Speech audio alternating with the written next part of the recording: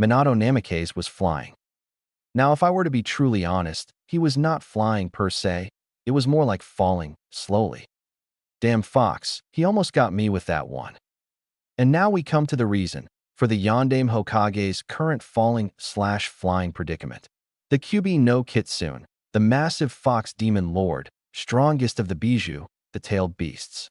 The Kyuubi had been steadily advancing on Kanehagakure no Sato, the village hidden in the leaves, for about 2 weeks now, and this was the 4th time that the Yondaime had decided to confront it.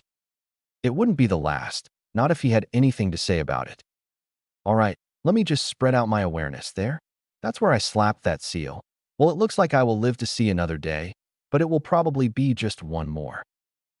And with a yellow flash, the same that earned him his nickname, he was gone. Jiraiya the Toad Sage was a great and feared ninja, one of the legendary 3, the Sannin, but even he and his giant ego knew his apprentice left him in the dust years ago. And now watching that very same apprentice, the Yondaime, battle the Kyuubi and watching the monster shrug off a double Utama Rasengan, the 4th's most powerful move, was nothing short of terrifying. How can it be so damn strong? Suddenly he saw a yellow flash and then felt a weight on his head, propelling him face first off the branch he had been standing on. Minato, I'm going to get you for that. If I ever find where you hid that Hiratian seal on me, you are so dead. Come on, Jiraiya-sensei. Let's be honest now. You were the closest Hiratian seal, and I had to get out of there fast. The only response from the irate Sannin was the large ball of chakra that slammed into the tree below him, knocking it over and taking the Yondaime along for the ride. Looks like we're going to do this again. Hiratian no Jutsu. Again the flash of light. Again the disappearing and reappearing, but this time, a tree was involved in the equation. After a chuckling Jiraiya dug himself out of the ground with a mild Doton Jutsu, something his student was awful at.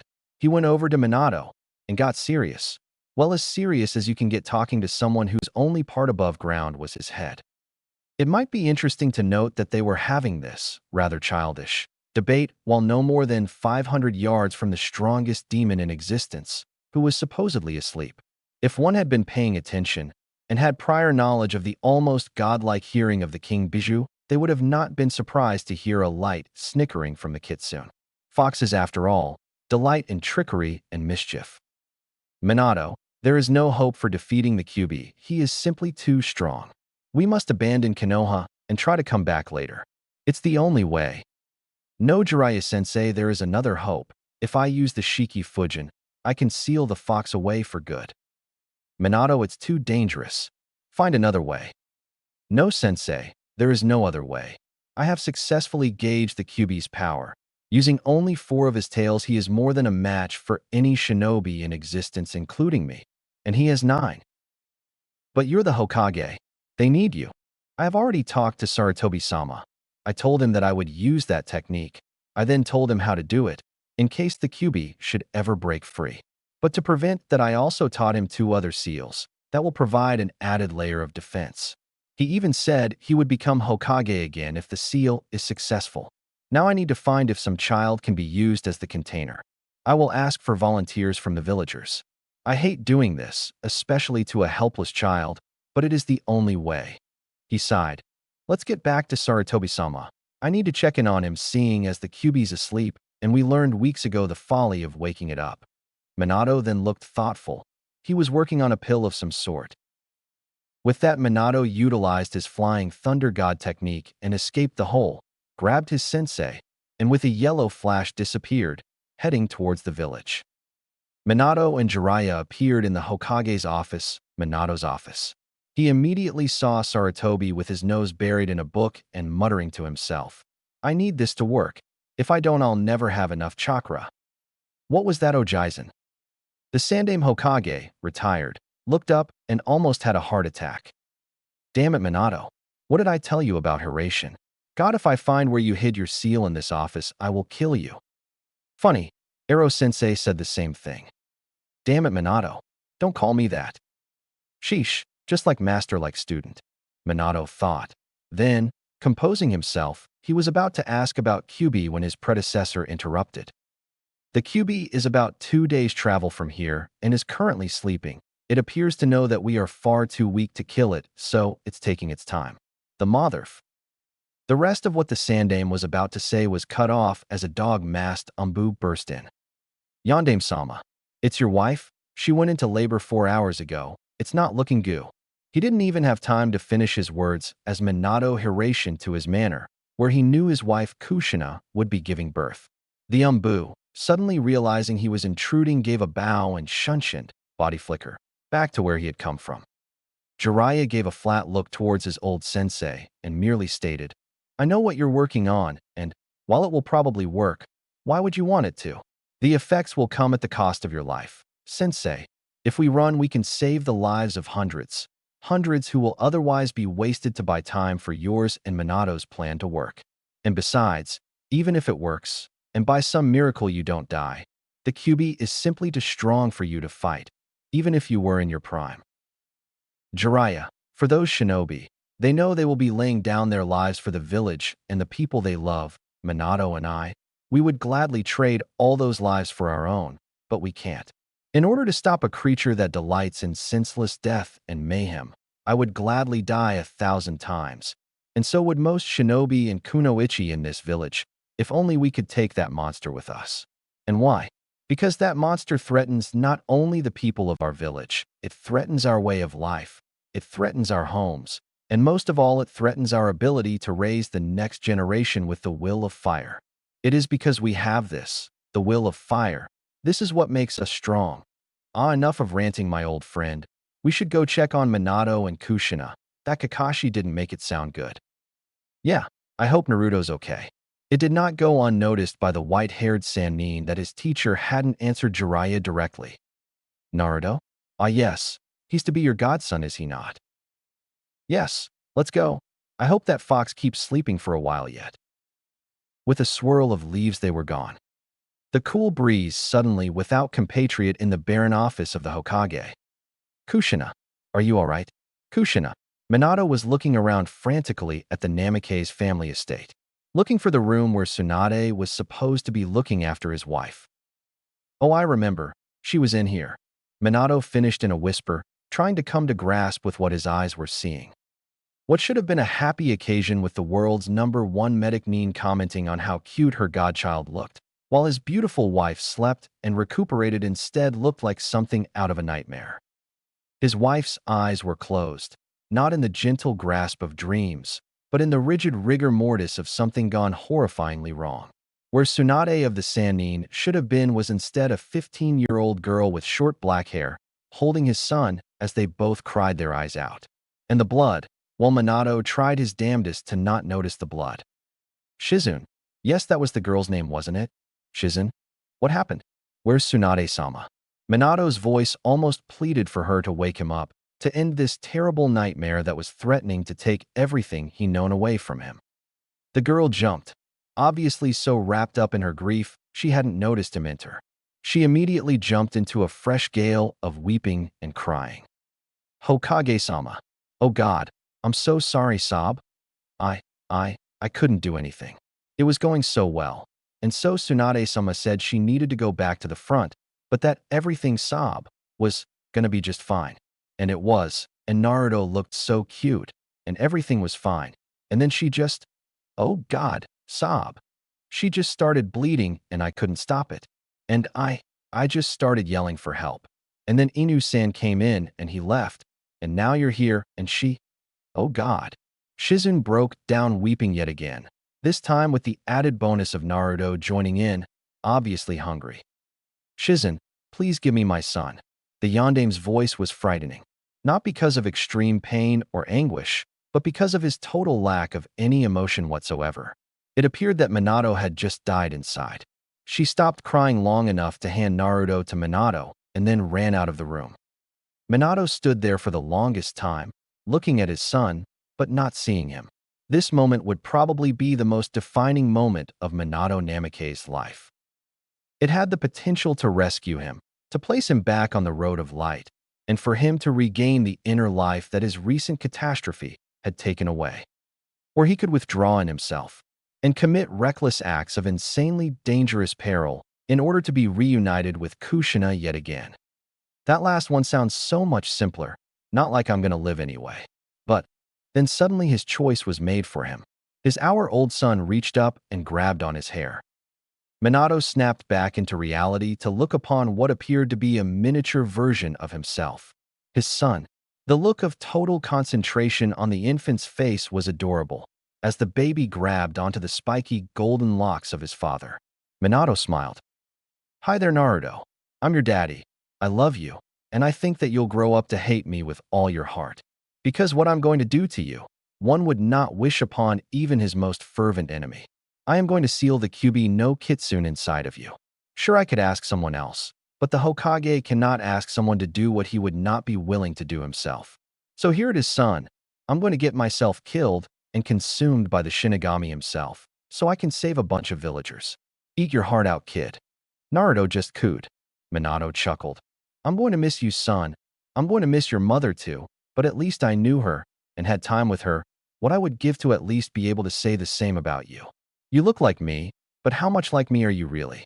Maybe you're like Kushina, clumsy, loud, quick to anger, but with the amazing ability to befriend anyone you meet.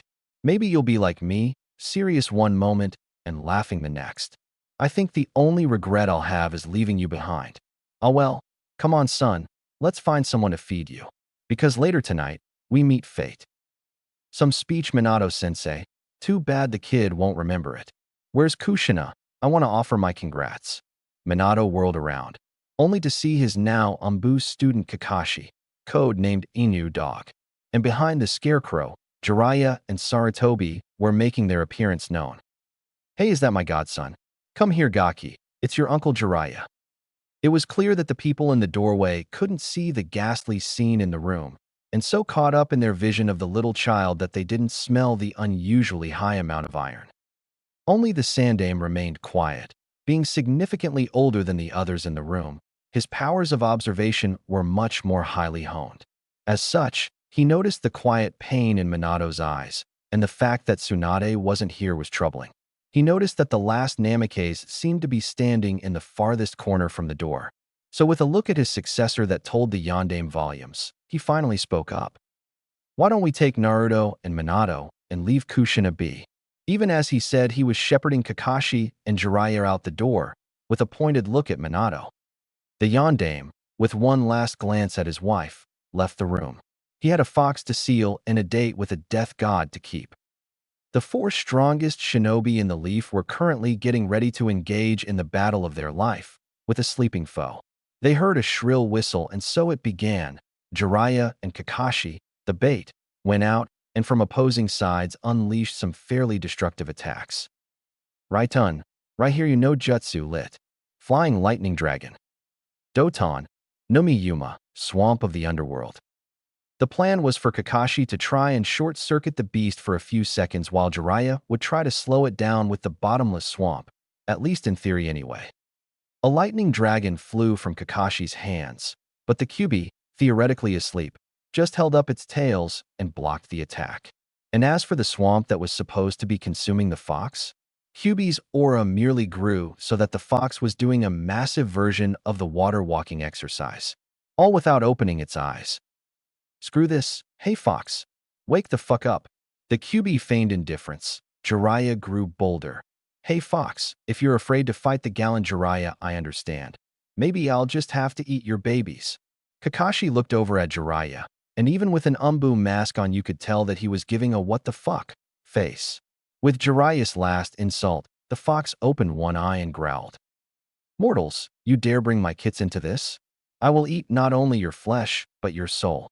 Then the fox's eyes changed. What had once been simple vertical slit pupils and red eyes, intimidating enough, now had 9 tomos like bent foxtails around the pupil. The tomos were black. The right, I had the tomo curving in a counterclockwise direction, and the left, I had them curving clockwise. They started spinning as the Kyuubi's aura grew more and more malevolent. It looked like nothing so much as a black and red whirlpool, like looking into it would suck away your soul. Jiraiya quickly looked away. "Like what you see, mortal. This is my DOJUTSU, the Kitsunegan. It was the first DOJUTSU, and all others were born from it. It is the mark of my mastery over all demon kind, and was gifted unto me by Kami himself. I was going to make your deaths quick, pathetic shinobi, but now I will make you suffer. Just as you have made me suffer, worthless tools of the Kurwa Kitsune no Hachibi. Black Fox of 8 Tails. The Sandame and Yandame looked on, remembering the stories about the godlike DOJUTSU. Legend of the DOJUTSU. A long time ago, 3 ninja looking for more power had been in a journey across the land. Their names were Hiryu Hyuga, Kenshin Uchiha, and the last was merely called Sorrow. They were the original Sannin, 3 of the strongest ninja ever to exist. They lived in a time long before the existence of the hidden villages. The story goes that the 3 had been just walking along when they felt power levels so enormous that any lesser ninja would have been crushed. Even these 3 were hard-pressed to keep walking. After brief consultation, they journeyed towards the source of the massive chakra. What they saw was so breathtaking that words couldn't describe it. They saw the fight between 2 8-tailed demon foxes, fighting for the title of Kyubi. They were clearly battling for dominance and titles. The story tells that the 2 were as different as night and day. One was as black as night, and an aura of hatred and malice was rising off of him. He had scars all along his body, clear evidence of years of fighting. He should have been an awe-inspiring sight, but his aura was so foul and debased that the Nin merely felt sick instead. The other was blonde, like the sun, and his aura was that of sorrow and hatred. He was clearly enraged by something, and the Nin couldn't help but feel inspired by the beautiful creature. Before he knew what he was doing, the Uchiha had joined the fight.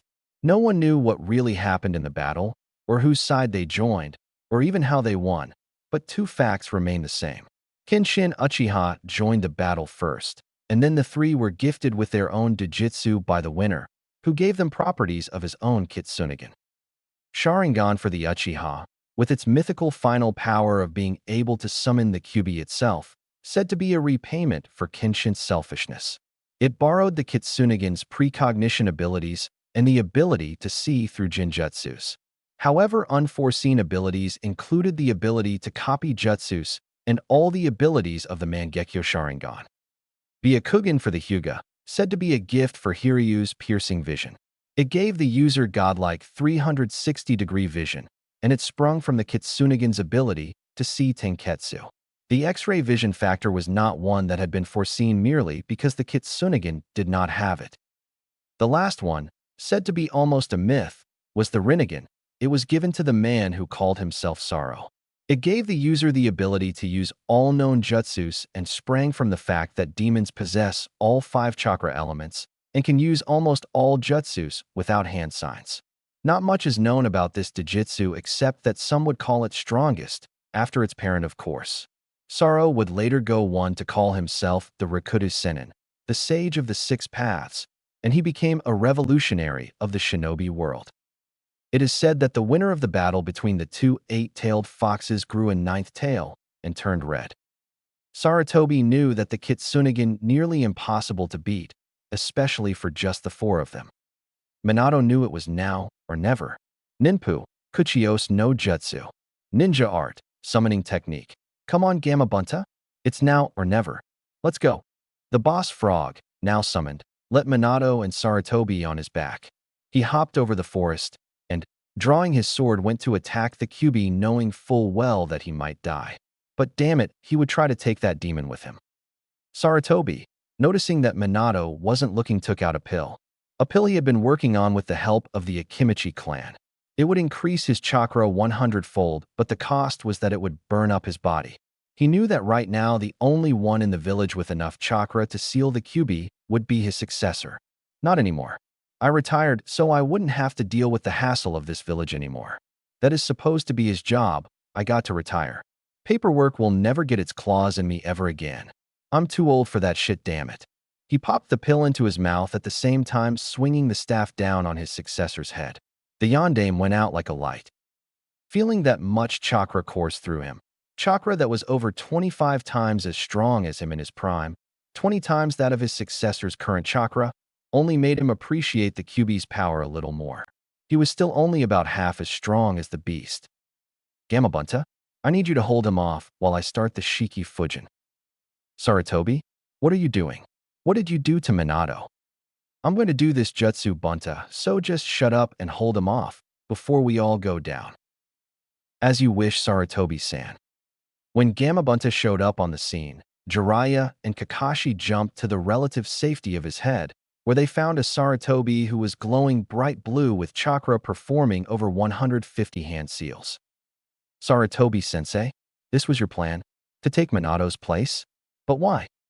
Because the will of fire is in the younger generations, not the elder. Because it is the elder's duty to be surpassed. Because I don't feel like losing another person who has become precious to me. Because I'm tired. Because I'm way too old for this shit. But mostly, because I want to. So Jiraiya, remember to add the Hack Fuin, 8 trigram seal, and the Shursho Fuin, 4 symbol seal, to the Shiki Fujin corpse spirit sealing method, or Naruto won't be able to access the demon's chakra. And tell Tsunade that it's not her fault. Tell her to take care of Naruto and Minato. I have a feeling she'll need it. Goodbye, old friend and pupil. With that, the Shinigami appeared behind Sarutobi and reached through him to start pulling the Kyuubi into Naruto. The demon howled, long and mournful, not the blood-curdling animosity they had come to expect, but instead one full of mournful sorrow. Kurwa, you took everything, and now your puppets have taken what's left. With one last smile, the former Sandaime Hokage was taken up by Shinigami to wait in the death god's stomach until his now eternal rival could come meet him. Jiraiya unsummoned Bunta and grabbed his student, leaving Kakashi to take the child. Tomorrow is going to be just another day, right? Poor Jiraiya, he had never been so wrong. The legend of the 4th DOJUTSU. Namake's Minato woke up with a splitting headache to the incredibly annoying sound of small birds chirping. Kushina, go shut him up, will you? Kushina, Kushina. Wait. Oh God. The memories of the last day flooded in. Minato jumped up and got out of bed, only briefly wondering how he had gotten there, looking for his son. He walked out of his bedroom, heading towards his kitchen. Stopping, he realized that that direction would take him by the delivery room. He quickly hurried down to the kitchen to be greeted with a sight so strange that it snapped him out of his near-panic state into a state of almost complete catatonia. Tsunade, legendary kunoichi of the Sannin, was breastfeeding his son. Jiraiya had obviously had an interesting reaction because he was out cold. Kakashi was waving some smelling salts under his nose, which he probably couldn't smell anyway because of the immense amount of blood that was sprayed in 2 huge streams down his chest. This was his family. No, too many were missing. People, friends, lovers, that could never be replaced. His brother, Fume, dying on the 2nd day of the attack while protecting a band of genin that should never have been out there in the first place. His predecessor and friend, sacrificing himself last night to defeat the beast. And his wife and best friend, dying to give birth to the container for the demon, his very own son, who was currently suckling happily on the Sannin's giant breast. Ack, mind out of the gutter, Minato. Your wife just died, for God's sake. Ah, poor Naruto. I know it's not your fault you'll grow up without a mother. But I need to check if you're still there. Who knows what the Kyuubi might do? I heard just looking into his eyes could destroy your very soul, let alone housing him. I wonder how strong Aji-sen made that seal. If I can remember right, I think he had ingested a chakra-increasing pill that made him around 10 times stronger than me. So I think he would have enough chakra to seal the Kyuubi properly. I should check though. Since I designed the Shiki Fujin, I think I can adapt the Hiraishin to let me travel inside his head, using the seal as a medium. Tsunade broke him from his reverie. Oh, morning, Minato. How are you? I am really sorry for leaving Kushina alone last night. It's just, there were no complications, and I was needed elsewhere. I'm so sorry. Tsunade, I know you were doing what I was doing. We were looking after the village. It's my fault as much as yours. If I was there, I could have done something. But we weren't, and it will do neither us nor the village any good if we keep moping about. The thing for me to do now is to be there for Naruto, unlike I was for his mother.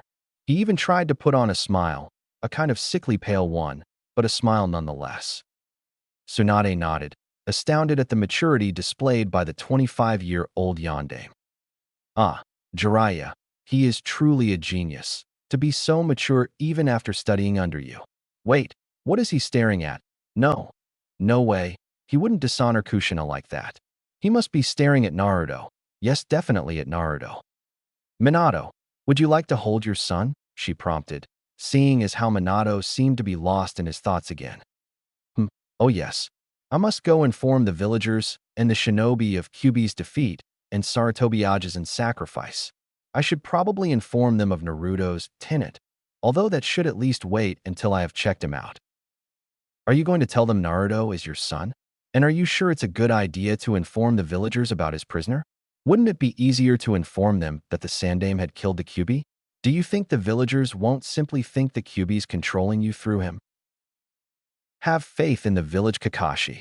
They will know that Naruto is my son, and they will treat him accordingly. What? With fawning and ass-kissing? Aren't those the sort of things the Namikaze were famous for hating? What would your brother Fun say? And besides, maybe they'll decide to do you a favor by offing the child and restoring your mind. Jiraiya had apparently woken up and, following the spirit of the moment, decided to throw his wholly unasked for 2 cents in. A/in. Namikaze Minato. Minato, meaning port. Namikaze, which can be broken down into Nami, waves, and Kaze, wind, so basically port in the storm. His brother's name, which I have decided is Namikaze Fun. Fun meaning boat, means boat in the storm. That is enough. Naruto will be respected and praised for the burden he was chosen to carry, not hated because he is a monster. And besides, we have no idea why the Kyuubi attacked our village. So before we can follow through with any of this, first we must speak to my son's tenet. Now to say that the rest of the people in the room were shocked would be like saying ouch when your arm just got cut off. It was a gross understatement, but sometimes there's nothing else you can say. The rest of the people in the room were shocked. It literally looked like the Yondaime had pulled one of his many Raitun jutsu out of his arsenal and unleashed it on the unsuspecting people of his family. And not a little one like a Raitun. Hekareki Dejiki no Jutsu, lightning release. Thundershock technique. I'm talking at least a Raitun. Baisu Raihiri no Jutsu, lightning release. Multiple flying lightning dragons technique. Predictably, the always calm and collected Kakashi recovered first. And how? Pray tell, dear sensei, are you going to do that? I will adapt the Hiration, using Naruto's seal as the medium and manipulate space-time to place me inside a physical manifestation of his conscious mind, where the Kyuubi resides. Collective sweat drop. Wow. Wasn't expecting an answer that would actually make sense. I was expecting more of a, I will chop the kid's head open and see if his brain is red. If it is, he's the Kyuubi. If not, oh shit. Jiraiya-senin, you really are a weird guy, you know that, right? And no one, not even in jest, threatens my child. Got it. And just like that, the mercurial mood of the Yondaime Hokage surfaces. Smiling, laughing, crying 1 second, threatening, fighting, and people dying the next. That had always been the way Minato was. Hey, don't make me have to beat some sense into Yugaki. I'm the kid's godfather. And I will be his Aniki. Ah yes, the genius, who is also son of geniuses and who was trained by the greatest genius of the leaf, managed to say this little tidbit of information while giggling perversely and staring at Tsunade. I know he feels bad about Obito, but he didn't have to become him. And besides, his Aniki? What the fuck is with Kakashi? How can he be the kid's uncle if he never shows any emotion? And just fucking great now he has a family of perverts, thought Minato. Face it, Minato, we're your family, so you're going to have to put up with some minor idiosyncrasies and death threats because you love us. Remarkably insightful coming from a woman who was participating in what some might call the most idiotic cycle ever witnessed by mankind. She was choking Kakashi under one arm and Jiraiya under the other for being perverted and giggling. This was causing them to be even more perverted because they were getting a full frontal view of the legendary Tsunade's legendary knockers. This was causing her to then choke them harder for being perverts and bleeding all over her good shirt. What morons. Minato looked up out the window at the sky and wished that the bright blue expanse could try and be a little more depressing. He knew that he was just wasting time, but he still felt like the sky should weep. Too bad, even being here is a delaying tactic. So much to do, but if I leave this house, if I go into the delivery room, if I hold my son, it all goes, This feeling of security I've surrounded myself with will be shattered, and I don't want to have to leave my bubble of safety.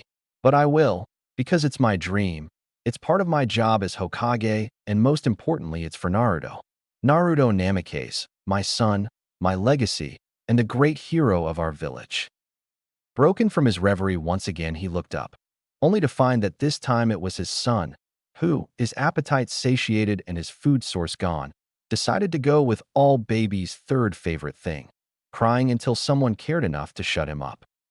Tsunade immediately went over and comforted the child, all the while muttering about how certain Arobakas better not pervert her godchild or there would be hell to pay. Surprisingly, it was Jiraiya that asked what the three non-Namikazes were all thinking. So Minato, what's next? I know how you feel, how we all feel it. But Kushin is gone, and as much as we will all miss her, and trust me, my heart weeps, you have a son and a village to take care of. What next? What are we going to do? First, you three announced to the village that tomorrow is a day of mourning. We have lost too many great shinobi, and any Kage's death is to be treated as a holiday for his sacrifice. Then, because of our great numerical weakness due to the attack and the third great shinobi war, we have to start sending any ninja from Jinin rank on up out doing C and above rank missions. Have the academy students doing D rank missions, also lower the academy graduating age. We must send more shinobi out on missions to make it seem as if the attack did nothing to hurt our forces. We should temporarily break the Umbu Hunter Division down to Jounin rank so that they can take more missions other than village-related ones. Missing Nins, even Orochimaru are not our primary concern right now. That should let the village at least cope with the attack and not flounder. What do you mean we're going to do it? Why can't you do it? What will you be doing? Me? I will travel inside of Naruto's seal to talk to the Kyuubi. If all goes well, I will find out that my son's soul is alive and well, and that Aji-san's seal went off without a hitch. If not, then I destroy the Kyuubi's new body. With the seals that you added, Jiraiya-sensei, then the Kyuubi should die when his host is destroyed.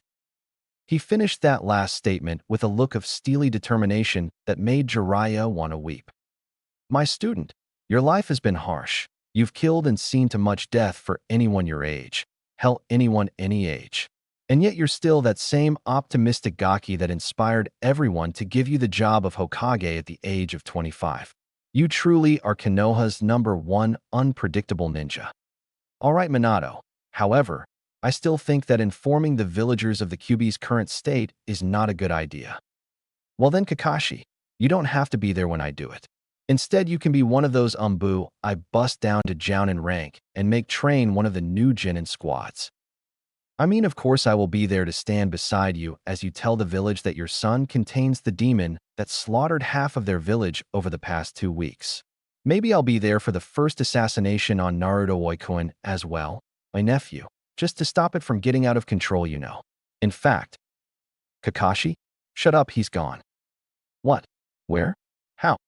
Kakashi, sometimes I wonder if you should truly be called a genius. Hello? Does the fact that he's the world's strongest ninja ring any bells? Maybe it was the fact that he's a seal master of such caliber that he figured out how to manipulate space and time. I mean, really, the fact that he got out of the room while you were stuck in self-righteous ranting mode shouldn't surprise you nearly as much as it does. Kakashi really didn't like the look on Tsunade's face. It was a look that meant contempt, and Sharingan Kakashi didn't like people looking at him with contempt. After all, he was a genius, son of a genius, and trained by the greatest genius of the times. But damn it, she's right. Sensei is gone, and he took Naruto.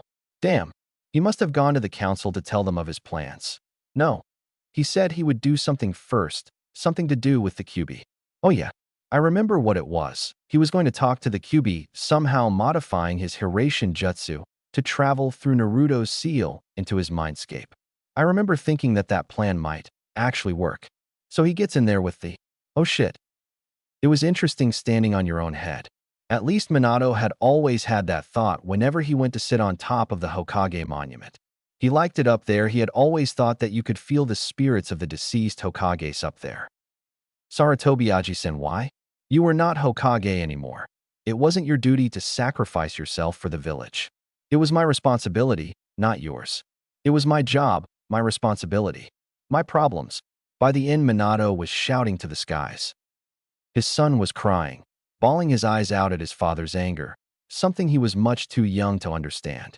Minato sighed and picked him up, humming softly as he had seen Tsunade do, as he wished he had gotten to see Kushina do the same. Kushina will never get to experience this. She will never get to comfort her child. God damn it. I haven't felt this aching, this pain, in so long. Not since my parents died and left Foon and I alone in the world. I was 14, Foon was 9, and although I was a jounin and had killed many a time before, I had never felt that agony before. I haven't since. Until now. I never would have gotten through it then without Sarutobi Aji-san. I can still remember his words. Flashback, no jutsu. Hokage-sama, I don't understand your interest. My brother and I are perfectly well off. My parents left a large will, and our family home is barely harmed by the fire. I understand that, Minato-kun, but I was not talking about your physical or economic status. I am talking about your state of mind. I know you must be hurting, you and Foon both. Hokage-sama, I am fine, and so is Foon. We are perfectly capable of dealing with this on our own, sir. Really? So if I sent you on a mission, you would be perfectly capable of doing it? On par with your usual level of excellence? On par with your father's or your mother's? You're saying you're perfectly fine. A flicker of pain had crossed Minato's face when the Sandaime mentioned his parents. It passed almost as soon as it began, but it was enough for Sarutobi to tell that his words had hit home. Minato-kun, it is okay to feel emotion. It is okay to grieve. It shows us that we are human. I can see the argument you're trying to make, Minato-kun. Yes, it's true that we are shinobi, and that shinobi must not show emotion. But that does not mean we do not have them. So accept your grief and your sorrow. Cry your eyes out, and then get back to life. I do not mean forget your loved ones. I mean honor them by living and continuing on with your life. Think of them. Think of the good times, and celebrate their existence. Do not dwell on their loss. Dwelling on their loss makes their life in vain. Think about what I said, Minato-kun. You are dismissed. Flashback Kai. Minato remembered just bowing and walking away. His mind was too awhirl in thoughts for him to even speak. It had been a few days before he had finally accepted what the old man had said. But Minato had grown stronger for it, just as he would now. He remembered thinking that Hokages must have some sort of insight that only came with the office. It was one of the reasons he originally wanted to become Hokage. Minato straightened. It was time to at least try and alleviate some of the horrendous wrong he had committed upon his only child. With a tender look, he considered his son. All right, Naruto, let's see what we can do about that tenant of yours. With that, Minato started put up a protective barrier, his own personal favorite. It was created from 5 seals placed in a pinnacle shape. After that, Minato flashed through 15 hand seals and then called out the name of his creation. Makatawa Kanmon Fuin no Jutsu, Space-Time Distortion Barrier Seal Technique. A bubble appeared on top of the 4th Hokage's head. From the inside, all it looked like was that there was a light yellow sheen on a solid blue chakra wall. From the outside, it looked like there was nothing there. Like they had disappeared off the map. They hadn't, of course. It was just the result of a highly sophisticated barrier technique that took the space around the bubble and bended it so that it appeared as if it weren't there. It also sped up time inside the bubble by about twice as long, so that theoretically, if one were to spend 2 days in there, only one in the real world would pass. It also completely erased the people inside's chakra signatures, making the bubble impervious to all sorts of tracking. Basically, if you're in it, you're safe. Impotent, but safe. Alright, so Kakashi and Jiraiya will handle the day of mourning announcement, and the village elders won't be able to demand to see me for about that long due to aforementioned announcement. So it looks like we have 2 days, buddy, to figure out your seal and how to get through it. Let's get started. 3-second pause. God damn it, I knew I forgot paper, food, and all other necessities. I should try and do this really quickly, and then go get ramen. Naruto smiled and imitated his father, squeaking out something that sounded dangerously close to ramen. Thank God I brought that ramen storage scroll. I never would have survived without it. I do believe it's probably not healthy for Naruto to drink ramen broth from his bottle, but he ran out of milk yesterday. Oh well, time to finish up my brand new teleportation jutsu. He was still sitting on top of his own head, in the bubble, Minato estimated that he had been in there about 8 hours in the real world. He sighed and looked around. There were papers strewn around all over the top of his head. He then looked at Naruto. Minato pulled out a small scroll of paper with a lot of intricate writing on it. Placing the scroll face up on Naruto's stomach, he cried out, "Shiki Kato Kai no Jutsu, Corpse Spirit Gate Release Technique." A flash of light, and the yondaime disappeared into the now strangely quiet infant. Somehow he reappeared inside a blank white room, holding the same infant whose mind he currently was invading. Upon further investigation, he saw that one side of the room was a cage with the word Fuin on the bars. Inside the gate sat 2 small foxes. One was golden, 3-tailed and frolicking around happily. The other was a red fox that was looking on at the other fox in what could only be expressed as mind-numbing pain, if such an expression can be applied to a vulpine face. The red fox turned around, its 9 tails whipping behind it as it grew. The other fox, obviously a demonic illusion of some sort, disappeared behind the growing bulk of the Kyuubi no Kitsune. "Mortal, what is it you wish you? You were the pack leader of this pathetic village. You were the white-haired one's accomplice. You designed this seal. Cursed tool of the Korwa Kitsune no Hachibi, why do you come here?" "I am Minato Namikaze, the Yondaime Hokage of the village of Konohagakure, and I am Naruto Namikaze's father. Yes, I sealed you in my own son. I placed the welfare of myself and mine kin below that of the village. Probably not something you would understand, demon. I have lost many close to me because of you, and now you are going to answer my questions. Why did you attack here? And who is the Korwa Kitsune no Hachibi?" Minato's furious query was met by derisive laughter that sent Naruto's mind projection crying.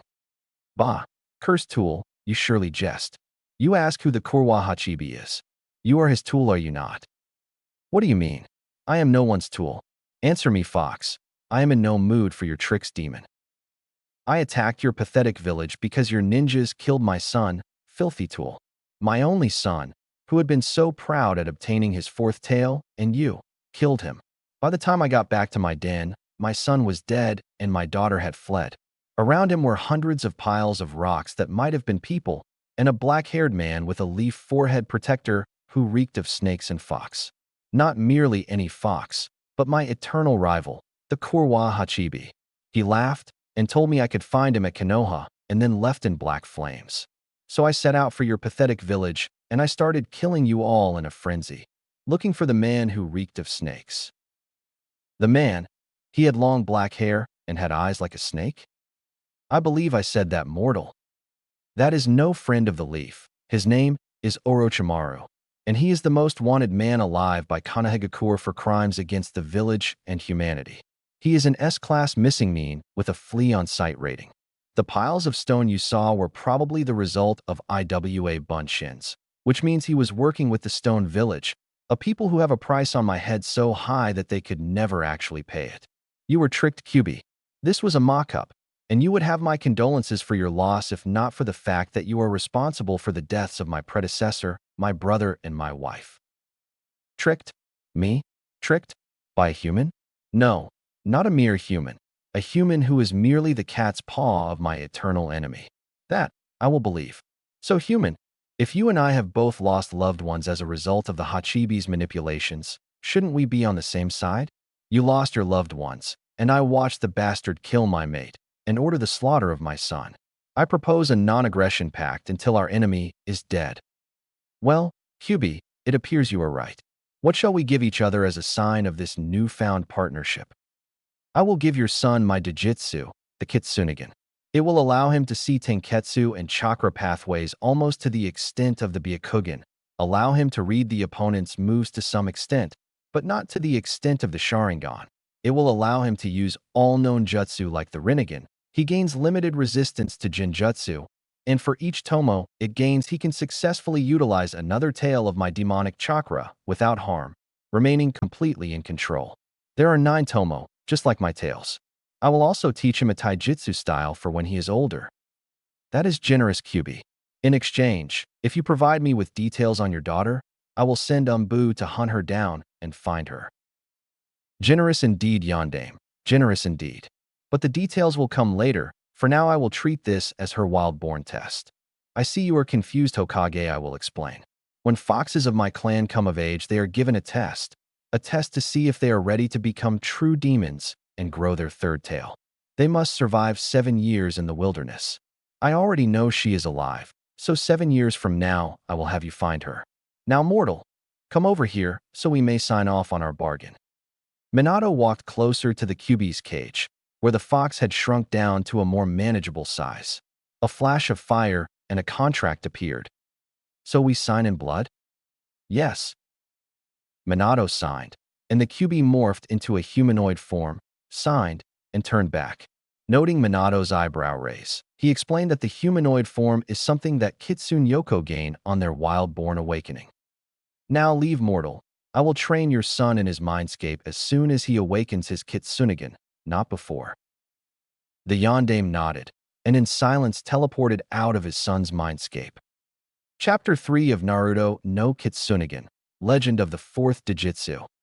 Minato Namikaze, Yondaime Hokage of the village hidden in the leaves, sat on his couch in his office staring at the ceiling. Now some may argue that this is not fitting behavior for a leader of a village as big as Konoha, and the 15 shadow clones Minato had made to do all his paper and busy work would have agreed. Until Minato stuck a weak, free will destroying seal on them, making them more like zombies than anything. Dashing, handsome zombies if you were to ask Minato. The reason for Minato's quiet contemplation was the conversation he had had with the Kazekage and the village council earlier today. Flashback no jutsu. So, to go over your idea one more time, you want to propose a political alliance with Konoha? Yes. No problems there. So to submit your proposed alliance, you wish to marry your 5-year-old daughter to my 4-year-old son. Well, not married yet, merely betrothed until your son comes of age or becomes a chunin. Well, I'm not one for arranged marriages, but Yondaime-sama, if I may interject, I don't think we can trust something this important to a living up to his name. Even without his technique, Minato was at his councilman's throat in a second. In a deadly whisper, he started declaiming, "My son is no demon, and I told you years ago that the Kyuubi was manipulated into the attack. Now, if you continue to try to weaken my position in front of potentates from foreign villages, I will have you tried for treason and gross malfeasance. I will then personally execute you for insulting my family's honor, something which I believe the Hyugas or Uchihas would have no trouble for killing you, so you can count their protection out. Got that, Hamuradano?" When he let go, the elder councilman was looking like someone had just trod on his gravestone. Minato turned away, outwardly satisfied but inwardly seething. So Tsubasa-san, as I was saying, I am generally not one for arranged marriages, but since our offspring get along so famously that I actually believe they could be happy together, I approve. Well said, Minato-san. Well said, commented Fugaku Uchiha, not even looking at Minato, but instead at the other student of the Sannin Jiraiya. Agreed, said Hayashi Hyuga, looking at his rival and other former Genin team member with barely veiled fury. Flashback Kai. So the two had signed a deal that would send Temari to live in Konoha 6 months out of the year every year, and Naruto to live in Suna for 6 months every year until they came of age to enter the academy. Minato couldn't help but think how eerily similar it was to his deal with the Kyuubi 4 years ago. With a word of thanks, the Kazekage had left, leaving Minato to wonder on the intricacies of how such momentous occasions as the signing away of his son's soul in marriage to a girl at such a tender age could possibly feel so mundane. It didn't help that the council hated his son's guts. In fact, half of them believed the fact that Naruto looked like the Yondaime was merely more proof that the demon has taken over and was subtly influencing Minato by pretending to be the son that had supposedly died during his mother's complicated childbirth. He wouldn't have minded if the object of their hatred had been anyone but his own son. Not for the last time, he cursed the village that he gave his all for. If only Kakashi hadn't been right, life would have been so much easier. He hadn't been too busy pondering to notice the calculating looks on his former Genin squad members' faces though. Fugaku and Hayashi, his once best friends, they had inherited their clan's hatreds for each other. Obviously, they were plotting something, and as the two biggest clans of the village, whatever they would be planning would be big. On the other hand, however big, No trouble the clans could cause could match up to the trouble he was sure his 4-year-old son was getting into right now. Naruto laughed as he ran down the street, oblivious to the looks of hatred and jealousy. He was happy that he had managed to outwit the Umbu that his father had keeping an eye on him. He didn't know why he had Umbu tailing him in his own home, but he chalked it up to the fact that he was the Hokage's son and his father might have enemies somewhere. It had been easy enough to escape the Umbu. Well, easy for a kid like him. All he had to do after all was go to the bathroom, use a stink bomb, and escape out the window by using chakra to stick to the wall of the house. Relatively easy stuff for a prodigy child who was related to 4 of the greatest ninjas of all time. Well, only one if you just count by blood, but Kakashi, Aniki, Jiraiya, Aji-san, and Tsunade, Oba-san, were all great ninjas. Suddenly Naruto got a chill like something life-changing had just happened. It was kind of like someone had just taken his soul. He looked around.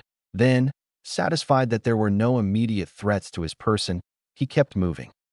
I'll have to thank Ero Aniki for letting me learn that tree-climbing exercise, even if it was only by accident.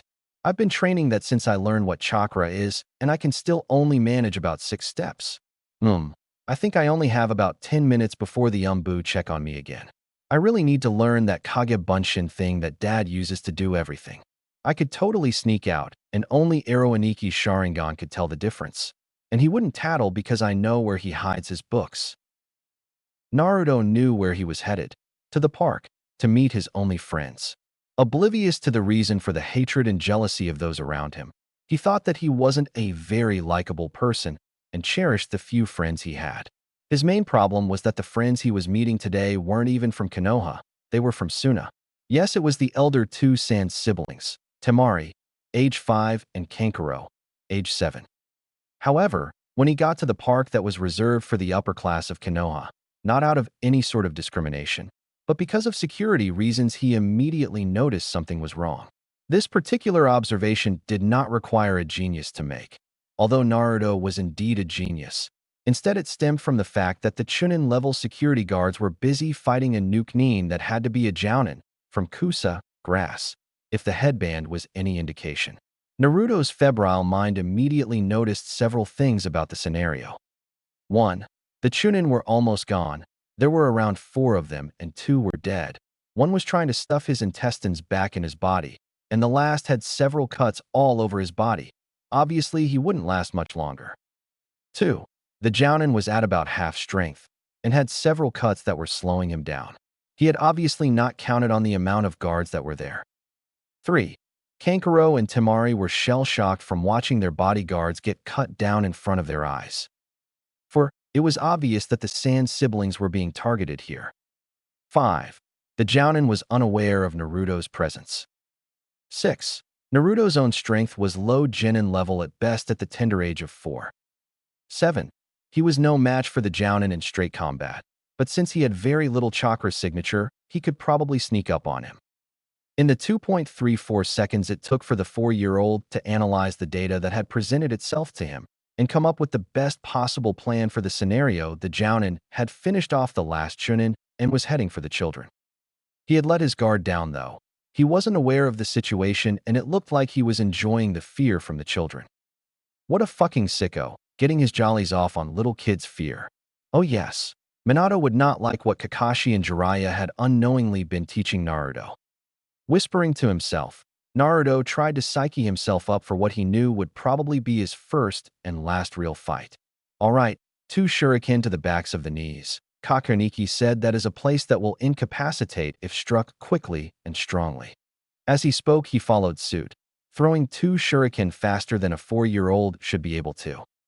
It would have worked had his now fiancée hadn't gasped at the sight of her friend suddenly jumping out and attacking the man.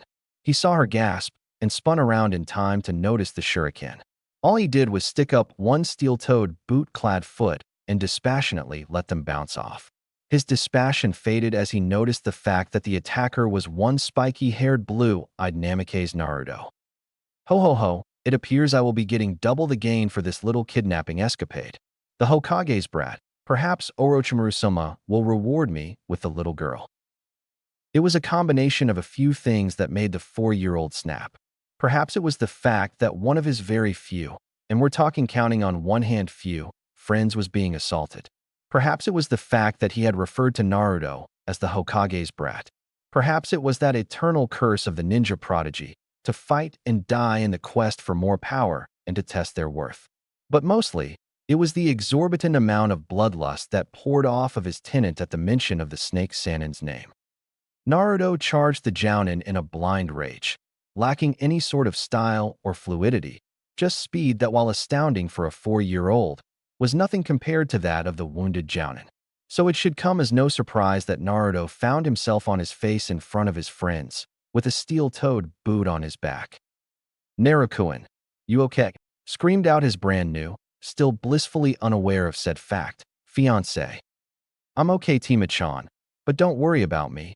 I'm here to protect you, even if it costs me my life." Brave, astoundingly, mature words from a 4-year-old. He had heard them from his father and his uncle as they stood over him ready to give their lives to protect him from assassins, or even drunk villagers, but they hadn't registered. Even now, he was ignorant as to the true meaning of those words, but he understood better than most. He knew that since Tima-chan and Kurokun were his friends, he wouldn't let her go until he was sure that he had done everything in his power to make sure that hadn't happened. Touching words, kid. But you know, little boys shouldn't talk so big, or else they might have to be taught a lesson. I know. I'm only being paid to kidnap one brat, so maybe I should kill one of them in front of your eyes. Yeah, that'll work. So caught up in his own words that he was momentarily unaware of the sudden spike in killing intent from the little boy whose back his foot was standing on. It suddenly rose from almost non-existent to enough to make the Jounin freeze up in fear, much more than anyone, especially a 4-year-old, should be able to produce. Well, what is this? Who could be producing this killing intent? This is inhuman. Suddenly, the Jounin found his leg being thrown off the 4-year-old's back. Groggily, he got up, only to freeze at the sight of a blonde-haired, blue-eyed 4-year-old with waves of chakra flowing off of him. Wait, scratch that. Blonde-haired, slit-pupiled 4-year-old with waves of chakra that had an aura of barely contained rage.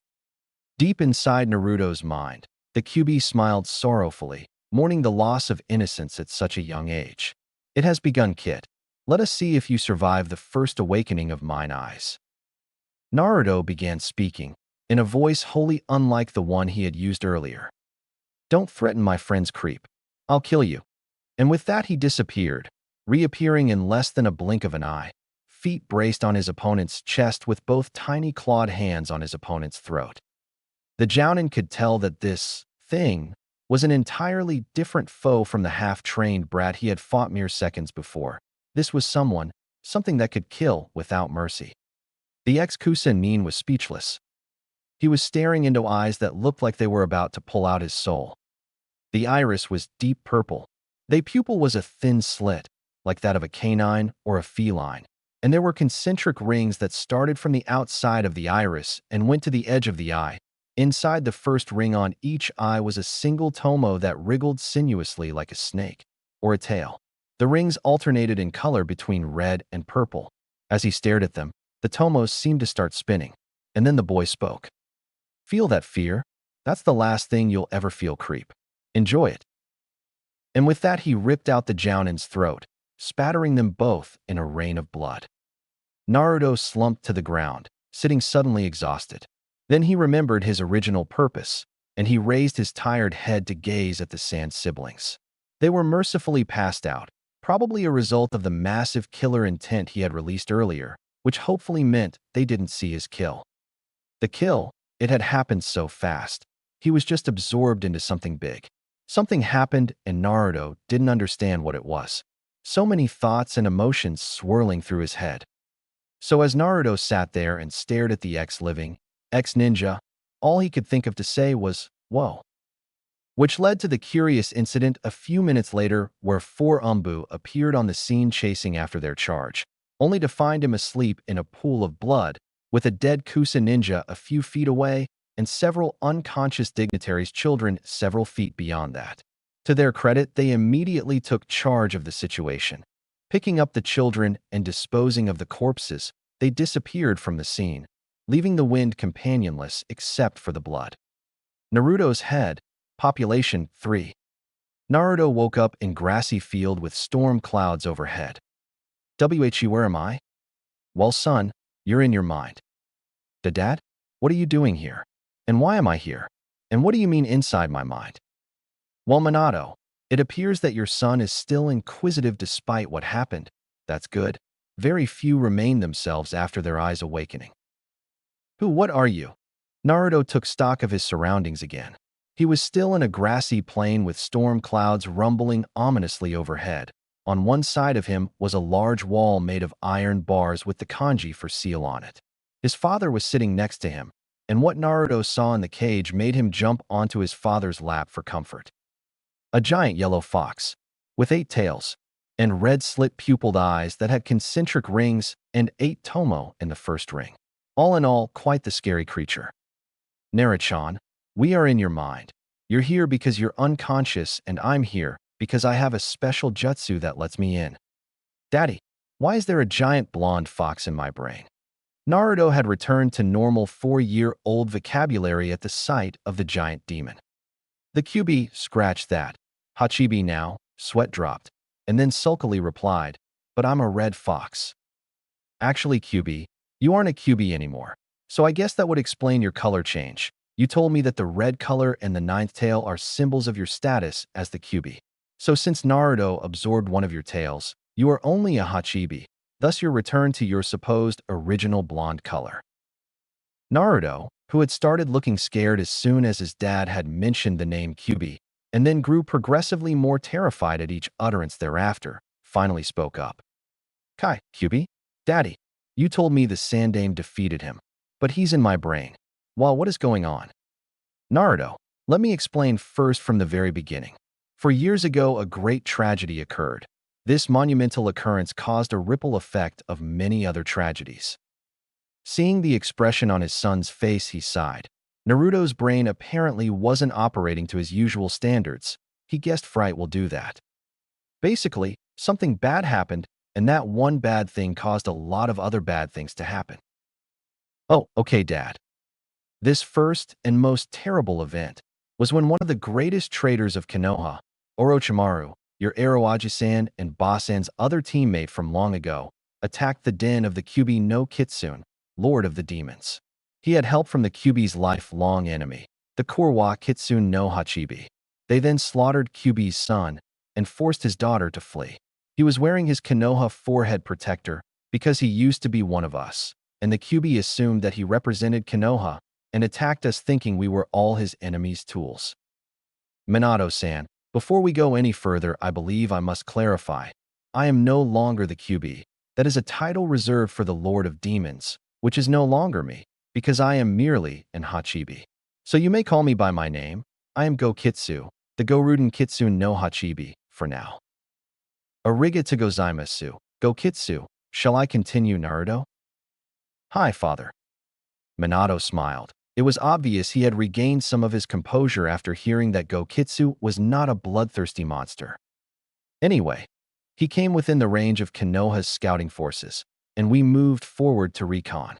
However, Gokitsu slaughtered all but one of our forces, and so we moved to engage him wholesale.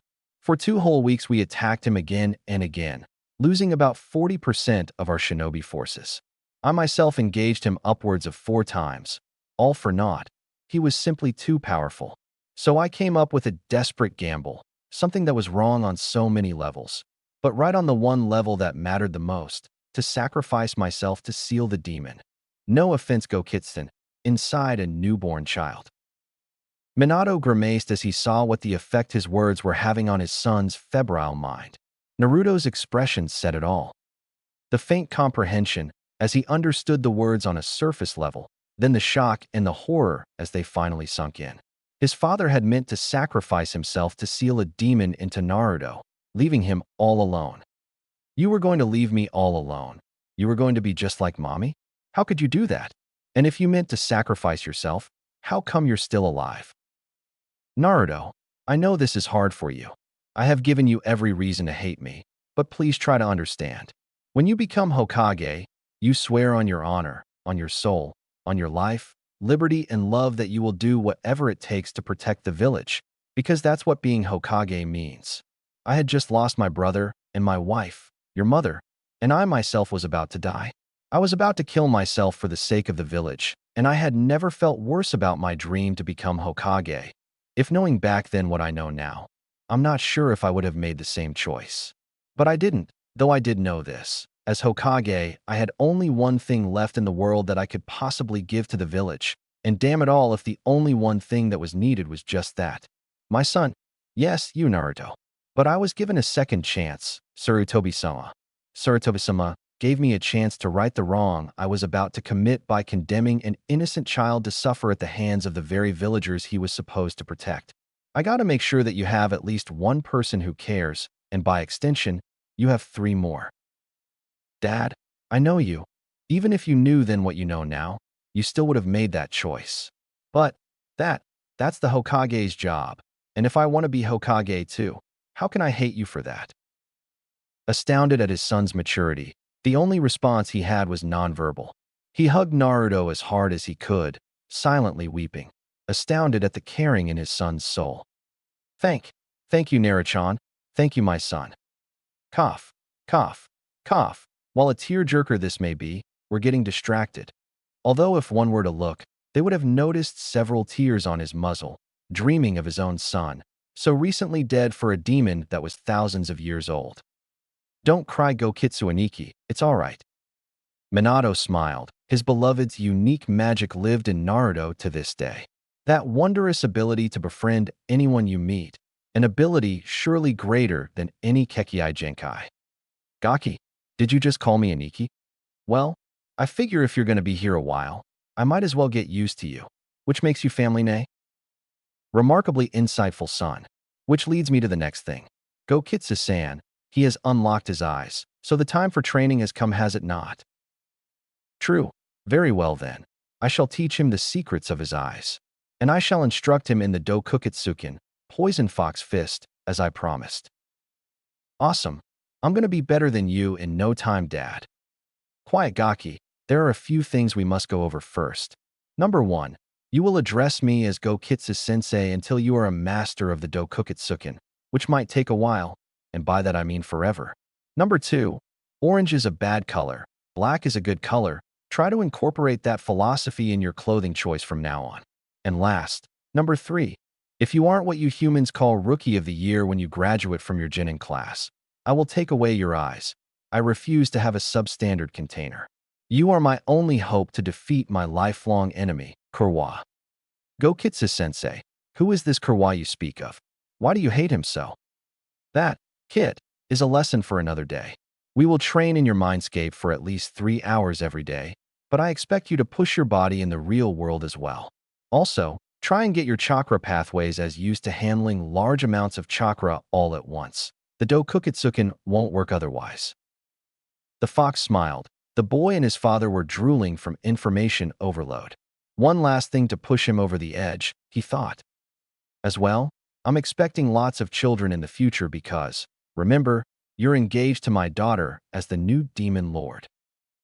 Naruto passed out as well as one can in one's own mind, leading to him waking up. Well, I guess that's my call to go, Gokitsu-san. Thank you. This has been a good time for me. Although I don't know how Naruto's going to get around having 2 fiancées. 1 woman is bad enough, 2 will be. Both males shuddered, united in their pity. Then Minato disappeared, with one last sorrowful salute. It has been good for me as well, Minato-san, very good. The demon lord thought to himself as he pondered why he felt the wind's cold chill in the mind of a 4-year-old child. Minato Namikaze strolled along the battlements of the peaceful village of Konohagakure, taking in the sweet splendor of its strong walls and beautiful scenery. The sun was setting, and it was shaping up to be a quite beautiful set. Behind him, his son and his one-day daughter-in-law were strolling as well, hand in hand. Minato sighed as he put phantom pains out of his mind, thinking that Kushina would have loved that moment. Added it to her scrapbook maybe. It would be refreshing to have a good memory of Naruto in the coming years. Kami alone knew how many of those came around. Very few even when Temari was around, and almost none when she wasn't. Naruto's days were spent inside the clan compound, being trained by an Umbu, 2 Kage-level ninjas intermittently, and a demon fox of unimaginable power who focused mostly on taijutsu. The good news was that while Naruto was on the way to mastering the second kata of the Dokuketsuken, which because it involved projecting demonic chakra into opponents, much like Minato's old teammates Juken, consequently making him rather good at chakra control and had high Jounin-level chakra even without the Kitsunegan active, he was effectively a loner, although not out of choice. And none of his friends were Konoha natives. Through all the years, and even while in Suna, Minato had heard he had only made one more friend. It was way back when he was 5 and had just gone to Sunagakure for the first time. Flashback no jutsu. So Naruto, how was 6 months in Suna? Did you miss me? Well, at first, but Tima-chan is really fun like always, and Kuro-kun is almost as good as me at pranking. So, you didn't make any new friends? I didn't say that, did I, Dad? It just so happens I did make a new friend, even if he won't admit it. Oh, Minato said, extremely curious. Yup. Then what's his name? Eager to crack the newest enigma. Gaara. Flashback Kai. Minato sighed. He had no idea what had possessed Naruto to befriend a boy that an entire village shunned. A boy who his spies had at the time recently reported killed his own uncle. A boy who shunned his own brother and sister and threatened to kill them. All in the past now, of course. Now that Naruto had befriended Gaara, Minato's spies reported that the homicide rate in Suna went down almost 75%. Shocking what finding someone who cared about you could do for your murderous bloodthirst, apparently. But I'm getting sidetracked. The fact is Naruto has no one his own age to tie him to the village. I'm worried. He even states his dream to be Hokage less lately. It's not good for a 7-year-old to be so, not 7 years old. Little did Minato know, Naruto had made plenty of friends, especially in Konoha. He was the youngest ever master of the Kage Bunshin, and he put them to good use, using them to study while he got to go around the town. A naturally likable boy, he was very popular among those of his age group, and even those older than him. Dad, Tima-chan is getting cold. It's kinda windy up here, you know. Minato chuckled. Are you sure it's Temari that's getting cold, son? Yeah. Anyway, I was gonna show her the clan compounds tonight. You just want to spend time with her away from your old man, huh, don't ya, Naruto? The instant flush on Naruto's face and the distinct incomprehension on his fiancée's made it all too clear for what seemed the 1000th time just how mature Naruto was for his tender age of 7. And while in this case it was a good thing, in most cases it was just a painful reminder of how the villagers had messed up his childhood. Dad, I'm 7 for Cammy's sake. Cut me some slack. Plus, we enter the academy next week, and that means I won't see for a long time. Yeah, you can go. Just be careful. It's Konoha. What's the worst that could happen?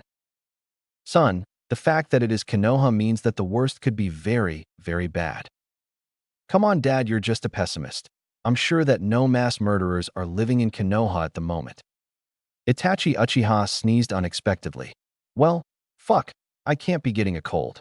Because Danzo-sama would not like it if I left someone alive due to poor health on my part. It would displease both him and me if an Uchiha was left alive due to my inattentiveness. Any threats to the village must be dealt with. Pity Yondaime-sama does not see it as I do. Flashback, no jutsu. It was a council meeting between 4 of the most powerful people in Konoha. 2 were politically powerful, 1 was powerful in terms of his strength, and 1 was both. Elder council members Danzo and Hamura, Umbu Captain Itachi Uchiha, and Yondaime Hokage Minato Namikaze. No, I refuse to wipe out an entire clan of Konoha's most trusted shinobi just because you have circumstantial evidence of a coup d'etat.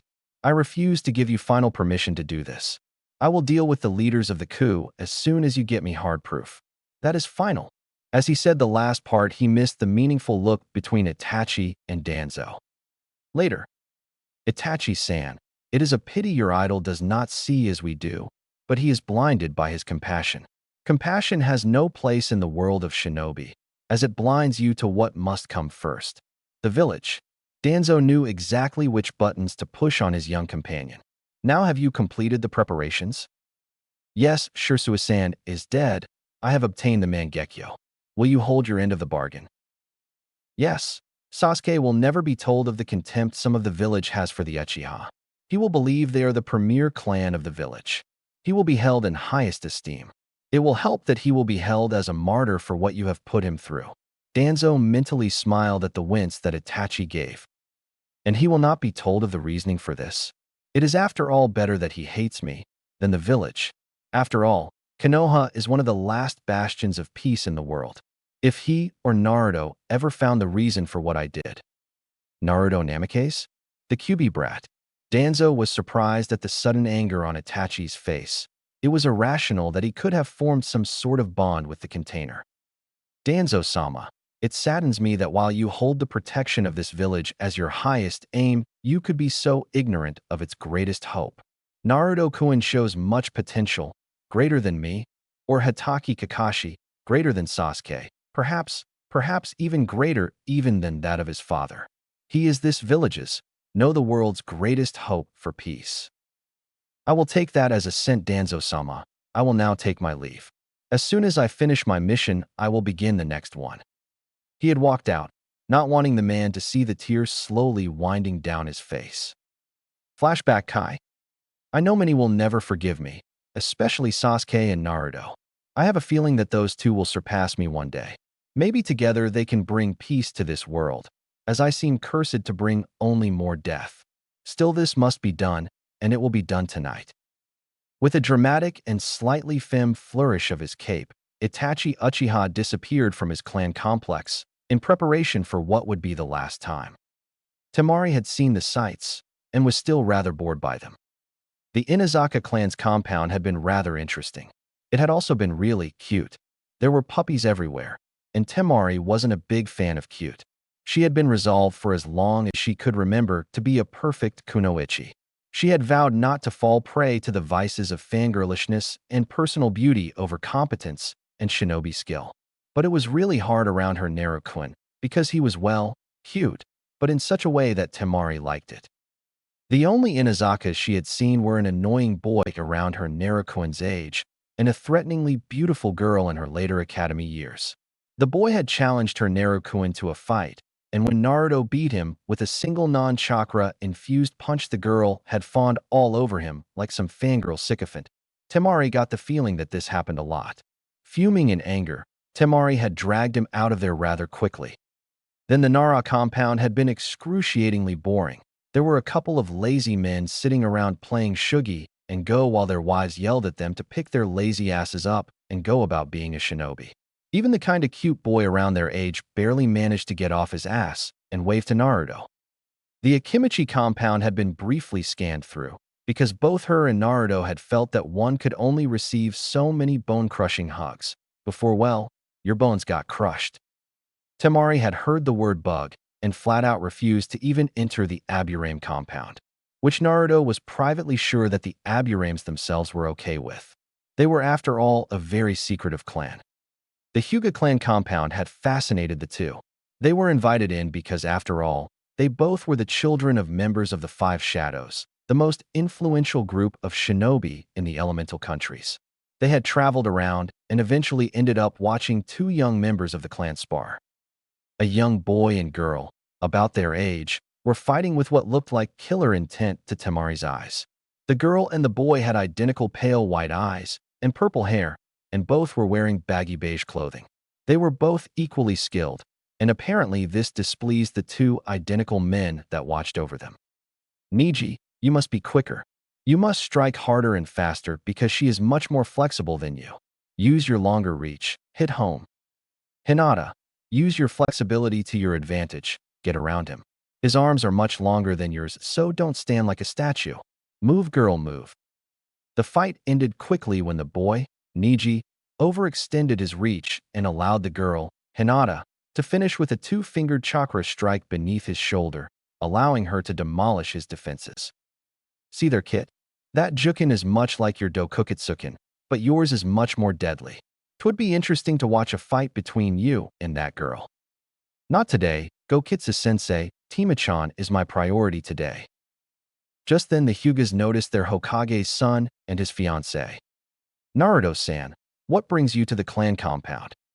I was showing Timachan here the abodes of our most famous and influential clans. So naturally, it led us here to the Hyuga compound Haishisama. I trust you are enjoying your visit? Yes, Hizashi-san. The compound is fascinating as always. But with the match concluded, I fear we must take our leave. We still have the Uchiha compound to visit. I saved it until last because it is after all the largest. Indeed, it appears the Uchiha must make up for in quantity what they lack in quality. Dryly said the diminutive heir to the clan, Hinata Hyuga. Ever since being kidnapped at a young age, she had become known as the Hyuga's Little Ice Princess and lived up to the name. Brutally skillful at the Jukin, she was an icy prodigy child bent on her clan's superiority and almost eaten up with hatred for Kumo, her childhood kidnappers. Now Hinata-sama. The Uchiha are valuable members of the village. They are the shinobi police after all, countered her cousin Niji. Practically her polar opposite, he was carefree and easygoing. Bound by the seal on his forehead, he believed his fate was to serve the Hyuga clan and his village to the best of his prodigious ability, although he never let it get to him. He practically worshipped the Yondaime, because if it wasn't for him, Niji's father, Hizashi, would have been killed and sent to Kumo to take the place of Hayashi, who had killed the kidnapper of Hinata. When Kumo's ambassador demanded the death and body of the murderer of their diplomat, Minato had laughed in his face and answered him with a Rasengan that tore off the ambassador's left arm. He then gave Kumo an ultimatum: give up in your inane quest for a bloodline, or suffer the wrath of Konohagakure and its allies. Needless to say, the ambassador got the message across to the Raikage. Yes, they are indeed an interesting group, the Uchiha. They have produced quite the amount of prodigies in recent years. It's almost enough to make you wonder what they feed their women. Complete and total silence. However, if one were to listen very, very, very closely, they would still hear absolutely nothing. Why? Because even the crickets that had been so abundant on such a great summer night were uncomfortable with just how not funny that joke actually was. Cough, cough. Well, as exceptionally non-humorous as that was Naruto-san, do not feel you have overstayed your welcome. Although it is getting late, and you did say you have somewhere else to visit. Naruto's sweat dropped. Obviously Hayashi was trying to get rid of them. Yes, of course Hayashi-sama, but we should probably go. After all, it is getting rather late. After Naruto and Temari had been shown the door, Hayashi looked at his daughter Hinata. See Hinata, he is a charming young man. For once, the Ice Princess had no witty retort. She just stared at the backs of the two with something that may have been the shadow of a blush on her cheeks. And now the young couple found themselves in front of the gates of the Uchiha compound. They had stopped for ramen, and knowing, of course, Naruto's prodigious appetite for said Japanese noodle dish, they showed up at around 10 o'clock at night. Temari wasn't worried. After all, she was with the Hokage's son, and no one would be foolish enough to accost them for being here too late. Naruto's view was slightly more realistic. He knew there was animosity between his father and the Uchiha patriarch. Fugaku would probably throw them out just to show that the Hokage's power wasn't exactly absolute. But whatever, they're at the gates now, and they're starting to get impatient what with the fact that knocking wasn't doing a bit of good. Naruto's thoughts were, "Grrrr, I'm tempted to unleash my Kitsunegan and beat some sense into them. Although I'm not sure I could beat Itachi-sen, even if I pulled out 2 whole tomo of the Kitsunegan, which is as much as I can. It's okay, he's such a cool guy. He'd probably help me kick their asses." Naruto-kun, I'm cold. Can we just go in? Temari pulled her best puppy dog eyes. And when I'm saying her best, I mean she went all out. She pulled out the supremely pouty bottom lip, with the quiver and everything, and she got her eyes to go extremely wide and sparkle, with the faintest hint of tears showing through.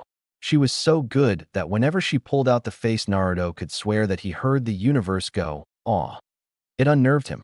The whole setup wasn't really necessary, because Naruto probably would have fallen at just the lip quiver. Sigh. Yeah, Temari-chan, I'm sure they won't mind. But as soon as Naruto opened the gates a fraction, he saw something so disturbing it automatically activated his Kitsunegan. Bodies everywhere. Naruto-kun, what's wrong? What is this? Temari had felt his chakra spike outrageously. It beat her down with the sheer pressure of it. But Luckily for her, she could not see the massacre that had taken place within the compound. Temari, get out of here. Something's wrong. I don't want you caught up in this. I need you to go get my dad. He turned around and she gasped at his eyes. The iris was deep purple. The pupil was a thin slit, like that of a canine or a feline, and there were concentric rings that started from the outside of the iris and went to the edge of the eye. Inside the first ring on each eye were two tomo that wriggled sinuously like snakes or tails. The iris started out from the pupil as red and then deepened into purple at the edge. The rings alternated in color between red and purple. Naruto, in your eyes. What's wrong? Don't argue. I'll explain later. Just go get my dad. Something's terrible has happened here. As he spoke, she felt the immense chakra pressure let up and sharpen until she could get up. And as soon as she could, she got up and began running for the walls of the village, leaving Naruto at the gates of the Uchiha compound, about to go in. Gokitsu-sensei, I don't know what to do. My brain tells me to go find this person and rip out their heart. But my heart wants to find them and ask them why. Well, both plans involve finding the culprit, so I think we shall do that first. Let us go, Naruto-kun. We must stop this person and see if anyone survived. While we work, sensei, teach me how to activate the eyes while suppressing the massive chakra output.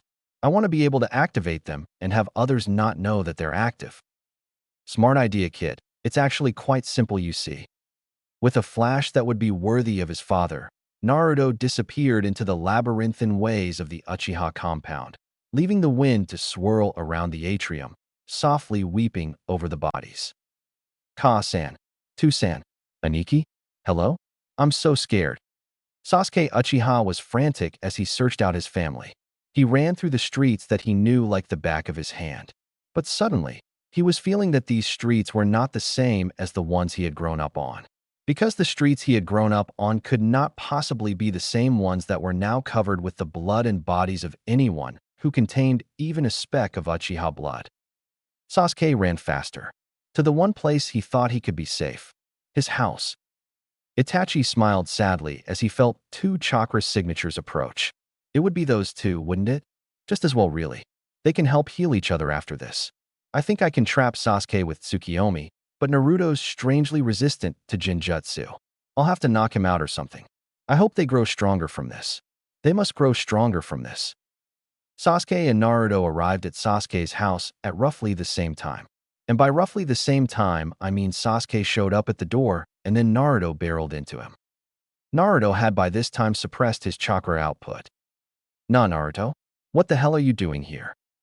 Sasuke, something's really wrong. Everybody is dead. Don't worry, Naruto. I'm sure my brother will take care of whoever did it. And I'm sure there's plenty of people around. They're probably just hiding. Well, come on then. We need to find Itachi and Ai-san. Right. With that, they both rushed into the house, searching for the one they believed could help, the one they knew they could trust, their older brother, whether by blood or disposition, which only made what was to come next that much more heartbreaking. Itachi got up from his silent watch over his parents' corpses and turned to face the door, Mangekyo Sharingan in place, the black pinwheel spinning slowly, softly, mournfully, feeling its master's sorrow at what was to come. For when they opened the doors to the dojo, Ka-san, Tu-san, who would do this? I believe I can answer that, Sasuke. You see, it was me. I, Itachi? What are you talking about? You did this? How? What? Simple, Sasuke. I wanted power. I needed to test my worth, to test my strength.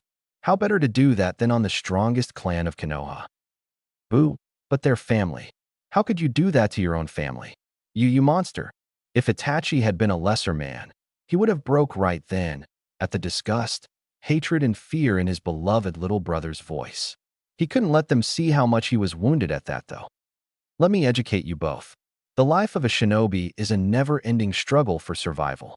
Only the strongest ninja rise above the rest and thrive. The rest are mere tools. The shinobi code says that we are tools. That is only true for the cannon fodder. We elite. The strongest of the strong are the ones that use those other tools. The Uchiha were mere tools, stepping stones that I could use to test my weapons upon. As you two will be tools until you can surpass me. So grow, fight, and kill. At this, Itachi looked up, letting Sasuke see the dreaded Mangekyo spinning. Itachi whispered, Tsukiyomi. And here is some advice from one who will test you in the future. Sasuke, unleash your Sharingan. Let it become Mangekyo. Sacrifice the thing you love most in the world for power, because you won't even be noticeable until then. Until then, I won't ever acknowledge you as an Uchiha, someone worthy to kill. Now, since this place is the creation of my eyes, I control the time. So you will, for 72 hours, relive this event. You will see every clan member cut down. Goodbye, Otudo. Itachi returned to his body in time to see Sasuke crumple. Sasuke, no? Itachi and Ai-san. Why? Why did you betray us? At the end of his little outburst, Naruto let his chakra flare once more, lifting his eyes and letting Itachi catch a glimpse of his Kitsunegan. Because... And with this, he disappeared and reappeared behind Naruto. It was necessary. And with that, he smacked Naruto on the back of the head, knocking the poor boy unconscious. Itachi took one last look at the two young people who were his legacy, willing or not. I am sorry, but for my dream of peace, things like emotion cannot stop me. I wish things could have been different, but this is what's best for the village. Truly, you will both surpass me, and maybe your dreams, unlike mine, can have happy endings. And Itachi Uchiha disappeared from Konoha, not to be seen for many years. Just like the incident 3 years ago, the Umbu that arrived on the scene were more than a little surprised at what they saw. 2 7-year-old boys and a bunch of bodies. To their credit, though, they said nothing, just checked the boys' pulses, and then picked them up and disappeared. The wind whistled through the compound, alone. Naruto ducked and then put a chakra-filled claw swipe into his opponent's underbelly. The claw swipe was one of the simplest and most deadly tenets of the Dokuketsuken style of taijutsu. By adding chakra, or yuki in extreme cases, to the tips of each finger and then projecting it outward, the user forms iri, and in this case blue, chakra claws. It would have been red had Gokitsu's yuki been used. The claws then proceed to rip along the opponent's skin searching for tenketsu, as well as doing some physical damage. Then once inside the opponent's chakra pathways, it proceeds to run amok. In basic form, it looks like Juken on steroids, but it's so much more. It combines both soft and hard taijutsu, because the claws cause external and internal damage. It also manages to mess up chakra pathways without being able to see them because of the widespread nature of the strikes, which Naruto was thankful for. Even though he managed to keep the Kitsunegan active all the time, seeing tenketsu was a labor-intensive process, and would be until Naruto gained his 4th tomo, according to Gokitsu. Naruto smirked as he felt his opponent double over, and he heard the unmistakable oomph.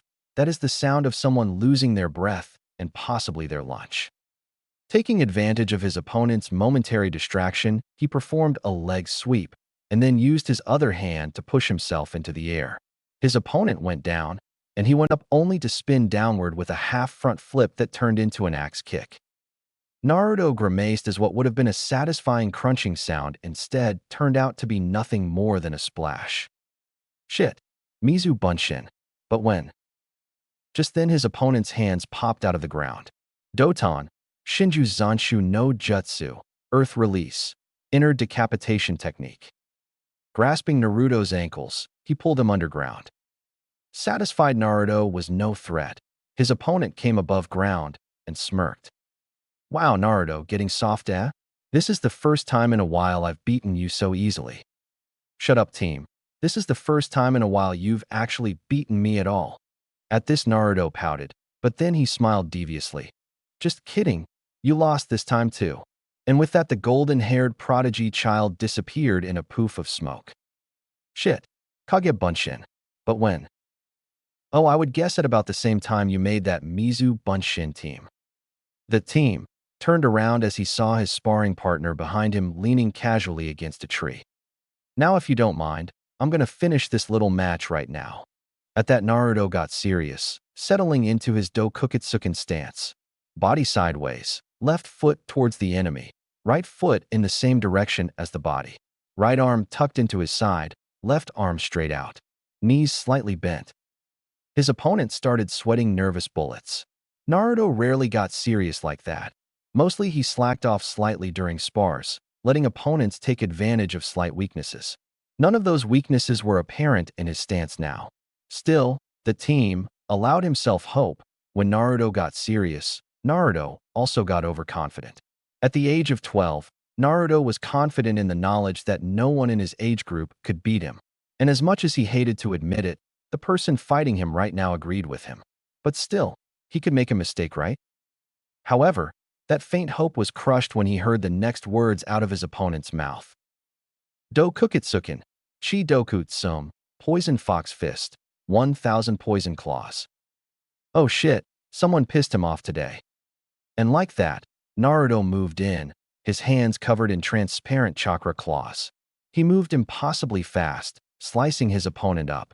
His tenketsu were all invaded by about the 50th swipe, but the team couldn't tell because Naruto's chakra, besides being slightly poisonous, was also very numbing, both gifts of his tenet. So here he was being ripped to shreds. Wait, he's not causing physical damage. Well, thank God for that, I suppose, even if I lose a kidney from this. So here he was, being ripped to shreds from the inside. Naruto, stop beating up on Sasuke. What the hell did I tell you about using potentially lethal jutsus on your brother? Oh sure, get here now after he's almost done. Damn Gifu foster father. At this, the tiny firestorm that was Naruto Namikaze stopped tearing at his brother Sasuke and looked abashed for a second. Sorry dad. Don't apologize to him, damn it. I'm the one who's gonna lose his kidneys. But yeah, just ignore Sasuke. The black-haired Uchiha made a comical sight, what with his clothes half torn off and an angry scowl on his face. Okay, geez Sasuke, when you become such a winner? Sigh? I'm sorry Sasuke. I promise I won't take out my anger on you by using potentially lethal jutsus from now on, okay? At the sincere look on his brother's face, Sasuke cracked a smile of his own. Damn him, but it was too hard to stay mad at the blonde bombshell. Speaking of anger, why you so eaten up, bro? I haven't seen you this focused since Jiraiya-sama left. It's nothing. Naruto-kun, you shouldn't lie to your family. We're here for you, son. You just gotta let us in. Naruto laughed at the corny sincerity in his father's voice. He then sighed. It's just, today's the Genin exam. I don't see what the problem is here, bro. Hell, you could probably take the Chunin exam right now and pass. Passing isn't what I'm worried about. I'm worried about possibly not being Rookie of the Year. Shaw, son, it's just a title. It doesn't mean anything on the road to greatness. Don't you remember what Gokitsu-sensei said? If you don't become Rookie of the Year, I won't train you anymore. Oh damn, I do remember that. So what part of the exam is worrying you, son? Well, the written should be pretty damn easy. I mean, it's just a bunch of names and dates and stuff, and my memory's damn near photographic, the ninjutsu I could do in my sleep. Actually, I have done bunshins in my sleep. So that just leaves the taijutsu, bro. I don't know what the hell you're thinking if you think you can lose to anyone in that. Well, I've been thinking, what if they make me fight a girl? I can't fight a girl. I just won't. What if I hurt them? I couldn't live with myself. Minato knew exactly where the stigma in his son's mind came from. It was sad, really. Way back before the Uchiha massacre, almost all the way back to the Suna kidnapping incident, there had been an attempt on Naruto's life by a Nukenin Kunoichi from Kumo.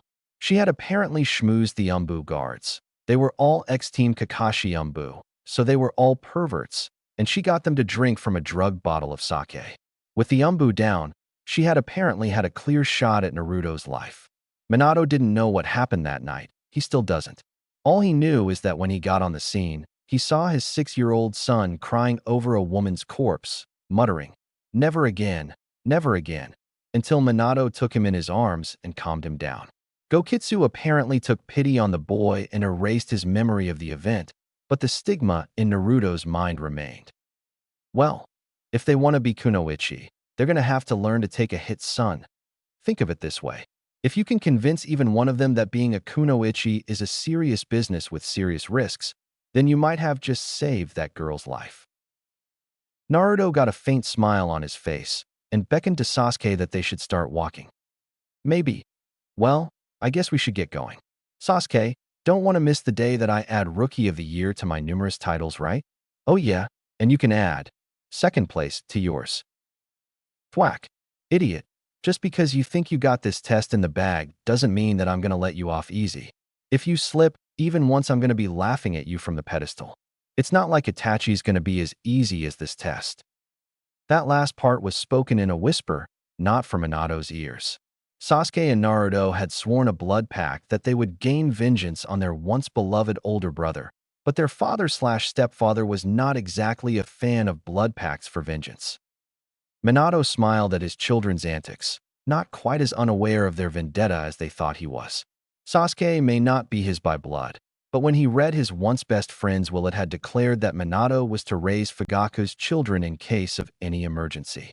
Apparently the bond had remained, even after the incident that had broken them apart, and Sasuke certainly benefited from not having to live alone in that empty compound. Minato thought of him as his son, is slightly broody at times, kind of withdrawn, very introverted second son. He was broken from his reverie by a girl shyly emerging from the house. He smiled. Ah, Yuriko-san, how good of you to show up, but I think I told you to go to the academy, not my house. I had to see him. He's almost exactly what I expected. The umbu who brought me here would tell me nothing about him, so I had to find out this way. So, when you look at him, what do you see? I see what will one day become the most powerful human I have ever met, even without my father's help. And of course I see my future husband, obviously. Ah, I see you know about the arrangement already. Damn. What arrangement? Yuriko asked, confused. Minato's sweat dropped. So you didn't know? Then why did you say he was your future husband? Because I am your Iko no Naruto, and I always get what I want. See you later, Yandame-sama. With that said, she jumped onto the roof of his house and headed in the direction of the academy, presumably. Minato had the sort of expression on his face that you normally only see on Holocaust survivors. She didn't know, and she picked him anyway? Where were these crazy women when I was younger? Well, I did have Kushina, and that's all a man could ask. She ruined my life, made my two best friends hate me, and insulted me on a daily basis, but I would never ever give a minute of it up. Naruto couldn't help but get a chill down the back of his spine. BRR, did it just got cold all of a sudden, Sasuke? What are you talking about, Baka? Maybe someone just walked over your grave. No, it's not that. It's this sense of impending doom. I haven't felt anything like it in years. Well, you're probably just being too sensitive. Are you calling me a pussy team? What? No, I was just saying you're being too sensitive. Alright, that's it. Let's go team. Goddamn hyperactive blondes, thought Sasuke right before Naruto tackled him, propelling him quite a ways backward. Ino Yamanaka sneezed. Huh, I bet Sasuke-kun or Naruto-kun was talking about me. Take that forehead, girl. Stupid Ino pig. It was probably your mother saying that you should just give up in your quest for their love or something. Oh, it's on forehead. Kiba then threw in his unsolicited advice, cat fight. Troublesome, too damn troublesome. The squabbling brotherly duo fought all the way to the academy. Just as they were about to bust down the door, Naruto stopped his fist inches away from Sasuke's face. Sasuke had both hands around the hand Naruto currently had on his throat. Baka, Sasuke, we can't go in there like this. We have an appearance to maintain. Plus it's our last day of school, so we have to go out with a bang, right? What do you mean I'm a baka? It's your fault that we fought all the way here, Baka. Are you really starting this again? 'Cause if you are, I'm gonna kick your ass. What do you mean I'm starting this again? You started it last time. You always start it. Just as Naruto was about to slug Sasuke again, he stopped. Oh no, you're not baiting me this time, Sasuke. We have to go in looking like the couple of bad asses we are. By this time, Sasuke was in near apoplectic fury. Baiting you? I'll show you baiting. He calmed down. One of has to be mature at least. And then he smirked. So, dynamic entry number 5. Naruto grinned foxily. Oh yeah. This year's shinobi graduating class was trying their best not to burst into uproarious laughter. They had been sitting quietly, chatting and waiting for their sensei until the sounds of squabbling and full-scale fighting could be heard. Just as they were getting ready to watch the fight burst through the door, or if it was an especially memorable occasion. Through the oft-repaired wall, it stopped. Then if you were especially hearing sensitive, you could hear some furious whispers. Then those two stopped. Suddenly the door burst open and smoke rolled in. Out from the smoke came two figures, two fairly badass figures. Sasuke came in first, as he had lost. He was wearing a red headband, a white shirt, and black ninja pants. On the back of his billowing long-sleeved white shirt, he wore the Uchiha symbol. But if you looked closely, you could tell that on the red part of the fan, you could see the Namikaze family motif. At first glance, it was a circle, half white and half blue, surrounding a Konoha leaf. But if one looked closely, they could see that the white half was a tornado and the blue half was a water spout. At the top of the circle, you could see the faint outlines of a dragon eating its own tail. But what was most interesting was that his eyes were red, with spinning black tomo in them, two in each. Behind him came Naruto. He, too, wore a red headband, but there the similarities ended. He wore steel-toed combat boots and form-fitting black ninja pants, perfect for taijutsu. He wore a mesh tank top and an unzipped red and black hooded sweatshirt with the same Namikaze clan motif on the back. But the most remarkable feature about him was his mask. It was made of a white form-fitting material and covered his face from his nose downward until it reached the collar of his mesh shirt. Where the mask didn't cover, he had a pair of aviator sunglasses to hide his Kitsunegan. The two came out of the smoke, were about to pose in their customary bad boy positions that would make all the girls in the classroom swoon when they got bowled over from behind. Their assailant didn't even stop, just kept walking over them. The figure was holding its hands over its face and coughing, apparently from the smoke bomb that was just detonated. "Hey, Sasuke." "My head." "Naruto." "Enzo." "Naruto-kun." "Sasuke-kun." "You bitch." Assorted fan club members. And yes, it was indeed a girl who had walked over them, blinded by the smoke and coughing to boot. She walked over the two strongest members of the graduating class. Naruto was about to get up and verbally beat the shit out of her when he got a much better idea. "Well, as long as you're standing over me, can't you at least wear a skirt?" Next thing he knew, he heard a shriek of rage and was being lifted up to see the girl face to face. Her hair was a stunning color. It was like gleaming gold except for 3 crimson streaks, and it hung in cascading waves down her back, stopping at her waist. She was of fairly delicate frame, which Naruto's keen eyes could tell hid some surprising amount of power. Her heart-shaped face, high cheekbones, and furious deep purple eyes made her look fairly exotic, and she completed the look by the ensemble she was wearing. She was wearing baggy camouflage cargo pants held in place by a whip-thin length of chain, a low-cut black tank top that showed off ample cleavage for a 12-year-old body, and fingerless gloves. All in all, she was a knockout, plain and simple. I'd let her walk on me any day. Wait, what the fuck did I just think? Oh god, snap out of it, moron. You have a fiancé. Naruto's thoughts had betrayed him yet again. However, his tongue was as sharp as ever.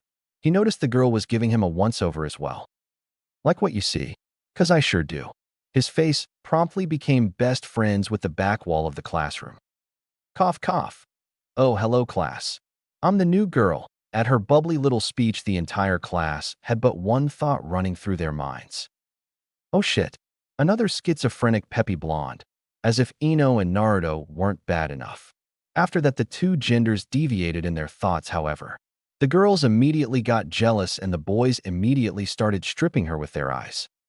Except for 3 people, and a fox, who was smirking from behind his prison walls. Naruto, whose brain had finally recovered from his mouth's hijacking, was thinking, her chakra signature. "It's astounding, she's almost as strong as me, well in terms of overall capacity. But something seems off about it." Now previously mentioned fox was cackling. Shikamaru, who thought ogling women would be too troublesome, thought, why would she show up today of all days? It's the graduation exam today. There is more to this than meets the eye. And Shino, well, no one knows exactly what Shino was thinking. However, the sensei's appearance discouraged all thoughts of those kinds. Well, not so much the appearance of the man, but rather the horrific demonic head jutsu that he used combined with killer intent that would make an Umbu proud. He then proceeded to lecture the class as to why smoke bombs indoors were a bad idea. The class just groaned and got into their regular seats. Naruto was sitting next to his brother Sasuke. On the other side of both boys were fangirls. Today Ino was sitting on Naruto's right, and Sakura was sitting on Sasuke's left. It doesn't really matter to the story though, because they were doing a super job at ignoring the two nattering wannabe kunoichi. After all, Naruto got to use his engagement as a surefire excuse to get the fangirls away. And Sasuke, well, he was attracted to strong women, and no one in that class fit the bill, but I digress. It was only after Naruto discreetly coughed and pointed that Iruka finally noticed the new girl. "Who are you?" said the rather disgruntled Chunin instructor, clearly off-put at having his rant ended by his favorite student. "Yuriko no Naruto, Lily of the Wild." The class was surprised. They heard no trace of the earlier bubbliness that was oozing from her words before. Naruto was the most surprised, however. Without the false cheeriness that was there before, she sounded eerily like his fiancée Temari, not in actual sound, but in the tone and manner of speech. Naruto felt a twinge of pain at the thought. Their parting had not been pleasant. "Boo," someone whispered in his ear. Naruto jumped about a foot in the air and looked around. Deep in his mind, Gokitsu was glad for not needing to breath because his laughter was now at the point where it could cause grievous bodily harm. Naruto tried to regain his cool and mustered the most laid-back tone of voice he thought possible. "You? Why are you still here?" and got smacked on his head for his insolence. "Baka, I'm taking the Genin test." "So why did you get to skip 5 whole years of academy training?" "I had private tutors." At that moment, Iruka broke in. "Attention class, now in just a few minutes we will begin the Genin examinations." For once, Iruka did not have to use his signature jutsu, Megan, Oni Kashira, demonic illusion, demon head, to quiet the class down. This was it, the day they had been waiting for since they enrolled 5 years previous. The test will contain 4 parts. First will be the written test. Then, wait, 4 parts. "What gives Iruka-sensei?" said a clearly worried Naruto. "Naruto, don't interrupt. Now the first part will be a written test. The second will be weapons testing. Then will be ninjutsu. And finally, there will be taijutsu, where you will spar for 30 seconds against one of the Chunin instructors, such as myself or Mizuki. Each section is worth 10 points. You must have a score of 25 or higher to pass. We will begin with the written portion of our examination. Mizuki-sensei will hand out your tests." "Ha ha ha. Yeah, I don't have to fight a girl." Most people would be worried about fighting a Chunin, but apparently not Naruto. The part wherein the extremely boring test on various village subjects happens. "Very good, class. Next will be weapons examination. Follow us outside." After arriving at the training field, Iruka pointed out 3 different sections of targets, 5 targets per section. "All right. Now as you can see, the different combinations of targets are arranged into typical shinobi formations. There are 3 5-man teams. You have 15 kunai. Your goal is to strike the targets. Now we will go in random order. Sasuke Uchiha, you first." "Typical," grumbled Naruto, slightly off, put it not going first. But then he brightened. "Save the best for last, right?" Sasuke got up to the first target set, which was AV formation. Wordlessly, he took out 5 kunai and threw them. They all hit close to, if not on the bull's eye of their various formations. The staggered set came next. There were 5 targets, one behind the other, but slightly off to the left and right. Sasuke didn't do his 5-in-1 gimmick. Instead, he took out 5 different kunai and threw them one after the other. Last was the straight line. Sasuke had a little more difficulty. He had to jump into the air and then threw from up high. Even then, he still missed the middle bullseye by some distance. The rest of the class followed after, doing invariably worse than the Uchiha prodigy, none being able to match his acrobatic feats. The new girl surprised them by being able to throw a kunai quite well, not as well as Sasuke, but better than almost every other kunoichi. However, on the last target set, she had a better idea than throwing. When Iruka nodded at her to start, she grinned and almost disappeared with astonishing speed. Almost no time at all later, she reappeared at the end of the line. And there were 5 kunai and 5 bullseyes. Yuriko blinked coquettishly at Naruto before speaking to Iruka, saying, "You just said to strike the targets, no?" "Yes, I did." "Well, you pass, but from now on, class, you must throw the kunai." The people that had yet to go swore softly under their breath. When at last it was Naruto's turn, they had indeed proved his prediction true, because he went last. He mirrored Sasuke's performances on the first 2 sets, but on the last set his method of attack was somewhat different. He stood there with a smirk on his face as his single kunai started to glow green. Everyone but Iruka and Sasuke were starting to get puzzled when he suddenly flicked his kunai offhandedly at the first bullseye. They were even more startled when instead of sinking into the target, it went through all 5 targets and 2 trees behind that before it hit a rock and stopped. Show off, just 'cause you're wind element. Sasuke, how can an academy student, even the Yondame's son, shouldn't have such an intuitive grasp of nature manipulation? Iruka, stupid demon. Mizuki, so it looks like I wasn't mistaken when I chose you, Naruto-kun. Mysterious new girl, aka your Iko no Naruto. Having completed the weaponry portion, the class moved on to ninjutsu. They would take turns going into an empty classroom and then performing 2 jutsus of the instructor's choice. When Naruto's turn, he went in and saw Mizuki and Iruka sitting at a desk. Okay, Naruto, each jutsu is worth 5 points. We will ask you to do 2. If after that, you wish to perform another jutsu, we may give you up to 3 points based on its difficulty. First, do a kawarimi. Naruto, noticing Mizuki was about to take a bite of a sandwich, switched places with Mizuki, and then switched back. Mizuki didn't even notice. Holding back a chuckle, now a bunshin if you please? Naruto responded cheekily, what kind? What kinds of bunshins can you do? Suchi, Mizu, Kage, and regular. Suchi, Kage, and regular, as there isn't a reliable source of water around to make a Mizu bunshin from, said Mizuki skeptically, talking over Iruka, who was about to say that regular would be fine. Naruto nodded and wordlessly created 3 bunshins. He then smacked the Kage bunshin, dispelling it, created a small breeze to disrupt the bunshin, and then shocked the Tsuchi bunshin into oblivion with one of his father's many Raitun jutsus. The Chunins were stunned to say the least. Very good, Naruto. We shall give you the bonus points for Kage bunshins and Tsuchi bunshins. You may go. Naruto bowed and went out. As he came out of the room, he flashed a smirk, created a Kage bunshin, and then proceeded to hold up 13 fingers. He then dispelled the clone into a shower of confetti and did a good guy pose. His fan club got hearts in their eyes, but the rest of the class just tried to ignore him to his displeasure. Last is the taijutsu portion, said Iruka, now that they were back out at the training grounds. He ran off a list of names that proceeded to get their ass stomped into the ground by the 2 Chunin, though Mizuki was doing it a lot harder.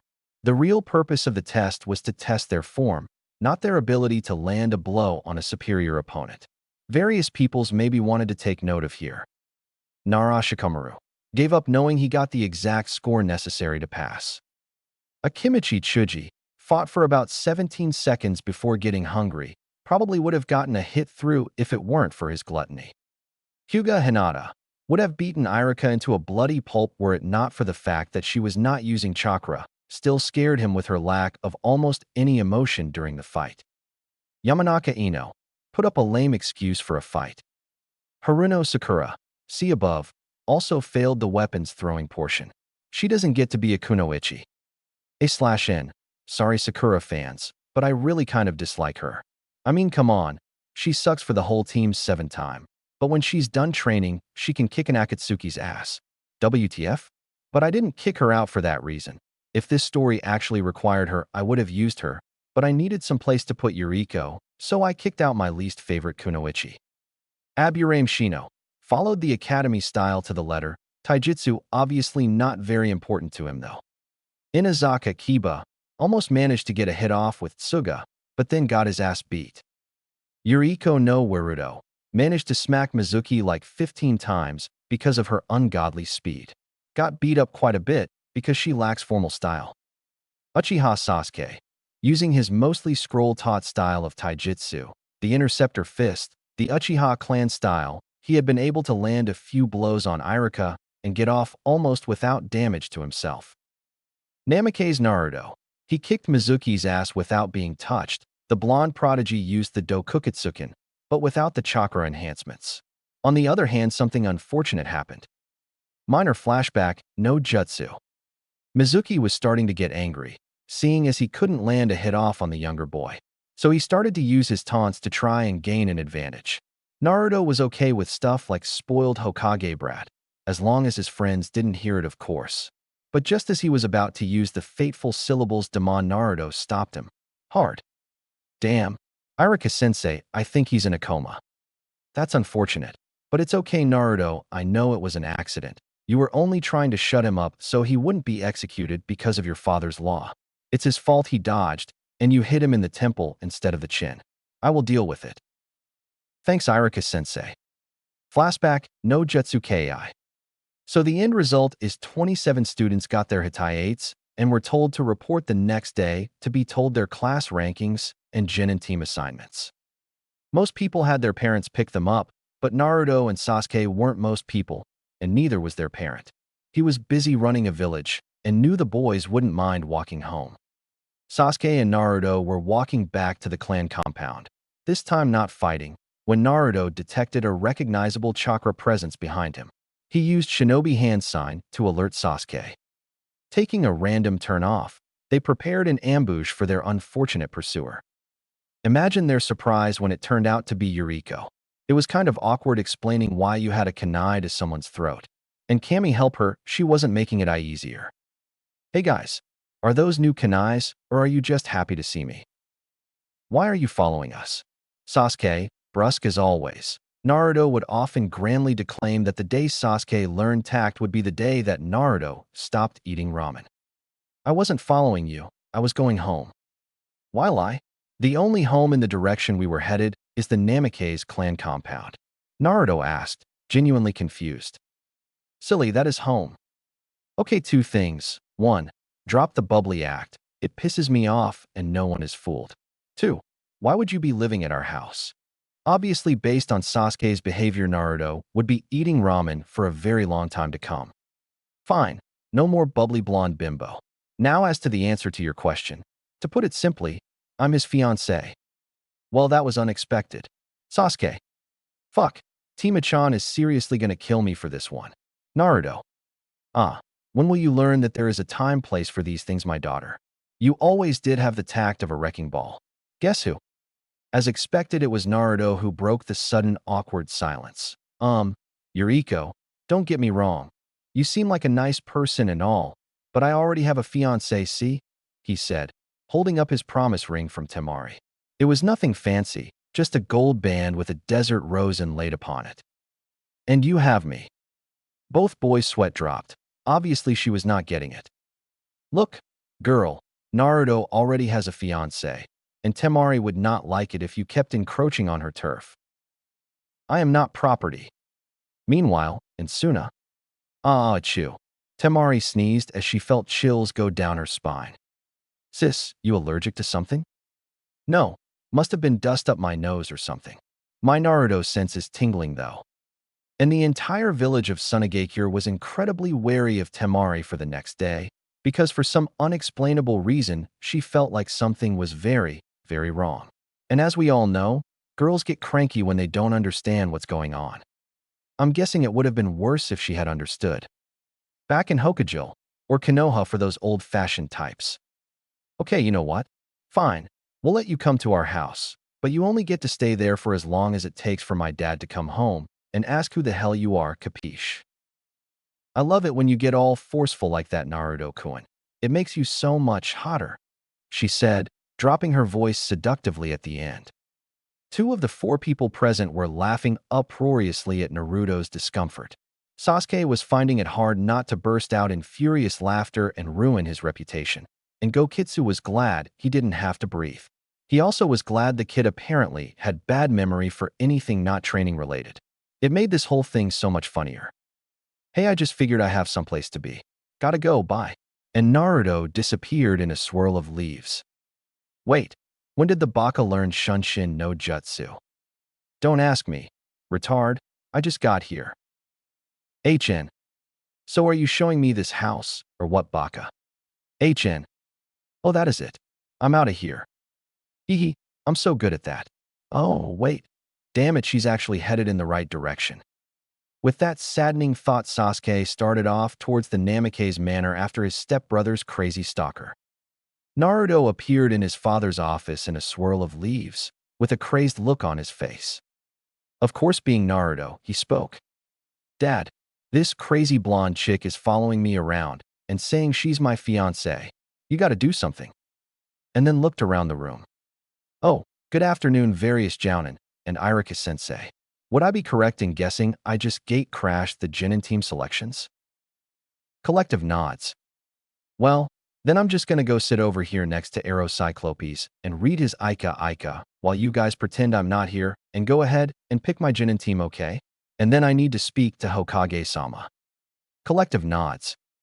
And he proceeded to do just that, looking for all the world like a mini Kakashi clone with the mask and the giggling and whatnot. Okay, well, as we were saying, there are 27 graduates this year, and only about 9 of them actually show the potential to become full-fledged Genin. In those 9, who predictably are mostly clan heirs, we have the best academic students, the strongest, fastest, most skilled, and we have the dead last slacker. The strange thing about this dead last is that he got the exact score necessary for passing, not 0.1 more or less. Which leads me to believe that he is much more intelligent than he would have had us believe. Anyway, of course, there are also the geniuses of the year, Namake's Naruto and Uchiha Sasuke, both having received phenomenal scores in every category, with Naruto slightly better in taijutsu and showing a good grasp of his elemental chakra. Also, we had an interesting development. A girl who was apparently homeschooled in ninja training took the test and was placed as top kunoichi. Excuse me, but how can a girl who showed up on the last day be top kunoichi? Well, the class rankings actually depend entirely on the final test, because all that matters is their rank at the end. We're looking at their abilities to buckle down and get the job done. It's not something we go around saying, or else Genin might go around skipping class a lot more. He finished with an apologetic look at the nearly apoplectic Naruto. "Thank you for the lowdown, Irika. Okay, as we know this year we have 3 Jounin who can actually make the commitment to being full-time Jounin senseis, Kakashi, Asuma, and Kurenai.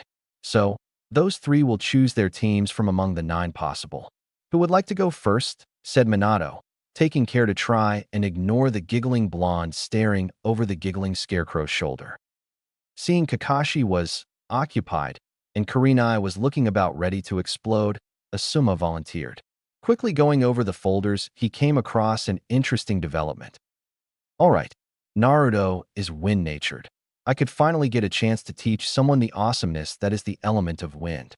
So since he is the rookie of the year, I need to take the dead last, so the Nara is a given. While knowing the Nara clan, the academy records probably mean nothing. Alright, so top kunoichi is Yuriko no Naruto?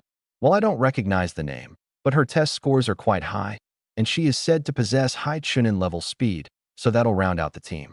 Even if I were to take the Nara's grades at face value, his family jutsu would make this the perfect team for." Looking up at the Hokage, he made the formal speech. "I, Sarutobi Asuma, elite Jounin of Konohagakure and former member of the 12 Guardians, would recommend that a Genin team composed of Namake's Naruto, Yuriko no Naruto, and Nara Shikamaru be placed under my tutelage, Hokage-sama." The room went quiet as both of the gigglers looked up, surprise evident in what you could see of their faces. It wasn't much, but Naruto's face was slightly more expressive, being that he had 2 visible eyes with which to portray his shock and then horror as he realized that his crazy stalker was put on his team. Still keeping in the formality of the situation, the Yondaime responded in kind. "I, Namake's Minato, Yondaime Hokage, and the Konoha no Kuroi Senku, require the reasoning behind your team choices so as to ascertain if it is best for the future of Konoha. It is my belief that we could make one of the first heavy combat, interdiction, and execution squads to be seen in years. Naruto is said to possess some high area effect jutsus and high Jounin chakra, and the other 2 are suited for interdiction. So the girl corrals them, the Nara holds them, and Naruto finishes them." He spoke bluntly, his voice bereft of the formality that had taken it scant minutes ago. "The reasoning is sound. Any objections?" This last comment was mostly directed at Kakashi. He had wanted to train his adopted younger brother/nephew, but it was also a council requirement that he train Sasuke. And since you can't place the two highest-ranking class members on the same team, he got knocked out of the running to train the Namikaze heir. Well, officially anyway, he had been teaching him since before he could walk in reality. No? Really? Okay, it's settled then. Asuma's request, granted. Asuma just nodded, presenting a cool and collected appearance. But on the inside, he was screaming in joy. He got a team that was sure to be legendary. Kakashi went next. I'll take the Yamanaka, the Inazaka, and… oh yeah, I guess I'll take the Uchiha too. Yeah? What? Well, they seem like good kids. Good enough for me. Any objections? No. All right, request approved. Naruto face-faulted. He was pretty sure that even given their almost familial bond, that was a little informal. Kurenai took them back to the formality that was apparent before. Yui Kurenai, Jounin of Kanagakur, would recommend that a team composed of Akimichi Chuji, Hyuga Hinata, and Aburame Shino be placed under my tutelage. Reasoning, Minato said, clearly bored with formalities. I wanted to make a tracking squad, using Hinata, Shino, and Kiba, but then I realized that if they were caught, they would have had no one with any serious heavy combat skills, hence where Chuji comes in. His familial jutsus could come in handy in a pinch. Objections? No. Okay, good, we have our 3 Genin teams. Make up the rest however you want, and then put Chunins as their senseis. Tell them to make the tests hard. Dismissed. Everyone saluted and left, except for Kakashi and Naruto. Minato waited for everyone to leave before casting a silencing jutsu. That done, he sat behind his desk and wryly said, "So, I take it Yuriko wasted no time." "What? You know this bitch? And did Asuma-sensei really just put me on a team with her? He's gonna be so dead when I see him again." "Naruto, don't threaten your sensei, and don't call your fiancée a bitch." "Sensei, pardon me, but isn't Naruto engaged to the Kazekage's daughter, Temari?" "Well, yes, but obviously Naruto has forgotten a certain demon lord's demands." At just that moment, Gokitsu chose to let his host find the memory that the fox demon had been hiding all day. Flashback, no jutsu. The fox smiled. The boy and his father were drooling from information overload. One last thing to push him over the edge, he thought. As well, I'm expecting lots of children in the future because, remember, you're engaged to my daughter as the new demon lord. Naruto passed out, as well as one can in one's own mind anyway, leading to him waking up. Flashback, no jutsu, Kai? Wait a second. Who exactly is your Iko no Naruto, Tusan? Naruto asked, apparently sobered by the startling memory. She is the daughter of the Kyubi no Kitsune and a mortal woman. Now it takes a lot to shock Sharingan no Kakashi, and it was partly because of that he was one of few privy to the real reason that Gokitsu attacked the village. But the fact that his sensei had willingly agreed to bond Naruto to a half-demon came too far out of left field for him to do anything but stammer. I'm sorry, what did you just say?" The girl known as Yuriko no Naruto is actually the daughter of the former Kyubi, Gokitsu-sama. His mother was a mortal woman that he apparently charmed using his human form after his demonic mate died, giving birth to his son. The mother abandoned her after birth. Yuriko ran away 12 years ago because of the attack by Orochimaru and the ninja servants of the Korwa Kitsune no Hachibi. She has been on a sort of Kitsune Yoko initiation ceremony for that time span. Mayumbu found her in bird country last week. "So, I marry my tenant's daughter? And what? Become a demon lord?" "Well, I'm not exactly sure, son. Kid, you will not become any more of a demon lord than you are right now. Every time you activate another tomo of my eyes, you absorb a tail of my chakra and some of its attributes. But key word is you absorb it. Kid, it becomes your chakra and your abilities. Eventually, you will have the chakra of a 9-tailed demon lord, but you will not be a demon. You will just end up a human with nigh unlimited chakra and some other unique demon-related abilities that your eyes will grant you." "But you said..." "Forget what I said, kid. I was messing with you." "So, I don't really have to marry your daughter? 'Cause that would be super." "No, that part you still have to do." "Damn it, wait, why?" "Because I don't trust anyone else with her kit." Eyes widened in understanding and mumbling about overprotective fathers. Naruto relayed the information that Gokitsu had imparted on him. Unlimited chakra and all 5 elemental affinities, said Minato and Kakashi with stars in their eyes, thinking of all the techniques that could be learned. Whoa, this is not the time to be discussing my super special awesome self, guys. Now is the time for wondering how I'm not going to get killed by Tima-chan the next time I see her. Oh yeah, right. 2 fiancés, that's not good, said Minato hesitantly. I know if Kushina had found out I had another fiancé, she would have first killed them and then killed me. Gulp, why yeah. Oh yeah, women hate being cheated on. At this, Naruto's face turned bright red and steam started coming out of his ears. I am not cheating on Temari. This was your idea. You idiot. There isn't even a plausible excuse as to why she would possibly be my fiancé. Yeah, we found this crazy chick in bird country and suddenly we have her engaged to the Hokage's son. That makes perfect sense. She can't be my fiancé. I won't do that to Temari. Well, I'll figure a way out of this later. But right now, Naruto, you and I have some things to discuss, he said, with a pointed look at Kakashi. Well, I have a Genin test to plan, see ya? He said as he shunshined out of the room with a wink. All right, Naruto, come over here.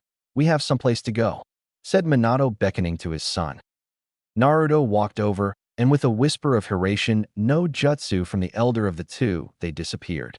There was a slight whooshing sound as the wind rushed into the place that the two had occupied. A flash of light in a dark room. 5 hand seals, and the room became lit as the torches circling the wall flared to life. Naruto immediately took in several things about the room. Ever the seal enthusiast, the first thing he noticed was the giant Hiraition seal that they were standing on, and then the various oxygen recycling seals that covered the ceiling. The room was perfectly round, and it had the Namikaze clan symbol circling the wall. Naruto's eyes followed the half-blue, half-white serpent until he came to the part where it was devouring its own head. There was an altar beneath the Ouroboros head, and on it sat a scroll, a katana, and a headband. The scroll was big, around the size of a normal man, and it had a reptilian head sticking up from one side of it. There were strange symbols running all over the scroll, defying logic with their motion. The katana was plain. It had a plain black scabbard sitting beneath it, and the blade itself was the kind of plane you only see on extremely well-crafted swords. The blade looked to be steel so fine that it was tinted blue. The handle was elegant yet simple. It was red wrapped with a gold crossguard. Next to the sword was a segmented headband. The front was a rounded square with the kanji for energy on it, and then it separated into segments that then curled off at about where the ears would be. Minato silently beckoned to Naruto and walked over to the altar. These are the Namikaze family heirlooms, Naruto, the dragon sword, which was carved from a fang of the boss dragon and has been in our family since we founded the dragon summoning contract, which is the scroll you see over there. Naruto interrupted, but Otis-san, if there is a familial dragon summon contract, why is it I have never seen you summon a dragon? Minato put an arm on the back of his head and blushed in embarrassment. Well, you see, it's a funny story really, that I really wish I didn't have to go into detail about it this time because of its horrifyingly embarrassing subject matter. The basic version is this, however. Jiraiya made a frog summoning contract, and due to some complications I ended up as the second signer. I was honored, and being only 13 had not yet come to know about our clan's secrets yet. So I signed it. And then when I became Chunin and my father took me down here, it turned out that you cannot sign more than one summon contract, and you cannot renege on a contract already signed. So that is why you are here. Even if I don't let you sign it until you have proven yourself to me, I want you to know it is here. Arigato, Otis-san. May I ask what the headband is? Ah, that is the Hitae no Ryu Sunin, or the headband of the Dragon Sage. My grandfather was the last Dragon Sage, and my brother, Minato said, choking on old memories. Well, he was on his way. Dragon Sage, said Naruto, not fully understanding the meaning of the title. Naruto, you know that all summon animals have a scroll keeper, yes? Someone who controls who gets to sign their scrolls. Well, for the case of toads, it is Jiraiya. For the case of dragons, it was my grandfather, Namikaze Erasure, up until his death date. My brother, your uncle, was set to replace him, but then the Kyuubi attacked. These scroll keepers are called sages. The point being is that the animal sages gain strength based on their animal counterparts. Jiraiya can go into Gamma Sennin, Toad Sage, form and increase his strength and speed by 4 times as well as using special sage techniques that depend on the summon animal. My grandfather could go into Ryu Sennin, Dragon Sage, mode and increase his speed and strength by about twice that, as well as sprouting wings and some other special abilities. Dragons, being among the most powerful of summons, can easily wipe the floor with almost anything else. However, they are so powerful that no one since my grandfather has had enough chakra to summon the boss.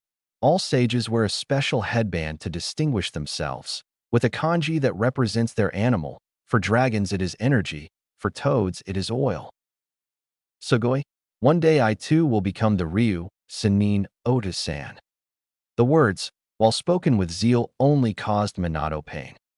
When did your dream of Hokage die, Naruto? Why did it die? Sucking up his angst, he continued on with the reason they came to the room. Naruto, while one day you may become the Ryu Sennin, today is not that day. No, today is the day we see if you are ready to wield the dragon sword. But Ota-san, I don't want to wield the dragon sword. I like my sai and claw better. Naruto, I understand those are your favorite weapons, but the dragon sword is a priceless heirloom that is wielded by only the Namikaze clan heir.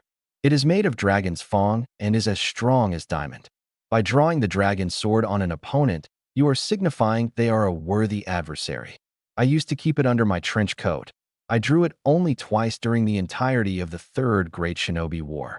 I gave it to my brother when I become Hokage. So, Naruto, I will ask you again.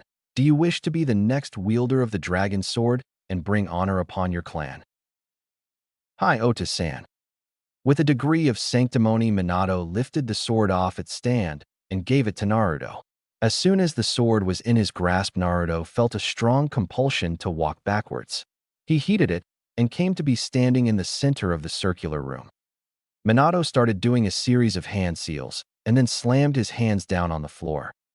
Beneath Naruto, where before there had been a Hiraishin seal, there was now a slit-pupiled reptilian eye with the Namikaze crest surrounding it. A roar was heard, and the sword glowed a bright violet briefly, and then it stopped. As if possessed, ritualistically Minato chanted, "Bonded to you, and you alone the sword is yours, for you have grown. Made for the heir to the clan of the storm, to only he will it reveal its true form. Made to destroy those who oppose the will of the clan and the sage, it destroys all with an unearthly rage. The sword is yours, until your will shall falter." Ceremony complete, Minato snuffed the torches, and they disappeared in another flash of light. Appearing in the center of the market district, Naruto grumbled something about just why the hell anyone would put a Hiraishin seal on every block in the city. It's just plain inefficient. You know, it's fun to randomly appear places. Keeps people on their toes. Abuse of power, that's what it is, plain abuse of power. The bickering duo eventually found themselves in front of a tiny shop with traditional Japanese sliding doors. They walked into the sound of reedy old voice saying, "Well, hello young Hokage and son, what can I do for you today?" "Murame Sadano, how are you this fine day? My son has come for his weapons." An old man in white robes and a large bamboo hat supporting himself on a cane shuffled out from behind some boxes that had previously obscured him. It was obvious from the appearance that he was the owner of the voice. "Oh ho, so you, a fresh genin, wants custom-made weapons? Even if you are the Hokage's son, I'm not sure that you really qualify for the weapons I make. Chakra enhancements on weapons are no laughing matter. Murame Sadano, if you will believe in me enough to let me use the weapons, I swear I will treat them well and use them to the best of my ability." Well, belief is an interesting variable, is it not? You want me to believe in the ability of a 12-year-old and to entrust with you something I made with an art 90 years perfecting? Laughable. Murame Sadano, how can I prove myself to you? How can I prove worthy? Hit me. Pardon. It's simple, young Namikaze-san. All you must do to prove worthy of those weapons is to hit me with them, just once. Done. Kid, I feel the need to remind you that appearances can be deceiving. Gokitsu-sensei, he is 90-something years old. I think I can take him. As you wish, Kit. Well then, young one, shall we commence? Wait here? In your shop? Oh, I forgot where I was for a second there. In my mind, I was back in the height of the Kusataki War. See what I mean? That war, while one of the fiercest of all time, was over 60 years ago. All the more reason to be cautious, Kit. He survived for 60 years after that brutal jungle conflict.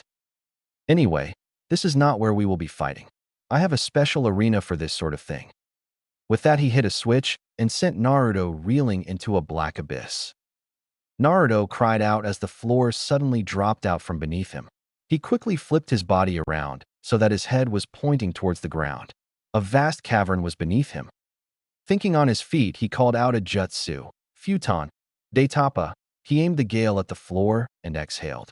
It had two uses. It slowed him down, and it flipped him right side up again. Of course, the ground was still 50 feet away and closing at a speed that, while not approaching terminal velocity, could still be fairly bad for anyone hitting the ground going that speed. Focusing his chakra to his feet, he pushed in as much as he could hold without damaging his coils. Okay, gotta time this just right. If I release all this built-up chakra at the moment I hit the ground, it should. Further in-head explanations were cut off by a sudden meeting with the ground. A sudden explosion obscured the vision of those watching from above. When the cloud disappeared, it showed a slightly woozy-looking Naruto standing in a 3-foot crater. As he was recovering his bearings, next to him, without a whisper, dropped down Muramasa and Minato. Minato, ever the helper, gave Naruto some constructive criticism. I give it a 10 for effort, boy, an 8 for effectiveness, and a 7 for style, but a 0 for poise. Wah! Naruto jumped and flipped around, springing into a ready stance. He knew who it was, but for the hell of it swung a roundhouse as he turned only to have it blocked by an upraised staff from the waiting geriatric. Calm down, child, the test has not even begun yet. As he said this, Naruto took a first glimpse at his surroundings. He was in a massive concrete bunker, about 50 yards x 50 yards and 60 feet tall. Which meant, yep, he was standing in a 3-foot crater in a solid concrete floor. Damn, I really need to adapt that move for combat use. I could blow someone in half with a single kick using that. Start the test, Aji-san. I'll kick your ass. Straight to the heart of the matter, I see. What happened to the courteous child of but a few moments ago? He got lost. Forgive me, Muramasa-dano. Could we please begin the spar? Fine, child. There is no need to forgive. Youth is excitement after all. Here are the weapons you will be using. With that, he produced from his voluminous robes 2 items.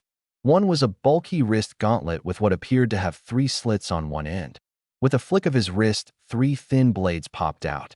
He tossed the deadly device to Naruto. Item 1. Ninja Wrist-Mounted Claw, originally designed by Kushida of Bird Country around 75 years ago, used mainly as an assassination or intimidation tool, most often wielded in pairs. Normally not practical in the slightest in a true prolonged battle because of the brittleness of the blades as compared to pretty much any other combat-oriented weapon, they tend to snap when actually crossing blades with someone, a fatal weakness in a weapon. They also have the problem of being an obvious weapon because most claws are fixed on the outside of a gauntlet of some sort. Pros of the weapon, however, are that it adds a slight reach to the hand, as well as being easily incorporated into taijutsu styles. The specific weapon that I'm holding was custom ordered by your father, and each blade is made from special steel that has been refolded over 50 times and has the ability to channel chakra. The chakra reinforcement should prevent any snapping of the blades. The retractable blades, as well as the 6-inch stiletto blade that I've concealed in the bottom, should drastically boost its usefulness as an assassination weapon. To release the claws, make a fist and bend it downwards. The claws should spring out. To release the wrist blade, make a fist and bend it upwards. To sheath them, perform the opposite action of how you released it. Have I satisfactorily explained the wrist gauntlet you will be using? He then held up the other item. It looked to be a straight dagger, about 1.5 feet long, slightly triangular. The peculiar thing was the 2 6-inch prongs that came out of the hilt on either edge of the blade. There was about a 3-inch space between the dagger and the prongs at where the prongs came to an end. He flipped the dagger, so it landed point down at Naruto's feet. Item 2. Bladed sai, a modification of the traditional sai that has been used for centuries in water country. Traditionally, a sai is not a bladed weapon, but instead has a cylindrical or octagonal metal rod in the center that is used for disabling and incapacitating the target. Bladed or not, the sai is traditionally used as a blocking weapon for longer swords. This sai was also made of special steel that has been refolded over 50 times and is chakra sensitive. Minato and Naruto had stared wide-eyed at the old man throughout the entire speech. He was a fucking encyclopedia. Now that I have sufficiently explained your weapons to you, do you think you can use them to hit me in a duel? Naruto put the gauntlet on his left arm, and then held the sai in a reverse grip in his right hand. He made a fist with his left hand and lowered it, the claws springing out with a metallic shhk. He smirked. Okay, Aji-san, don't think I'm scared just because you know about my weapons. Just because you know information about something doesn't mean you can use it. Then come at me, child. Show me your so-called understanding of these weapons. Don't worry about my body. You're a million years too young to be able to damage it. With a snarl of wordless rage at the questioning of his honor and ability, Naruto sprang at Muramasa with claws extended and sai held in a reverse grip. He first struck with his claws, stabbing straight ahead at Muramasa. He moved at a speed that a Chunin would have trouble keeping up with, so it was a wonder that the fossil could manage to block the weapon with his staff without apparently making any movement at all. But there it was right between the prongs of his claws, stopping all forward or sideways motion. But Naruto had chosen a backup weapon for a reason, and he showed it as he brought his other arm around to slash at the now open Muramasa. Or rather to strike at the now, should have been open but wasn't, Muramasa, because the old man had anticipated his second strike and was moving his staff. He spun the top of the staff away from the incoming blow, and did it so artfully that he blocked the sai with the backside of the staff. Muramasa managed it so that to add insult to injury, Naruto was propelled by getting hit with the other side of the staff even as he was eating dirt. Come on, boy, try harder. As soon as Naruto's foot hit the ground, he sprung at Muramasa weapons first, hoping to catch him off guard. The old weaponsmith was facing the opposite direction when suddenly Naruto got belted across the middle with a staff. What the? Was all he managed to squeeze out before doubling over. Still not looking at him, Muramasa replied. What's the matter, child? I thought you understood your weapons. Naruto-kun. He has near instantaneous reflexes. That's how he was able to detect your strikes so fast. It's probably a result of the jungle war. How do you defeat someone who can counter anything in an instant? This is your fight, child, not mine. Naruto sprang up, and within an instant was back on the offensive, launching attack after attack at the weaponsmith. They were all either blocked or diverted with the staff before Muramasa then would retaliate back at Naruto with the staff, invariably knocking him off his feet. The skill difference between the two, while already quite apparent, only became more and more noticeable. It was all too evident to any trained observer that had Muramasa been using a bladed weapon of some kind, the fight would have been over in that first exchange of blows, probably fatally for Naruto. The young blonde began to get more and more frustrated as no matter how he tried, he would always get blocked. It didn't help that the old smith was taunting him either. Come on, child, you'll never beat me like that. Are you not supposed to be a prodigy? Naruto redoubled his efforts then, starting to throw every trick he had ever learned over years of self-study of the weapon combo at the old smith, seemingly all for naught. The lack of any formal tutor in the fresh genin's weapons was glaringly obvious. He tried incorporating taijutsu moves into the fight, only to find that taking his attention off his bladed weapons was a quick way to get his head knocked in. Finally, he scraped the bottom of his barrel of tricks, faking with his claws, and then bringing his sai across his opponent's chest. He hoped to at least scare the sadistic bastard. No such luck, as Muramasa effortlessly blocked the sai the same way he had the claws, with the bar of the staff inside the prongs of the sai, and then with a simple downward application of force of the staff threw Naruto off balance before he could manage to bring his other weapon into play. Desperate to be kept from being forced to kneel, Naruto's mind slowed life down as he sought for something new. His world rushed back into real time all too soon, however. Naruto had only time for one crazy half-baked solution. He couldn't win straightforward. He'd been pushed off balance, and his opponent had all the leverage he would ever need. So what he needed was to take that leverage away from the opponent. Thus where the true purpose of a sai comes in, blocking or trapping a longer weapon. Naruto flattened the blade of the sai against the staff so that there was no excess space. Both prongs were touching the staff, and then suddenly leverage was on the younger combatant's side. Naruto twisted the sai quickly away from him, taking with it the trapped staff and then using the momentum to bring his claws across the old man's chest, stopping with the tip resting on his heart. My win, Muramasa-san. That it is, child. You finally grasp the purpose of wielding the weapons in tandem. It's a combination called sword breaker. By trapping the opponent's blade with one your own, they almost always leave themselves unprotected. Almost all Kenjutsu specialists are helpless before such a combination.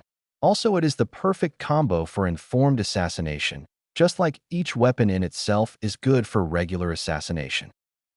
I'm sorry, informed assassination? Doesn't that defeat the purpose? Minato answered that one. Well, actually, informed assassination, while rare, is quite possible in some cases. Either you mess up, or there's a traitor, or they're fucking paranoid. But somehow the information that there is going to be a hit gets to the target. What the target does when they get the info does differ from person to person, but generally it means they know you're coming, and they have a weapon to prepare themselves. Which means that someone whose weapons are good at disarming armed opponents very quickly would have the advantage. Ah, I see it. So Muramasa-dano, I am more anxious than ever now. Can I have the masterfully crafted weapons I am wielding? Well, child, I think, yes, that would be for the best. But one quick test first. Channel some chakra into the weapons. Naruto did just that, and the weapons glowed a pale blue. Very good. Now try extending the chakra blades beyond the reach of the weapon. Naruto extended the blade of the sai about 6 inches before he lost control, and the chakra blade winked out of existence. The 3 claws only managed about 3 inches each before they too disappeared. Here are my parting words to you, Naruto-kun. When, if ever, you can create a blade entirely out of chakra, the length of a katana, and be able to sustain it, I will teach you my only original technique, the one that gave me the name Mabaroshiken, Phantom Blade. Hi, Muramasa-dano. Arigato gozaimasu for the weapons. I will cherish them and use them honorably. With that, the father and son disappeared in a flash of golden light, seemingly swallowed up by the flash and thunderclap of inrushing air. Ah shit, I forgot the ladder again. The wind chuckled and burbled its way through the silent bunker as the creator disappeared in a swirl of leaves.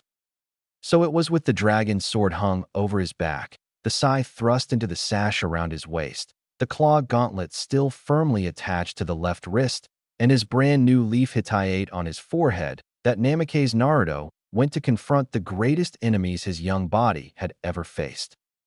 Hormones and a smokin' hot teenage girl. He peeked his head through the front door of his house as Minato stood in a nearby tree laughing his ass off. Sasuke? Hello? Did you get rid of her yet? He sighed in relief when he didn't hear a reply, only to cringe as he heard a feminine voice gush. Naruto. Shit, uttered Naruto as he heard all the telltale signs of an excitable blonde running down the stairs. Naruto's back. 3, 2, 1. Glomp. Yuriko-san. Naruto whined. Get off me. Look, I need to talk to you, okay? Of course, Naruto-kun. Sasuke-san just finished showing me the house, so I'm free. And don't call me Yuriko-san. To you it is Yuriko-heim or Yuriko-chan. Yeah, we need to talk about? Wait, you got Sasuke to show you around the house? Yeah. How? Secret. Right? I probably didn't want to know. Anyway, we need to discuss some things. Can you come with me to my room? Oh, so forward of you, Naruto-kun, she said with a sultry wink and a smile. I like that in a man. Wah, damn woman, he spluttered. Not that kind of talk. Now get your mind out of the trash and follow me. With that, he turned around and walked up the stairs, all too mindful of the silently chuckling blonde beauty behind him. He did whatever he could to ignore the girl, going so far as to examine in detail the architecture of the mansion. It was a traditional Japanese house, but two-storied. He looked at the tatami on the floor and examined the oaken beams of the ceiling, but he couldn't ignore the penetrating gaze of his companion. The single flight of stairs and the long hallway seemed to last an eternity.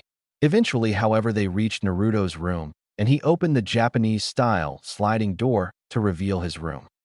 Except for a futon on the floor and a pile of dirty clothes in the corner, it was mostly empty. It was apparent that despite his family's wealth and prestige, Naruto led a mostly Spartan lifestyle. The clothes he wore, while stylish, were obviously made with stealth and efficiency in the forefront. All in all, it just made Yuriko that much more interested to unravel the mystery that was Naruto Namake's. The only notable exception to the blankness of the room was a smallish photo of a red-haired woman on the back wall of the room. Even with just a glance, she could tell that the woman was exceptionally beautiful. Before Yuriko could study the picture in more detail, Naruto spoke up. "We must talk about our supposed marriage arrangement, Yuriko-han." He used a formal tone as he sat cross-legged and beckoned for her to sit across from him. Sheesh, what's the fun of a hot guy calling you Haim if he uses that tone? What is there to discuss, Naruto-kun? You are my fiancé. And what possible reason would you have for reaching that conclusion? We have never spoken nor exchanged correspondence. As well, our parents, to my knowledge, have not entertained the thoughts of us being wed. I already have a fiancé, beautiful and of noble birth, and besides the fact that she is the daughter of the Kazekage, she is also regarded as a prodigy among Sunegakure's wind users. Not once in that sentence did he mention any feelings for her. Interesting, very much so. Naruto-kun, you have defeated my father, and therefore I am yours. That is the law of Yuko. Well, the Sandaime Hokage is the one who defeated him really. I'm really more of the holding cell.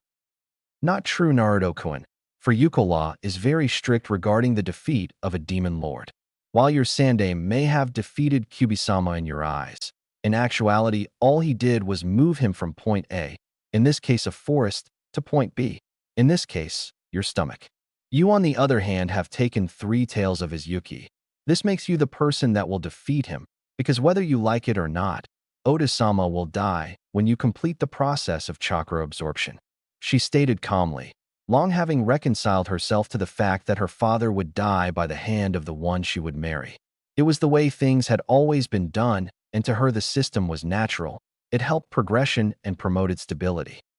Fine, putting aside your reasoning for a second, I already have a fiancé. This is non-negotiable. My feelings aside, the backlash of a severing of our engagement would be off the charts. More than likely, we would lose all support from Suna, our only ally among the Great Five. You would have me throw all that away for someone I don't know. Do you love her? Wah. I said, do you love her? It's a simple enough question, Naruto-kun. And as far as she knew, it wasn't a very hard question. Either you loved someone or you didn't. But she, not being human herself, had no true comprehension of the abilities of the human psyche to delude itself. Flashback, no jutsu.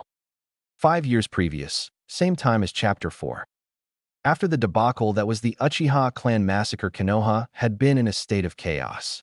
The repercussions of said event were numerous and far-reaching, but the topic of today's flashback is, when compared to some of the other consequences, seemingly insignificant on the stage of greater events. Naruto-kun, said the blonde Suna Kunoichi in training, wait. Naruto kept running. Naruto-kun, stop, wait for me. She was quickly outdistanced by the preternaturally swift youngster. Eventually, she got to the place she knew he would go, an older training ground, consisting of nothing much more than an open grassy field. When she got there, the boy was summoning an army of over 100 clones. The original Naruto took out a red bandana to differentiate himself from his copies, and to signify it was them versus him. What's wrong, Naruto-kun?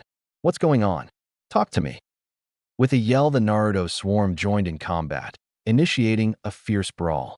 The original Naruto lashed out, dropping instantly into the Dokuketsuken stance as he initiated the Dance of Death that was the first tier of the Dokuketsuken style of taijutsu, the claws of the poison fox. He had mastered this beginning set of the style, although this first kata was easily complex enough to be considered chunin in skill.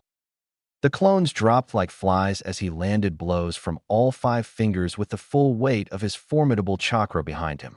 He spun gracefully, sometimes attacking low with a leg sweep or barreling low to the ground through 5 or 6 enemies, and sometimes planting firmly that self-same leg and letting loose with a barrage of chakra-filled swipes that left nothing but puffs of smoke in their wake.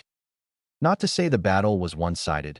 No, Naruto was fighting a devious opponent in the form of himself, perhaps the only human alive to be competently versed in the style he used. So when he performed a leg sweep only to find that his opponent had predicted it and jumped into the air with an axe kick ready to introduce him to the ground, or when he tore into all comers, only to find one blocked his palm with their own, leaving him open to attack from other sides, he had to improvise in order not to be destroyed by his weaker counterparts. Finally, Naruto stood alone on the field of battle, scowling and slightly bruised. Just as Temari was about to go over and confront the boy, he took off his bandana, made the ram sign again, and the field was covered with 10 times as much smoke as there had been before. And now instead of 100 identical copies, he had at least 1,000. He put his headband back on, and this time he activated his DOJUTSU while masking the chakra output so that it seemed he had his normal amount. Roaring bestially, the second battle began as each 1,000 Narutos piled in on the original without even a scrap of technique. She felt one vast pulse of chakra, easily stronger than anything she'd ever imagined before. And then the field erupted in a vast crowd of smoke. "Naruto-kun!" yelled Temari as she rushed towards the smoke pile that was gradually clearing to show a startling lack of clones. In the center was a familiar figure, and even amongst her confusion, she couldn't help but smile. Because the boy was muttering to himself like the Naruto she had always known. Damn, shoulda known that they would disrupt once their matrices were addled by the pulse. How am I supposed to know if the tactic would work if the people I'm testing it on die? Yep, good old slightly bloodthirsty Naruto the genius. All was as it should be. Except it wasn't. Alerted to her presence, he suddenly turned around, and she stopped, halting suddenly in terror. Because his eyes were those same ones she sees in her nightmares, beautiful and terrifying, otherworldly even. The iris was deep purple. The pupil was a thin slit, like that of a canine or a feline, and there were concentric rings that started from the outside of the iris and went to the edge of the eye. Inside the first ring on each eye were 2 tomo that wriggled sinuously like snakes or tails. The iris started out from the pupil as red and then deepened into purple at the edge. The rings alternated in color between red and purple. And at her gasp, Naruto forgot to mask his chakra, and it rushed out of him full force. Human chakra, admittedly, but so much, so strong that it forced her to her knees. Those eyes. Naruto-kun. He deactivated them, and the crushing chakra dissipated. "What are you doing here, Temari?" he remarked flatly. "What do you mean, what am I doing here? I was following you. I even called out your name plenty of times." She replied, indignant. Naruto hadn't heard her, hadn't seen her, just like he hadn't acknowledged the rest of the village's existence. Right now, since the massacre 2 days ago, all he had thought of was Itachi and his betrayal. "What do you want?" "I want you to come back, Naruto. You're 7 years old. This isn't your burden. Come spend time with me. I leave in 3 days. Don't you care?" "Of course I care, Temari, but right now, I don't know who to trust." "You don't trust me? Naruto-kun, you." Trying to think of the worst insult she knew, she thought of what people in her called her brother. After all, if they only used it to refer to Gaara, then it had to be bad. "You Jinchuriki." And suddenly the full force of Naruto's eyes came back alive. "Who told you?" he shouted, his voice ominously deep. "How did you know about Kyuubi?" "What? Kyuubi? Answer me. Who told you I contain Kyuubi?" You contain Kyuubi? The 9-tailed demon fox is inside of you? You're a demon? You're just like Gaara. I trusted you. I trusted you, and you betrayed me. I hate you." Each word was like arrows stabbing into his heart. Each barbed comment tore at his fragile psyche. As he realized his mistake, it was too late. He had let slip what he should not reveal to the person he had never wanted it revealed to. Then his gaze hardened. What right did she have to dismiss him just like that? It was only because of Gokitsu-sama that she wasn't dead or worse. How dare she condemn him just because of who he contained? He had thought she was different. Naruto summoned 10,000 clones and beckoned them to come at him, ready to sweep away the emotional pain with the pure repetition of mindless combat. Flashback, no Jutsu Kai. No, not anymore, whispered Naruto. Yuriko waited in silence for the rest of his answer, but no more was forthcoming. Once that became obvious, she got up and made as to walk out of the room. But just as she was about to walk out the door, Naruto spoke. Look, since it's obvious you aren't going to be leaving my house anytime soon, there are a few things you should know. Your name is Yuriko no Naruto, and you are a distant relative from a minor offshoot clan of ours that got decimated in the conflict between Fong and Claw countries. We are not engaged. That is final. Your room is 4 rooms to the left of this one. Thank you, Naruto-kun. But just so you know, nothing is set in stone in this world we live in, and I have a habit of getting my way. And with a sultry wink, she left. She's a wild one, just like her old man. 1. You're a fox. And 2. Stop talking, it's creeping me out. Watch it, boy. Just because today was eventful doesn't mean that you are to address me without proper respect. I am your sensei until the final kata of the Dokuketsuken is mastered. And while you have done well on mastering the claws of the poison fox and the fox's hunt, the first 2 katas, you are nowhere close to being able to performing the poison dance of the fox. I apologize, Gokitsu-sensei. Memories of Timachan can sometimes be painful. It is good you do not dwell on it most of the time. After all, I'm sure it was all a misunderstanding. Do you not remember the look of terror on her face when she realized I was the same as her brother, the murdering psychopath that killed her uncle? The one who I thought I had befriended until he tried to kill me? She hates me, and rightly so. I do not deserve to be able to love her. I am just weak because I can't stop. Then why lie to my daughter? You still love Temari, and regardless of whether she loves you too, you are to be wed. While I do not understand most human customs, the fact that you take only one mate is one I believe myself to have understood. I don't know. It's probably because I lost my dreams so long ago that I felt it would be much too cruel for me to take away someone else's. He only received silence in reply.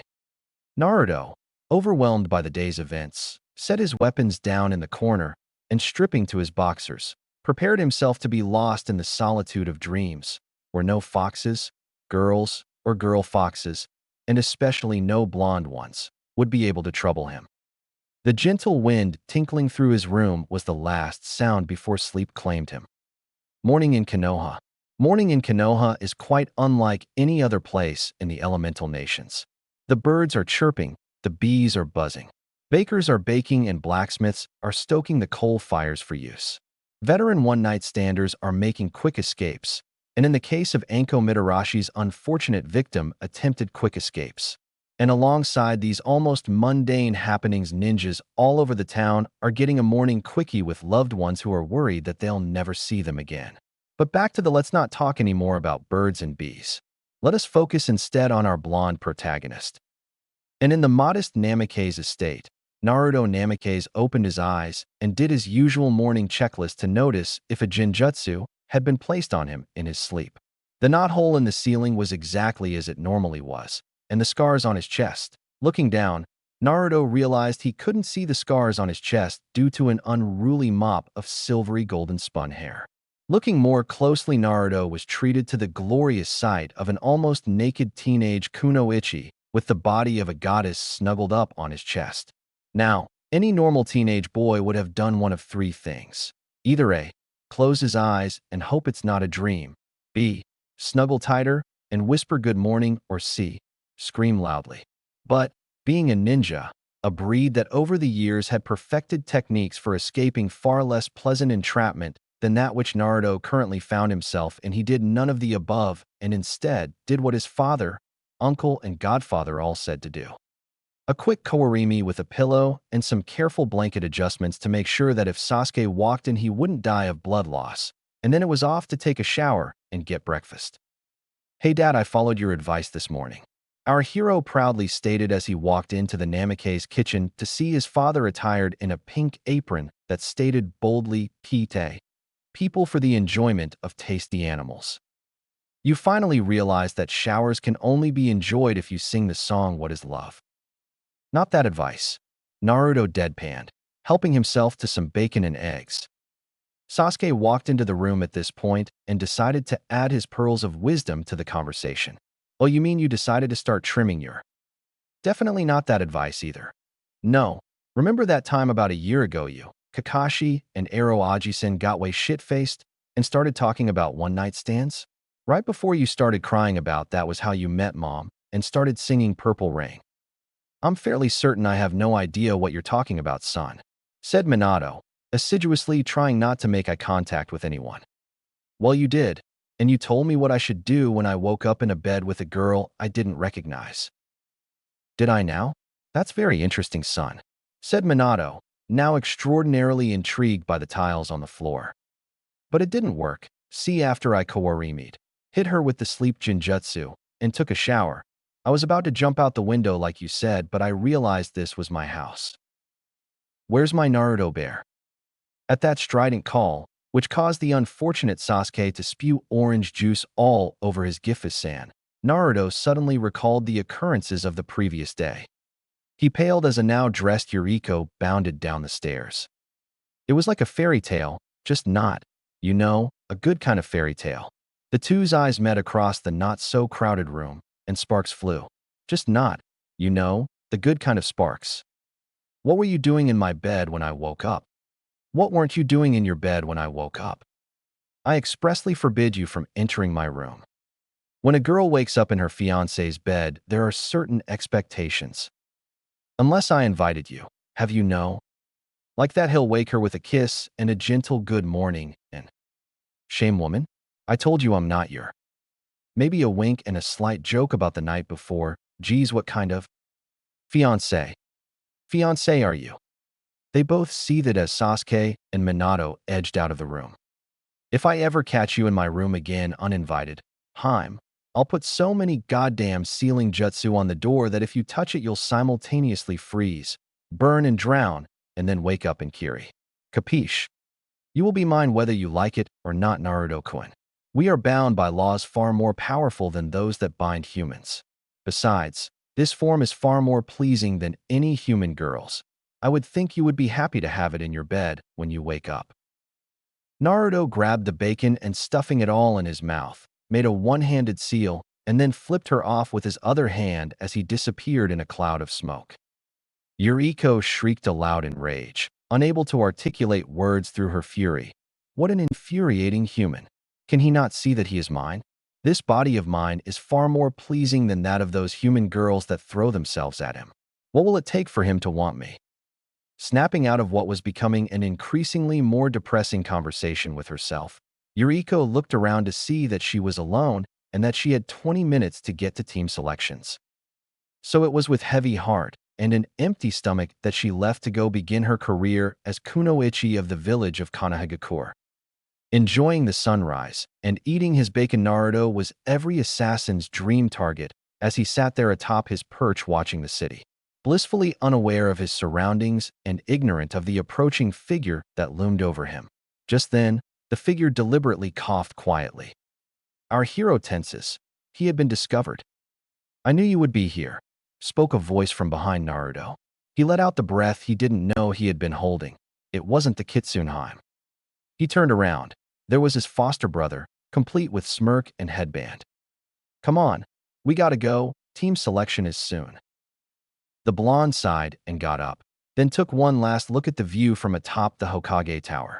Once he got past all the seals and the guards, it had the most beautiful view in the city.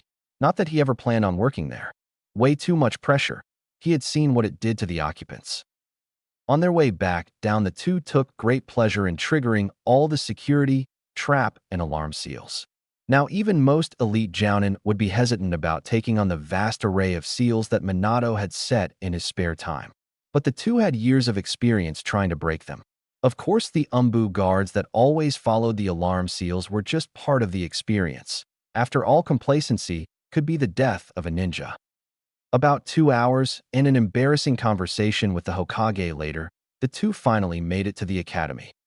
Only to get another talking to, this time by Irika-sensei.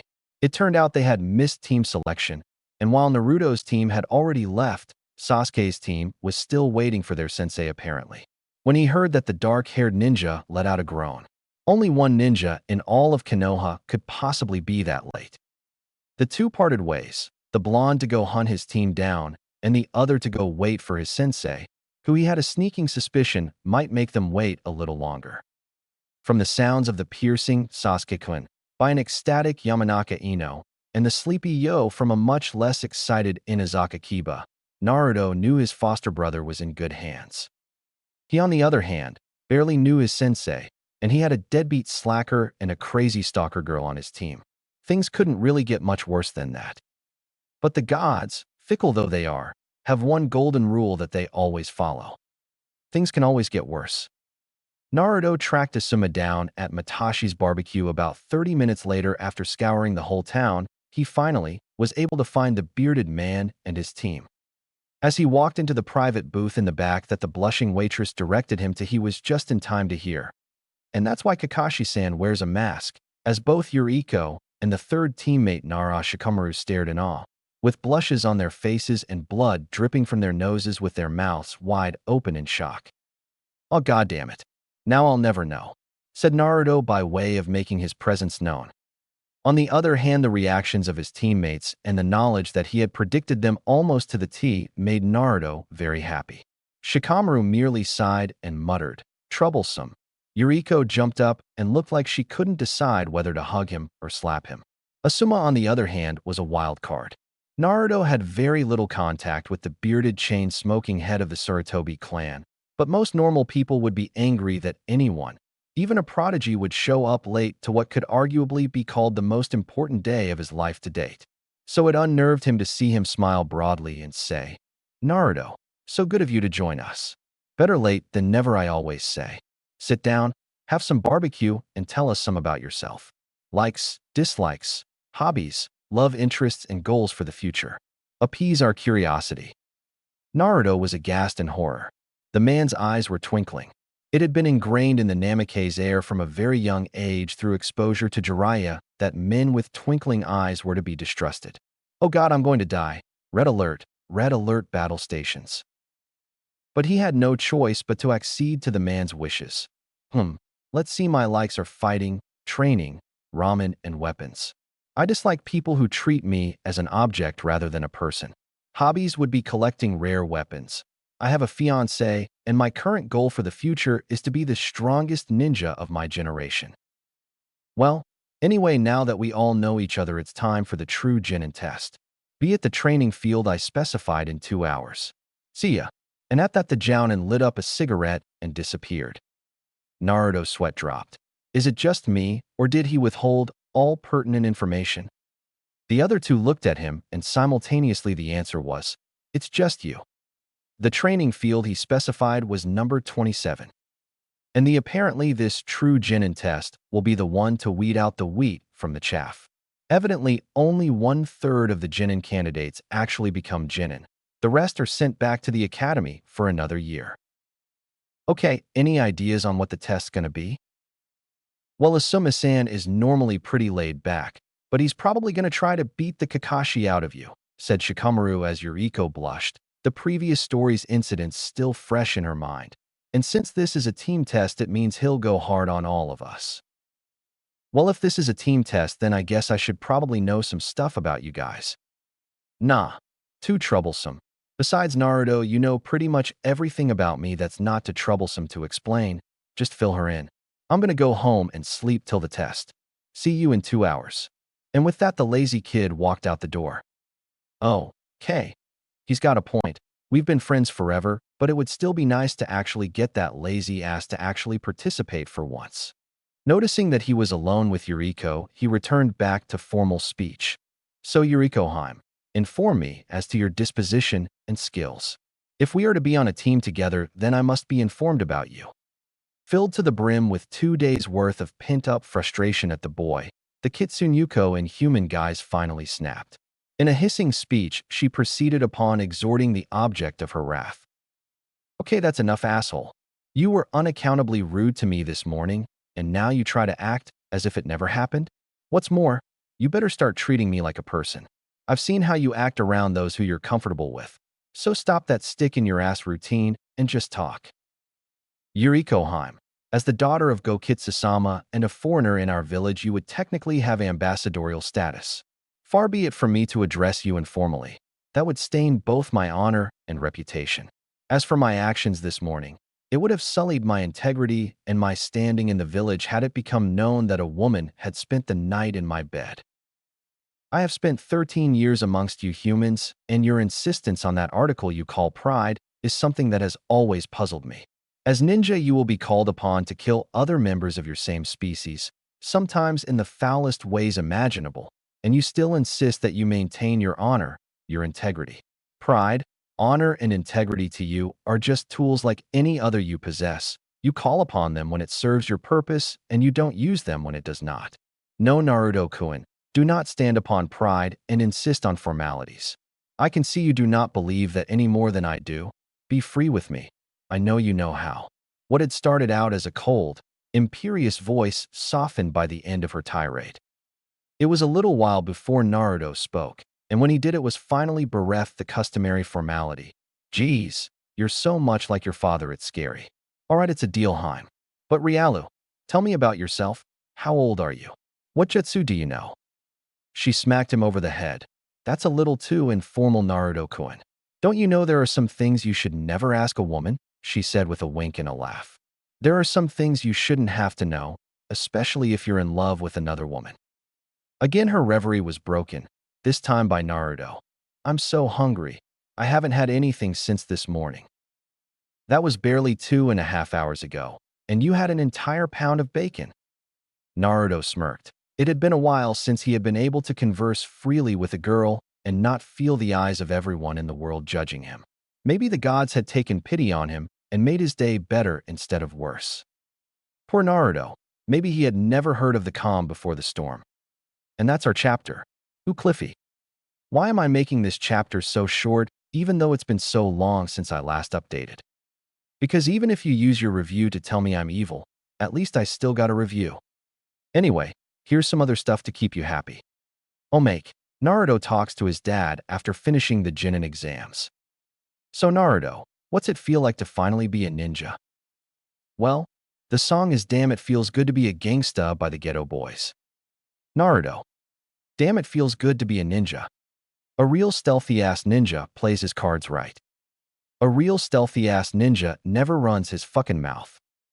'Cause real stealthy-ass ninjas don't start fights. And some ninjas always gotta show off. Telling all his boys how he shocked them. But real stealthy-ass ninjas don't show jutsu. 'Cause real stealthy-ass ninjas know they got him. And everything's cool in the mind of a ninja. 'Cause real stealthy-ass ninjas think deep. Up 365 a year, 24/7. 'Cause real stealthy-ass ninjas don't sleep. And all I gotta say to you, wannabe, Ganebe, pathetic little pranksters, is when the fire dies down, what the fuck you gonna do? Damn, it feels good to be a ninja. Sasuke pops out of nowhere. Damn, it feels good to be a ninja. Avenging my clan and bringing vengeance on they kills. Although I was born in Uchiha. Now I'm in Namikaze making deals. Damn, it feels good to be a ninja. I mean one that you don't really know. Riding around town in a fiery shunshin. Hitting targets with my stealth ninjato. Now stealthy-ass ninjas come in all shapes and colors. Some got killed by living in the past. But this ninja here is a smart one. Started living day to day, and I'll last.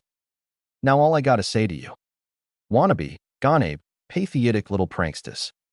When the war starts off, what the fuck you gonna do? Damn, it feels good to be a ninja. Kakashi shows up randomly and gets really into it. Asuma lit up what would be his 8th cigarette that day and took a deep inhalation of the calming tobacco. Normally, he smoked only around 6 cigarettes by noon, the current time, but today had been a little more stressful than normal. It was all the fault of that damn Naruto, the supposed prodigy child, the boy who was compared to Itachi Uchiha, hailed to be the once-in-a-generation prodigy, hailed to be the savior of Konoha. And he was late to his first team meeting. Late to the meeting where he would discover the people who would keep him alive until he was a jounin. And he hadn't even had an excuse. Not even one of Kakashi's lame ones, just none whatsoever. The kid had probably been at home drinking coffee and reading the Konoha Times.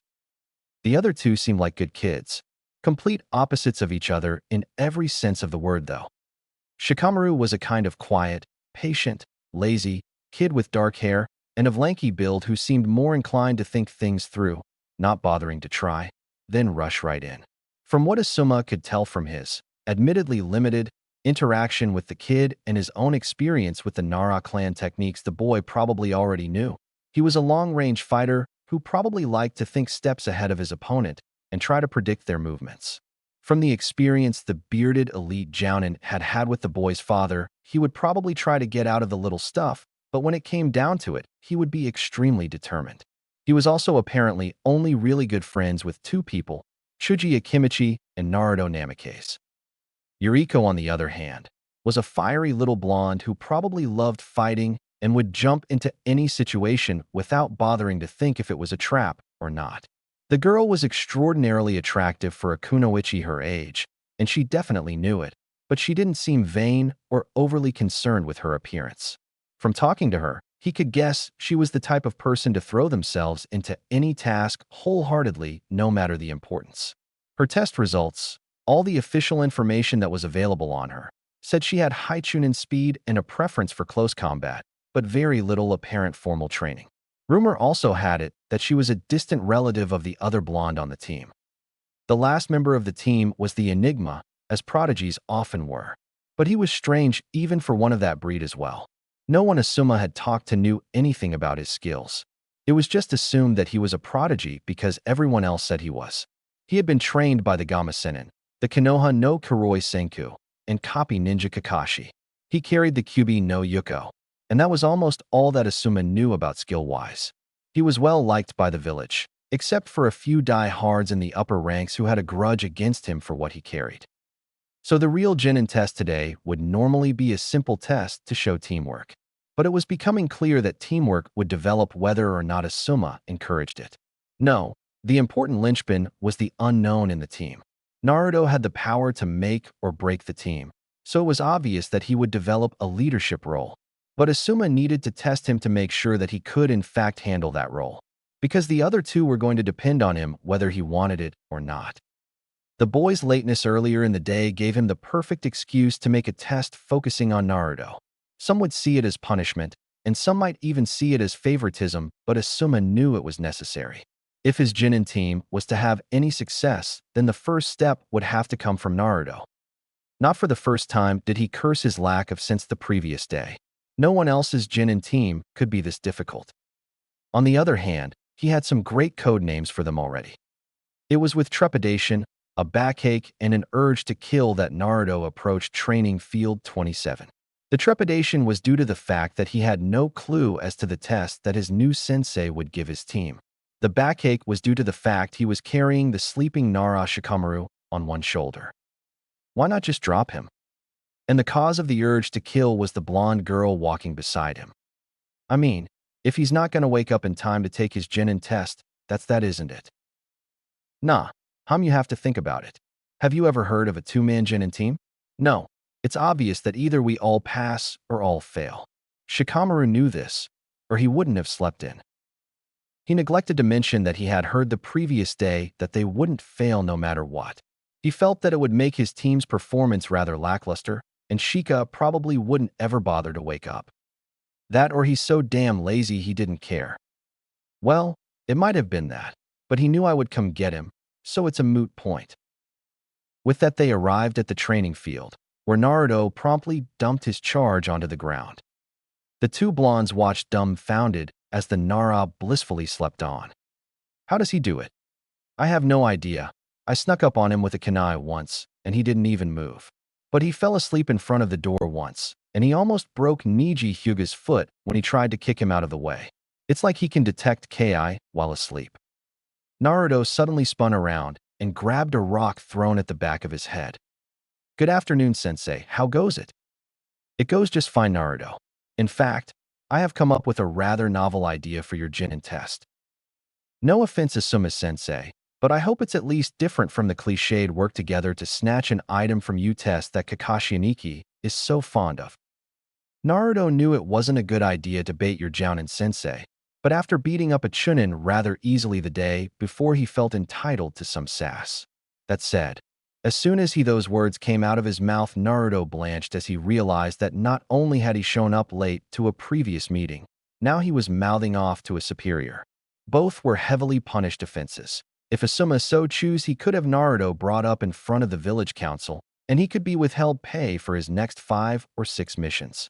But instead of exploding in anger as Naruto assumed he would, the bearded clan head just gave an evil smile. I assure you, Naruto, it will be in a far different form than any test I've ever heard of. Awesome, Asuma-sensei. Let's get started. I can't wait to start my next step on becoming stronger. Still smiling, the Jounin lit up another cigarette, his 10th, and Naruto instantly became wary. That damn twinkle was back in the Jounin's eye. Wake up the Nara, because here is the format for the test. Yuriko, having remained silent throughout the exchange, discreetly kicked Shikamaru. But he wasn't there anymore as he was standing bright-eyed beside her, albeit yawning slightly. Ready, Asuma-sensei. Ready. How troublesome ready. I am going to stand in this spot. He pointed out an unobtrusive patch of dirt surrounded by grass, almost a circle and roughly 5 meters wide. And you guys are going to have to move me out of that patch of dirt. That's it, exclaimed Yuriko. Yes, that's it. One of you will have to move me from this spot. One of us. But aren't these tests supposed to be about teamwork? Stated the pineapple-headed one, a shrewd look in his eyes. Sure, it's normally about teamwork. But you know, that teamwork stuff is overrated. I figure you show Genin-level competency and teamwork ability by all showing up at the same time. Naruto carrying Shikamaru? That was pure teamwork genius. You really are a prodigy, child. I would guess you guys are probably mid-shinin in your teamwork abilities alone. Naruto and Yuriko sweat dropped. Satisfied his sarcasm was well received, he continued.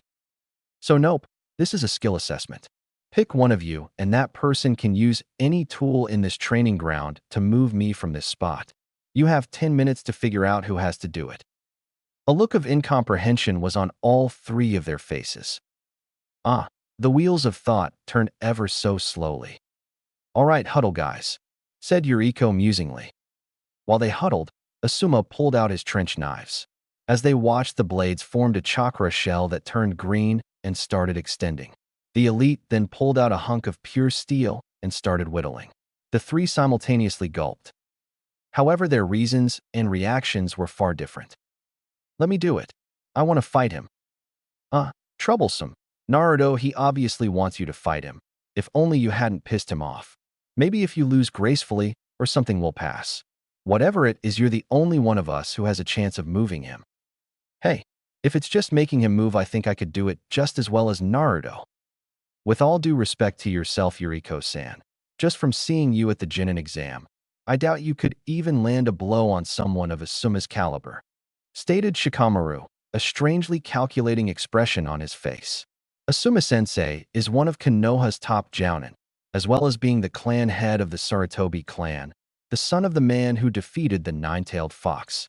Unless he was standing near the edge of the circle, he could easily shrug off my Kagemain no jutsu, shadowbind technique, before I moved him more than a couple of feet, and Kagemain is the only technique I possess that might have been useful in this situation. Naruto took over from there. Besides, I know due to prior experience, Yuriko-hime, you hit like a girl. Seeing Yuriko's murderous expression, he quickly explained, I won't venture to guess why, but you seem to have trained your speed to the exclusion of all else. Your blows have little to no force behind them, so the trait which makes you an ideal kunoichi, your insane speed, is totally useless in this scenario.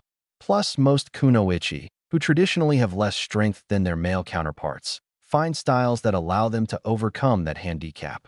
You, however, to put it bluntly, lack any sort of coherent style. You fight like a brawler, but your skill set puts you at the opposite end of that spectrum. Unless you know jutsu that would force a jounin, who has some 15 to 20 years of experience on us, to get the hell out of the way, you really don't have a chance in this fight. If we were fighting a running battle, and you had a backup with more hard-hitting combat-oriented skills, then yes, you would be useful. But right now, this isn't your kind of fight. Fine, You both make valid points, so what's the deal? Is there no hope? None at all. Naruto cheerfully exclaimed while checking his weapons. The blonde checked that his sai was tucked in his belt. Pulling on his claw gauntlet, he extended the blades with a flourish. Huh. It's obvious that I can't win.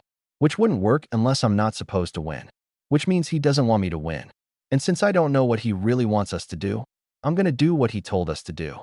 Which is moving him out of that circle using every tool at my disposal, said Naruto as he checked his kunai and shuriken pouch. Seeing everything was in place, he turned to the other male genin.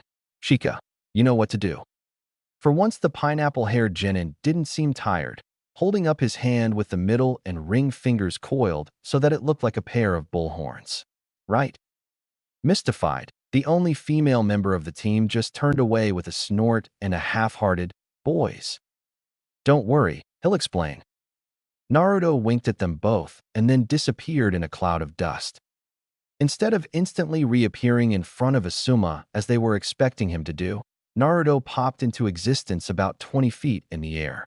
Putting his hands in the ram sign, he summoned 5 perfect copies of himself who landed in a pentagonal formation around the elite Jounin. Asuma smirked as the real Naruto landed on one of his clones, dispelling it. The cloud of smoke from the clone dispersed to reveal Naruto in a Dokuketsuken stance. With both hands level at his waist, they started glowing blue, and large claws started to extend from them. In his peripheral vision, Asuma could see the replicas doing the same thing. From the fact that the claws weren't quite skin-tight, the bearded ninja could tell that the blonde was still struggling slightly with chakra control, but that he displayed remarkable abilities. Soon, all thought vanished as the Narutos moved in. For a while, Asuma merely dodged the various moves while watching out for the real Naruto. But then he began to find it harder and harder to dodge as Naruto seemingly adjusted to his fighting style. So the elite started to fight back. While still dodging, he began to take advantage of the weaknesses of the clones. When the first one overextended itself, he was ready for it, grabbing the arm and pulling the clone into his waiting knee. Spinning back around, he caught a clone with a kick to its chest, dispelling it. The 3 left began to move quicker, and as a team. When he was about to dispel one of them, another was there to block his attack, while the third set up an attack of its own. Bending over almost all the way back, he caught the clone's hand as it was about to aim for his kidney. Moving forward like the crack of a whip, he used his own momentum to swing the clone into the other one, leaving just the original. A poof of smoke enveloped the boy, and when it released, he was standing there with his glasses off, and his eyes seemed to have changed into a slightly darker shade of blue than what Asuma remembered of the boy from past encounters. Scenting a trap, Asuma made the ram sign and muttered Kai. Release, but nothing changed. Shrugging off his earlier feelings of worry and dismissing it as a faulty memory, he remarked, "Pretty eyes, I'm sure, but what exactly does taking off your glasses signify?" Naruto laughed and immediately created 2 more clones. "It means, I'm about to get serious." So 5 didn't work, and now you're going for 2? Right before those 2 clones each created an orb of spinning chakra and ran at him. If Jounin weren't required to be masters of hiding their emotions, Asuma was sure his jaw would have dropped. But soon he was fighting off both copies of the genin, who somehow seemed to be as strong as Kakashi or Jiraiya. He kicked one in the stomach, but it felt like his feet had ran into a steel wall, and the clone showed no signs of dispelling. Ducking and twirling, he pulled out his trench knives and charged them with wind nature chakra. He blocked both Rasengan, but it left his front open. He was too busy making sure the spiraling chakra didn't incapacitate him to even think about doing anything else, which the real Naruto seemed to be exploiting. As the bearded man watched in awe, the Namikaze created 2 more clones. One of the clones slammed his hands on the ground and yelled Doton, Yumi Noma, Earth Release, Swamp of the Underworld, and created a huge swamp throughout the circle, making Asuma completely incapable of moving. The other pulled out 2 kunai and concentrated. Soon both kunai appeared to glow green, and suddenly the clone was holding copies of his own wind blades. The coup de grace, however, was when the original did 5 hand seals and grabbed his wrist. The god-awful sound that followed made the bearded Jounin all too aware of what was going on. As the kid's hand started to glow a bluish-white, Asuma muttered, "Come on, You've got to be shitting me. As the wind and the lightning rushed in, he felt overwhelmed. This couldn't be happening. Suddenly, he felt like a sledgehammer had just hit his gut, and he skidded back almost to the edge of the circle. As his eyes went blurry from the pain, he noticed all the clones had disappeared. The only Naruto he saw was standing in the center of the circle without a right hand. As he watched, the earth clone crumbled into dust. Faking a theatrical yawn, the bearded Jounin lazily said, "Oh, are we done?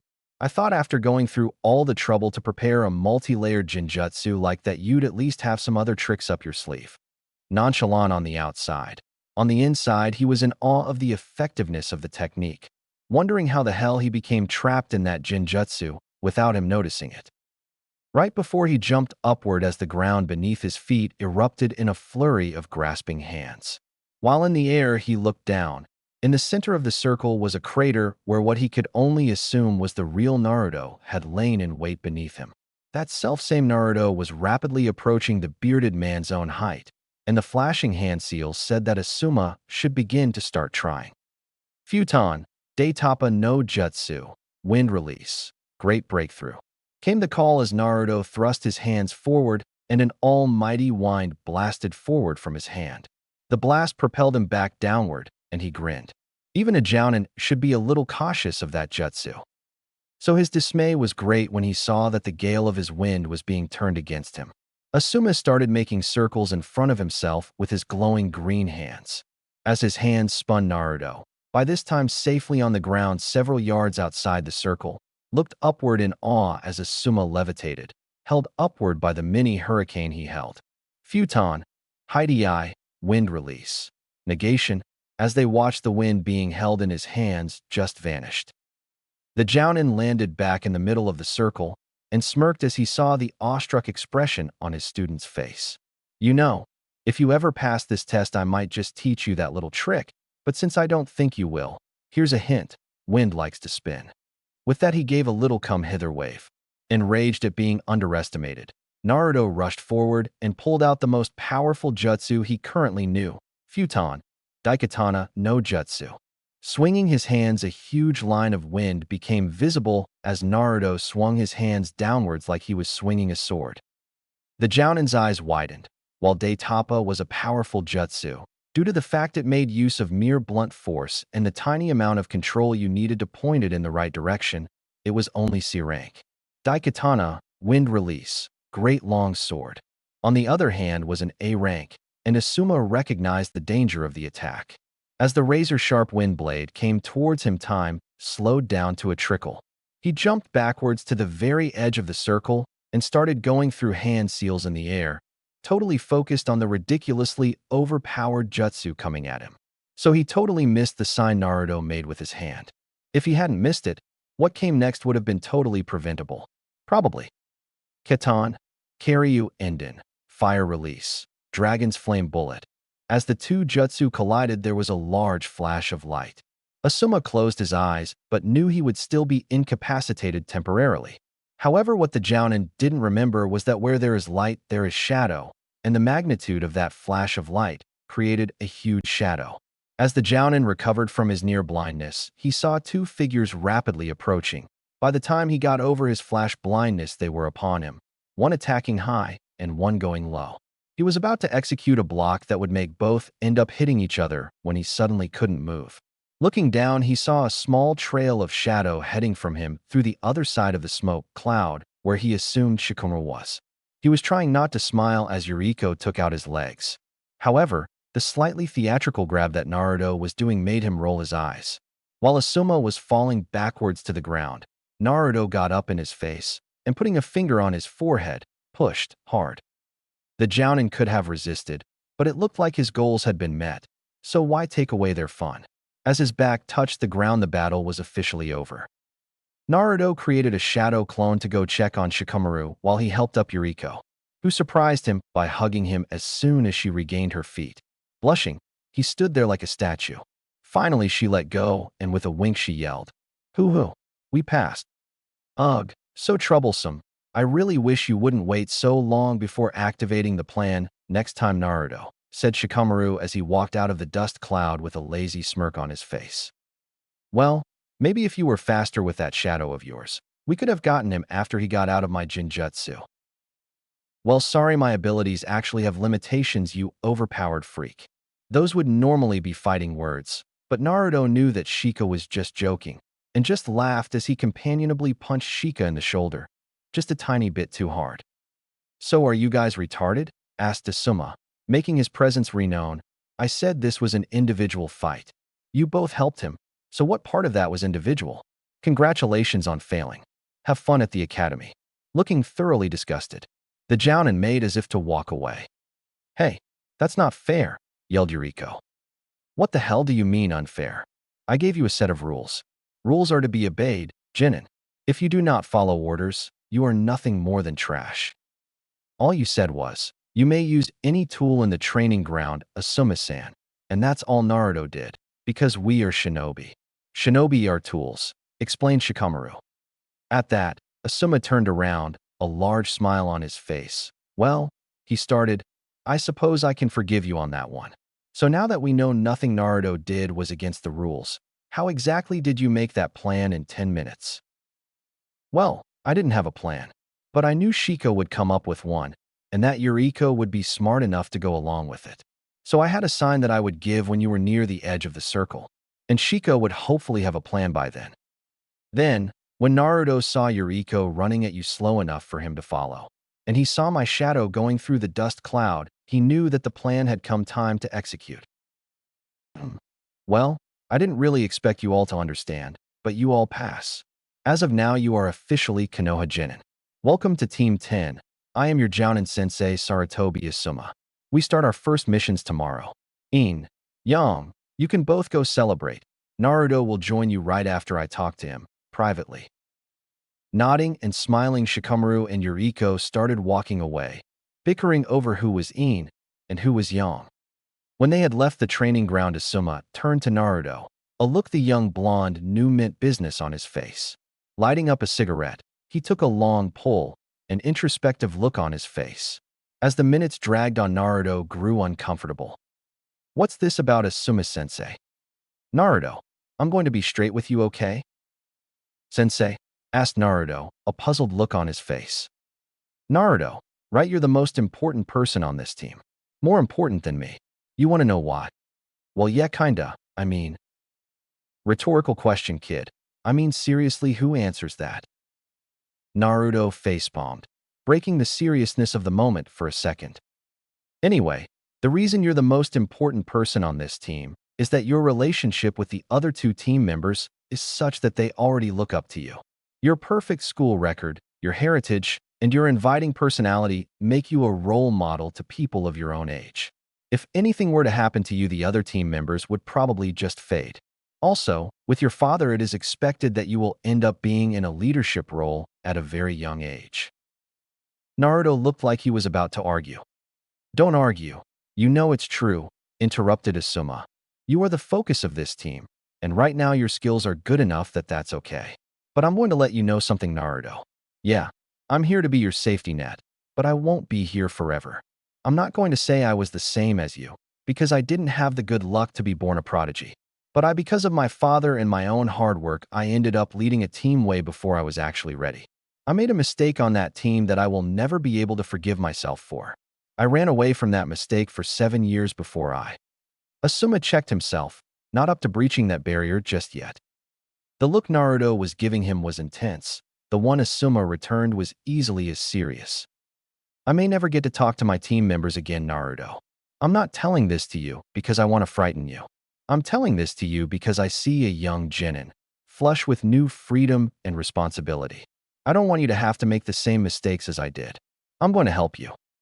Naruto was silent for a moment, and when he did talk, his voice broke at first. Thank you, Sensei. This is kind of a lot to take in at once, you know? Yes, it is, and I'm sorry for that. It's just considering the quality of this team, we will probably be doing higher-ranked missions than the rest of the Genin. And even though C-rank missions are generally easy, with little to no possible danger to train ninja. Accidents can happen, I know. Again, Asuma stopped, not ready to go over that hurdle. Oh well, today's a happy day. Go celebrate, little Shogun. This is a conversation for another time. Hi, Asuma-sensei. Wait, Naruto, one last thing. Hi. How'd you make that genjutsu? Now that would be telling Asuma-sensei. As Naruto shunshined away, Asuma lit up another cig. Speaking a bit louder than normal, as if for the sake of an invisible crowd, he said, I think I'll go to the hospital today after I visit the stone. The wind whipped up high, kicking a cloud of dust. When the dust vanished, so had Asuma. The clearing was suddenly empty. The only signs of life were a giant scar on the ground, a circle of scorched earth, and a breeze that rustled through the trees. That and the scattered popcorn beneath a tree just outside of the training ground, indicating a hidden observer. The wind rustled through the building as two men, bonded through their struggle, fought a war with their eyes, with their minds. Two men who fought a war without even moving. Naruto studied his opponent carefully, Kitsunegan active, looking for any weaknesses to be exploited. It all came down to this moment. All those years of training, every second since the day he was born, all was concentrated on the opponent he was facing right at this moment. Minato stared right back at him, totally concentrated, not caring that the opponent was his own son. He had killed for less than what his progeny was attempting. The Hokage prodigy felt the thrill of battle for the first time in years. He was ready. I warn you, Naruto, your attempt has been futile since the beginning. You're 100 years too late to be able to defeat me. Damn it, I have to try? You don't understand what's at stake here, father. It goes way beyond all your silly preconceptions. The two settled into the stalemate that is the trademark of all fights between great warriors. Next one to move would probably lose. Finally, someone broke the silence. For the love of God, it's freaking bacon. Just split the damn piece and get on with your lives. But Hyema Mimi, why Naruto? You don't get it. The last piece of bacon is a matter of pride among men. It's almost as important as ramen. Look at Sasuke. He doesn't care about the bacon. Exactly, I said among men, Haim, stated Naruto before grabbing the kunai thrown at his head from where his foster brother sat drinking coffee. All the while never taking his eyes off the last piece of bacon sitting forlornly on a plate in the middle of the table. Fine, you know what? She screamed and lunged for the bacon. She grabbed it and put it in her mouth, only to find when she bit down that it disappeared in a puff of smoke.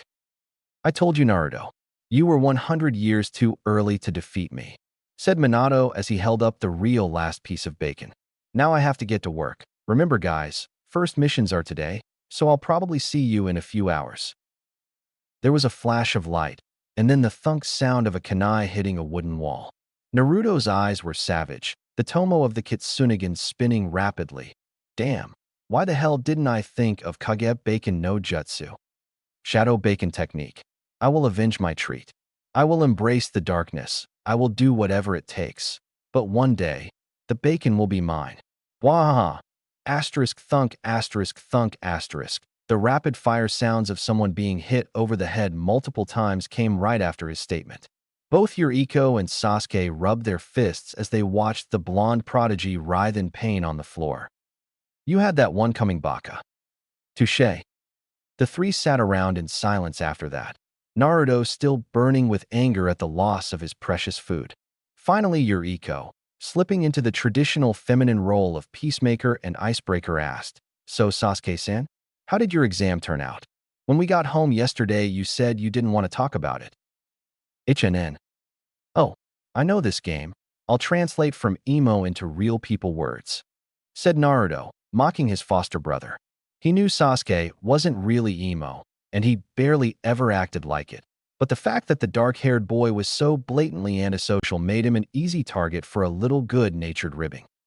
Shut it, Naruto, he said. Kakashi showed up 3 hours late. What the heck? Said Sasuke, his eyes wide. How'd you know that? Because I can translate from emo into big boy talk, said Naruto, his face seeming to say that wasn't it obvious?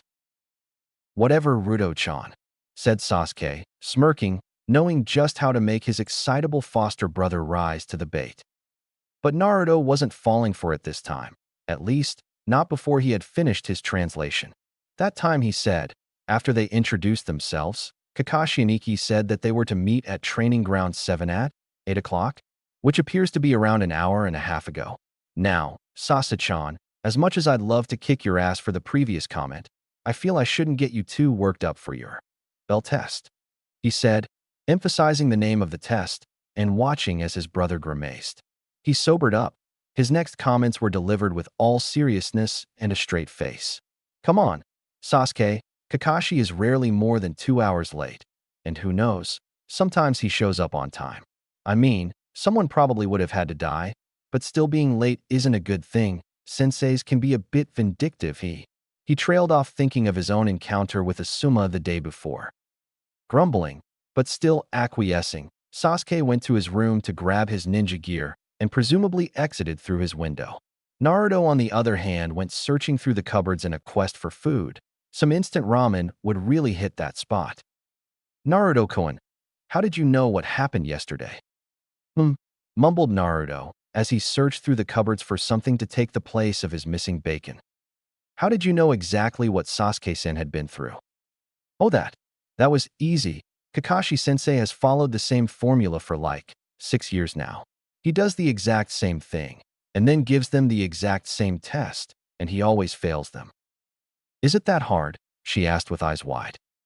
Nah, but whenever he thinks a team might actually pass, he steps it up to the point where any solo genin doesn't have a snowball's chance in hell against him. To him, it doesn't matter if they fail. They generally end up back in the academy, and if they're actually good enough to be genin, then they'll get a sensei who wants to teach next time around. So Sasuke might fail? Haha, that'd be funny.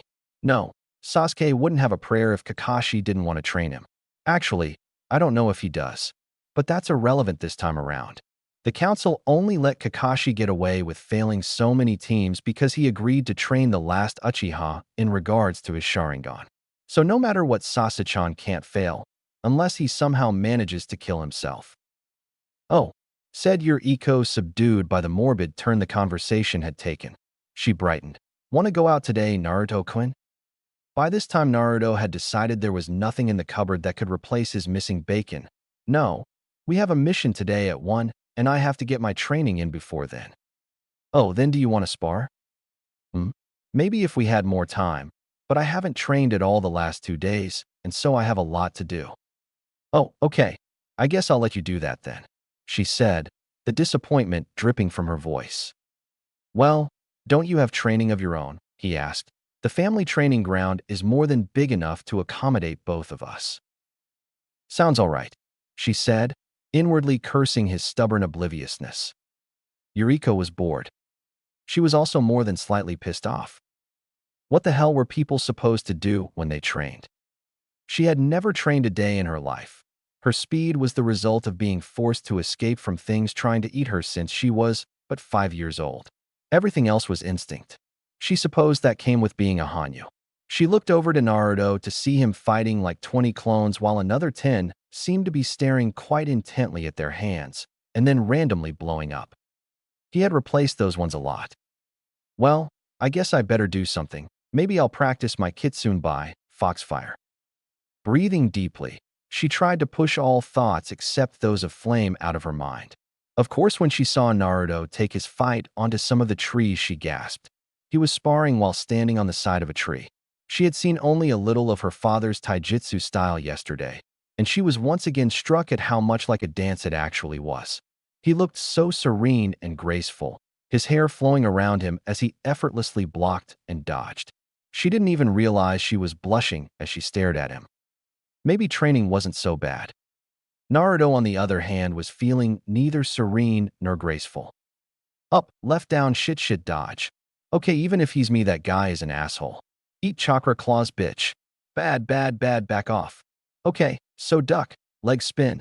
Oh shit, chakra pulse. I'm slipping. Alright, springboard off this guy. Ouch. I can't believe I did that to my face. Alright, got back on the tree. Wait for it. Okay, now. You're mine. Naruto's inner monologue was impressive. It was a tactic he'd learned from Kakashi. If you narrate a spar, you tend to think faster so as to avoid being hit.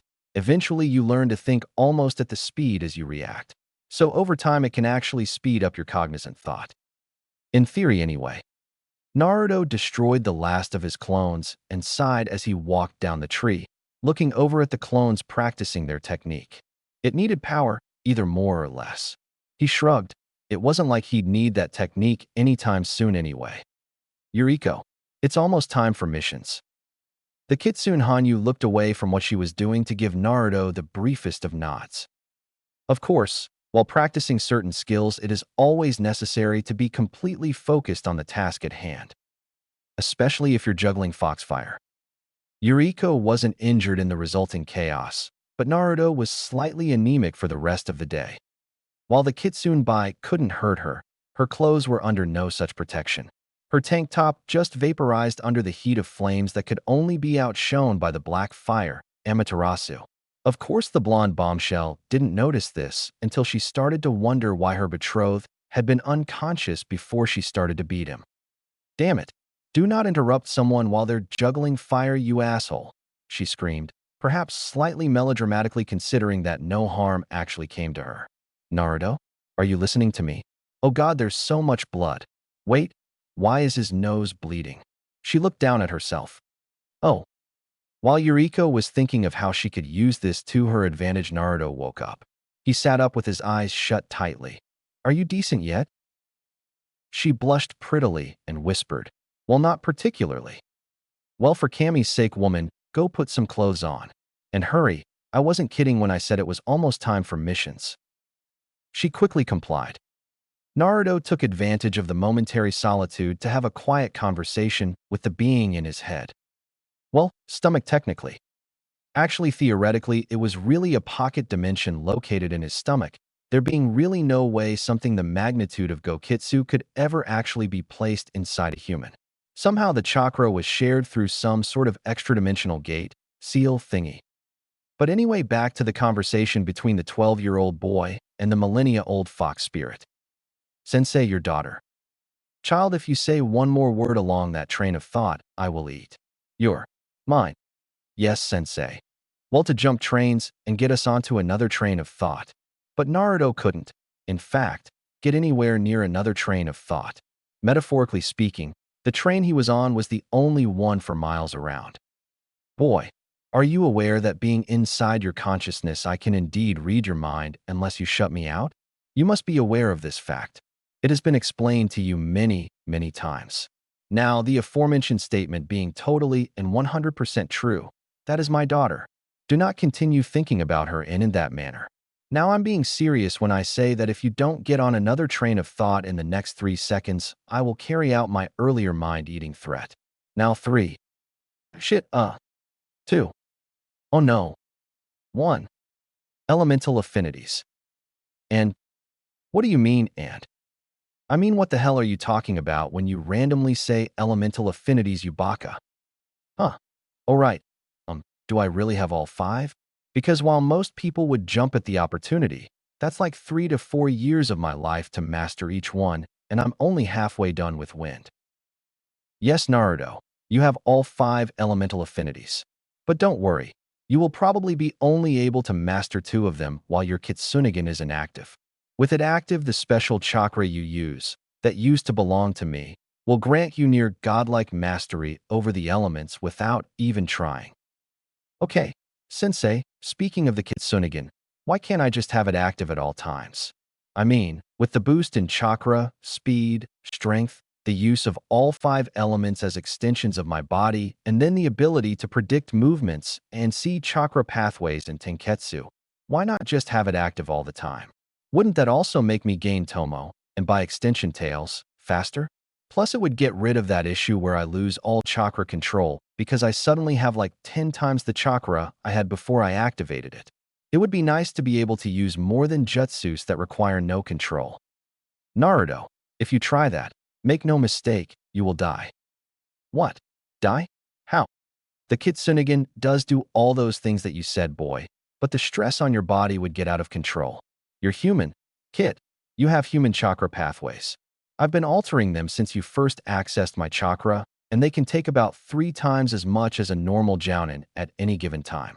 But when your Kitsunegan activates and you end up with 10-ish times as much chakra as your normal amount running through you, you still can't safely control it all. There's just too much. You could rupture a coil, which would cause major bleeding at the least, And at the other end of the spectrum, you could never be able to use chakra again or even die. Painfully. What's the problem with having 3 times as much chakra as a normal jounin? Hell, my dad has 3 times as much chakra as most Kages, and he hasn't ruptured anything that I know of. Yes, in his reserves, sitting in his stomach. The chakra is inert, waiting on his will to carry it out. When you activate the Kitsunegan, all of my chakra that was previously inside the seal is now coursing through your body and bleeding out your Tenketsu. Your father's coils are only slightly more advanced than most jounin, because the only difference is that he has more chakra overall. It's a stamina thing.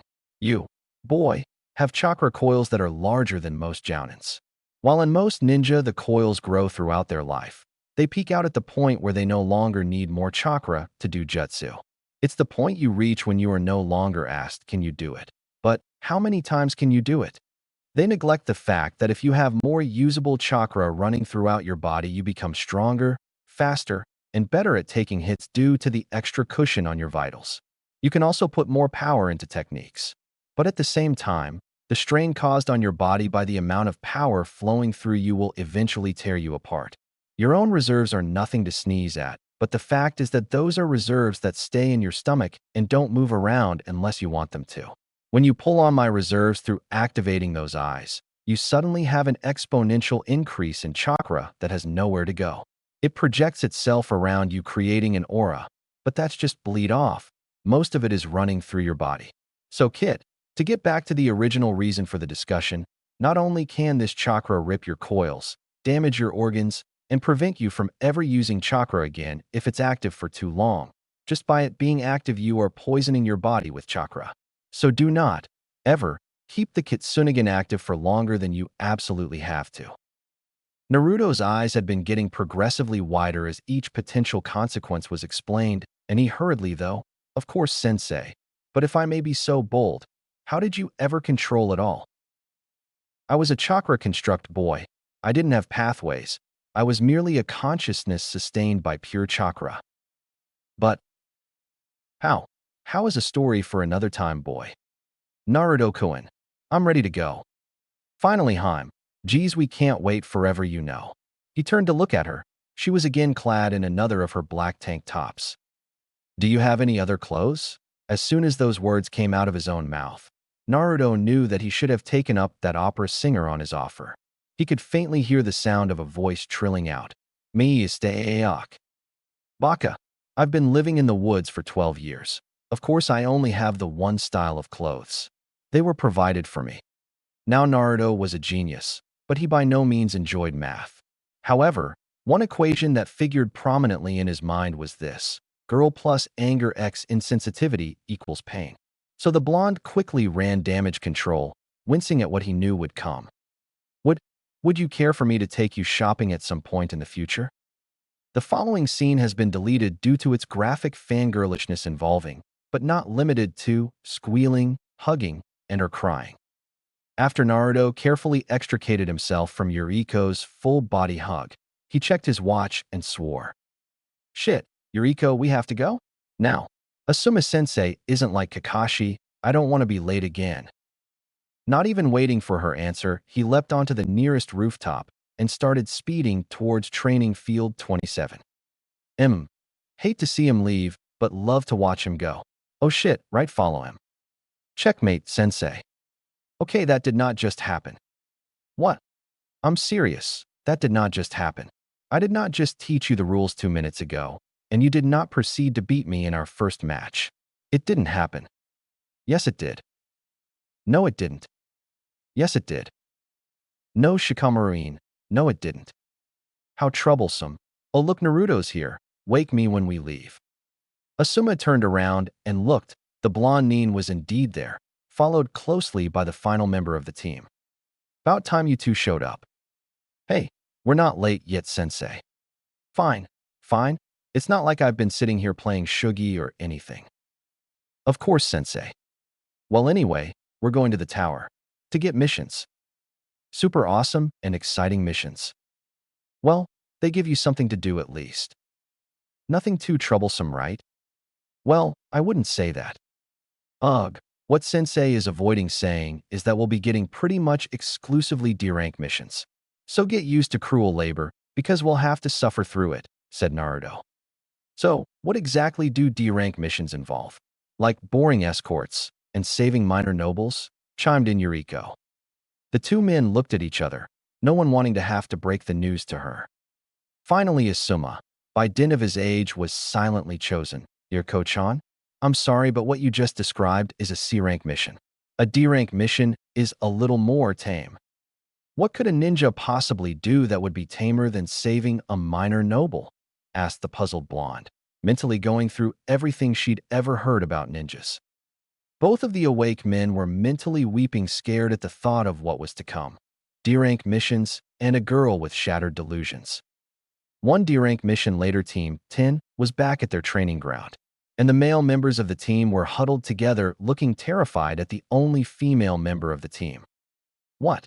Come on, so I don't like cats. Lots of people dislike cats. Yes, it was more your treatment of the cat. Hey, he attacked me, and then scratched me. He should have known to avoid an angry female. That's survival instinct number one. But, Haim, did you have to respond with that? Naruto whispered the last word in a hushed tone full of fear. Okay, so I might have overreacted slightly, but still, in the end he'll probably be scared to ever leave the house again. Not to mention embarrassed. Oh, the poor thing, said Asuma in a voice just dripping sympathy, causing the girl to look at him oddly. At least now we'll never have to catch him ever again, she said with finality. Yeah, because he probably committed seppuku. Shikamaru, who up till now had been silent, finally chimed in with a whisper to Naruto. Man, am I glad she's your girlfriend and not mine. Troublesome doesn't begin to describe that woman. Naruto, seeing Yuriko's eyes on him, yelled out, I have no idea what you are talking about. Yuriko Haim is the perfect epitome of a girl and a kunoichi. Any man lucky enough to have her would be a blessed soul. Aw, Naruto-kun, squealed the Hanyu, suddenly hugging him. Note to self, keep her away from Mitarashi Anko at all times, no matter what. If she ever manages to actually gain conscious control of that killer intent she's emitting, as well as whatever else she could learn from that woman, the consequences for all of humanity, they can scarcely be imagined. Thought Asuma, shivering at the thought of what Yuriko would be like after prolonged exposure to that woman. Deciding that the thought required more nicotine than was already in his system, he lit up another cig. Right. So I brought you guys here because I need to get an accurate depiction of your skill levels. What did you have in mind, Asuma-sensei? Said Shikamaru warily, knowing that work was quite probably involved in the equation. Well, since yesterday, I only fought Naruto, and all I got from that was that he has a flair for the dramatic. Hey, I was hoping to be able to get a feel for you guys' skill levels today. But that aside, I know that you Shikamaru have some clan techniques that you probably don't want to share.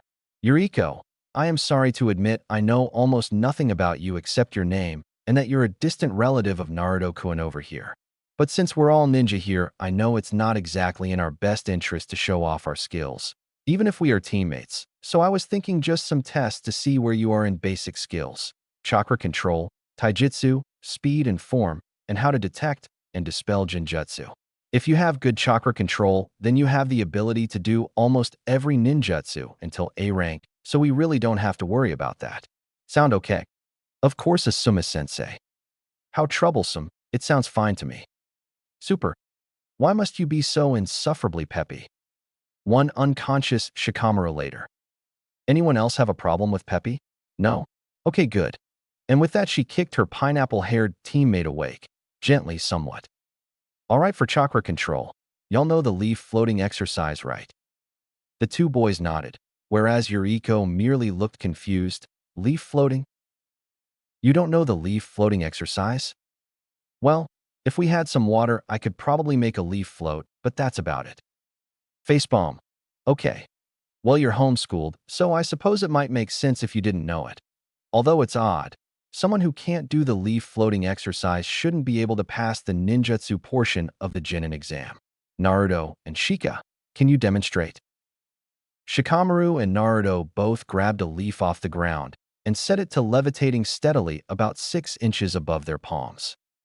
The leaf floating exercise is a simple chakra control technique where you project a steady stream of chakra from your hand, which is the body part with the most chakra points, and thus the easiest place to emit chakra from, to levitate something. In this case, a leaf. It is the basis for pretty much every other chakra control exercise. Oh, let me try it. Yuriko grabbed a leaf off the ground and placed it on her palm. With a look of concentration evident upon her delicate features, she focused on emitting the chakra from her hands. It was to the surprise of the whole group when the leaf started to slowly float its way into the air, settling to hover gently 6 inches off of her palm. Oh, come on. Hey, look, I did it. That's not even fair. It took me weeks to gain the control necessary to do that. This is just gonna get troublesome, isn't it? Yuriko-chan, was that honestly your first time? Asked Asuma, agape at the implications. What's so special about it? You just emit chakra through your hand at a steady rate. I can do that with my feet. Hell, I can do that with any tenketsu. The others gaped. Emitting chakra through the hand was, as she said, child's play, but that's because it was the easiest place on the body to emit chakra from. The feet were on a whole other level, which is why tree walking and water walking were high jinin and low chunin level skills, whereas leaf floating was a skill almost every academy student could do with relative ease. But the ability to emit chakra from every tenketsu consciously, that ability was the sole province of chakra control geniuses such as the Hyuga or Tsunade of the Sannin.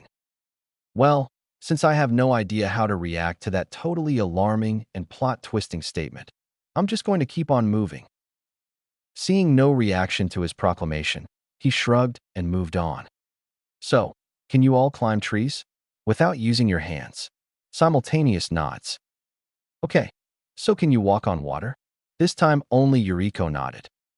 Yuriko-heim, why is that you can climb trees and walk on water but never learned how to float a leaf? Well, the other two are viable survival skills, whereas I never actually needed to be able to float a leaf on my hand. Despite what you may think, that skill doesn't seem to get used very often. Okay, well, that makes a lot of sense now that I actually think about it. So it looks like you two boys have high jinin chakra control, which is to be expected from what I've seen of your techniques. Shikamaru, your shadow techniques, and Naruto, your dokuketsuken, are all moves that require at least the basics of special recomposition, which means that you are both probably at a level where you already know the theory behind water walking, but not the actual practice. Whereas Yuriko, I'm not really sure what the deal is, but if what you're saying is true, you have chakra controlled to the point that it's almost a Kekkei Genkai. Well, I knew I was getting a hell of a team, but wow. He shook his head. Okay, taijutsu time. Yuriko, Shikamaru, show me what you got. Asuma got down in the classic horse stance, the staple defensive stance of almost all forms of taijutsu. Feet spread wide and firmly planted on the ground, hands out to his sides, perpendicular to the rest of his body. He stood waiting for them to attack. He didn't have to wait long as Yuriko came at him almost as soon as his stance was ready, her speed roughly at a mid-chunin LVL, much faster than any Jinin had a right to be, but still almost in slow motion to the experienced Jounin. Still in stance, he waited till she got close, and then when her arm swung out for a punch, with the way she was telegraphing her movements, it was easy for him to just guide her arm on past. With the force she put into the punch and the speed she was traveling, she went flying right on by afterward. But he blonde wasn't done yet. As soon as she got past the bearded Jounin, she planted her right foot and used her momentum to spin into a roundhouse kick aimed at Asuma's back. But he wasn't there, as he had ducked. With the Hanyu yet again overextended, Asuma applied force to her back, and she went flying. Nice try, Yuriko, but your balance is on a knife edge. It's okay to sacrifice some speed if it means that you won't have your balance thrown off by someone dodging your attack. The bearded smoker suddenly pivoted as Shikamaru's fist went through the space his head preciously occupied. It was followed up by a textbook knife hand aimed towards the solar plexus, but Asuma dodged that one as well as the follow-up knee aimed at his kidneys. Guessing that the next move would be a round heel to the back of the head, he ducked and held up a hand. Sure enough, a heel strike smacked into his palm. He then proceeded to throw the owner of the errant heel into the nearest tree, somewhat gently. Chika, I'm a Jounin of this village. Can you honestly think I wouldn't have memorized the academy style of taijutsu? I helped make it. These two really are like yin and yang. Yuriko is fast, impetuous, and lacks any sort of formal style, whereas Shikamaru is a planner. He seems to have the academy style fairly well, but he lacks the ability to adapt. Give him time, and he can come up with a good plan, but he doesn't seem able to do it on the fly. It's easy to dodge her moves even though she's so fast because she telegraphs them, and it's easy to block his attacks even though they're so well executed because it's straight out of a textbook. Alright, that's it, you two. I've seen enough. How'd we do, sensei? About what I was expecting. What's that supposed to mean? It means that for now Naruto could wipe the floor with either of you one-handed in a taijutsu-only fight. We're going to have to work on that. He sighed, and then looked into the sky. Alright, that's it, you can go home now. And with that Asuma vanished, not Shunshin, but simply there 1 second and gone the next. Well, bloody hell, that's something you don't see every day, said Naruto. There was no response from his teammates. They were there, but they were still just walking away. He ran up next to them. No one else found that odd. This wasn't at all right. They still didn't respond. Well, making a ram seal. He focused chakra and muttered, Kai.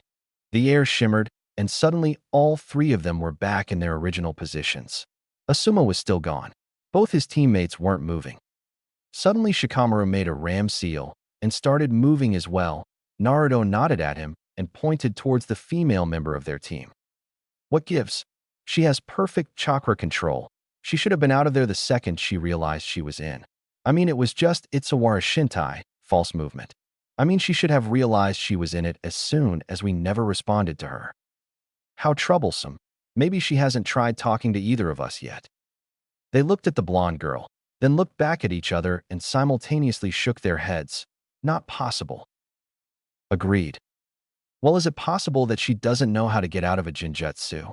Foxes are masters of illusions, right, Gokitsu-sensei? Well, she hasn't really had anyone to teach her these sorts of things. She can walk on water, and you're telling me she never realized that she can't focus her chakra enough to dispel a D-rank genjutsu? Could be. This might take a while then. How troublesome. Well, at least I won't have to go home to my mom anytime soon. Do you still have that shugi board? At the sudden gleam in Shikamaru's eye, Naruto knew that he really should have hired that opera singer.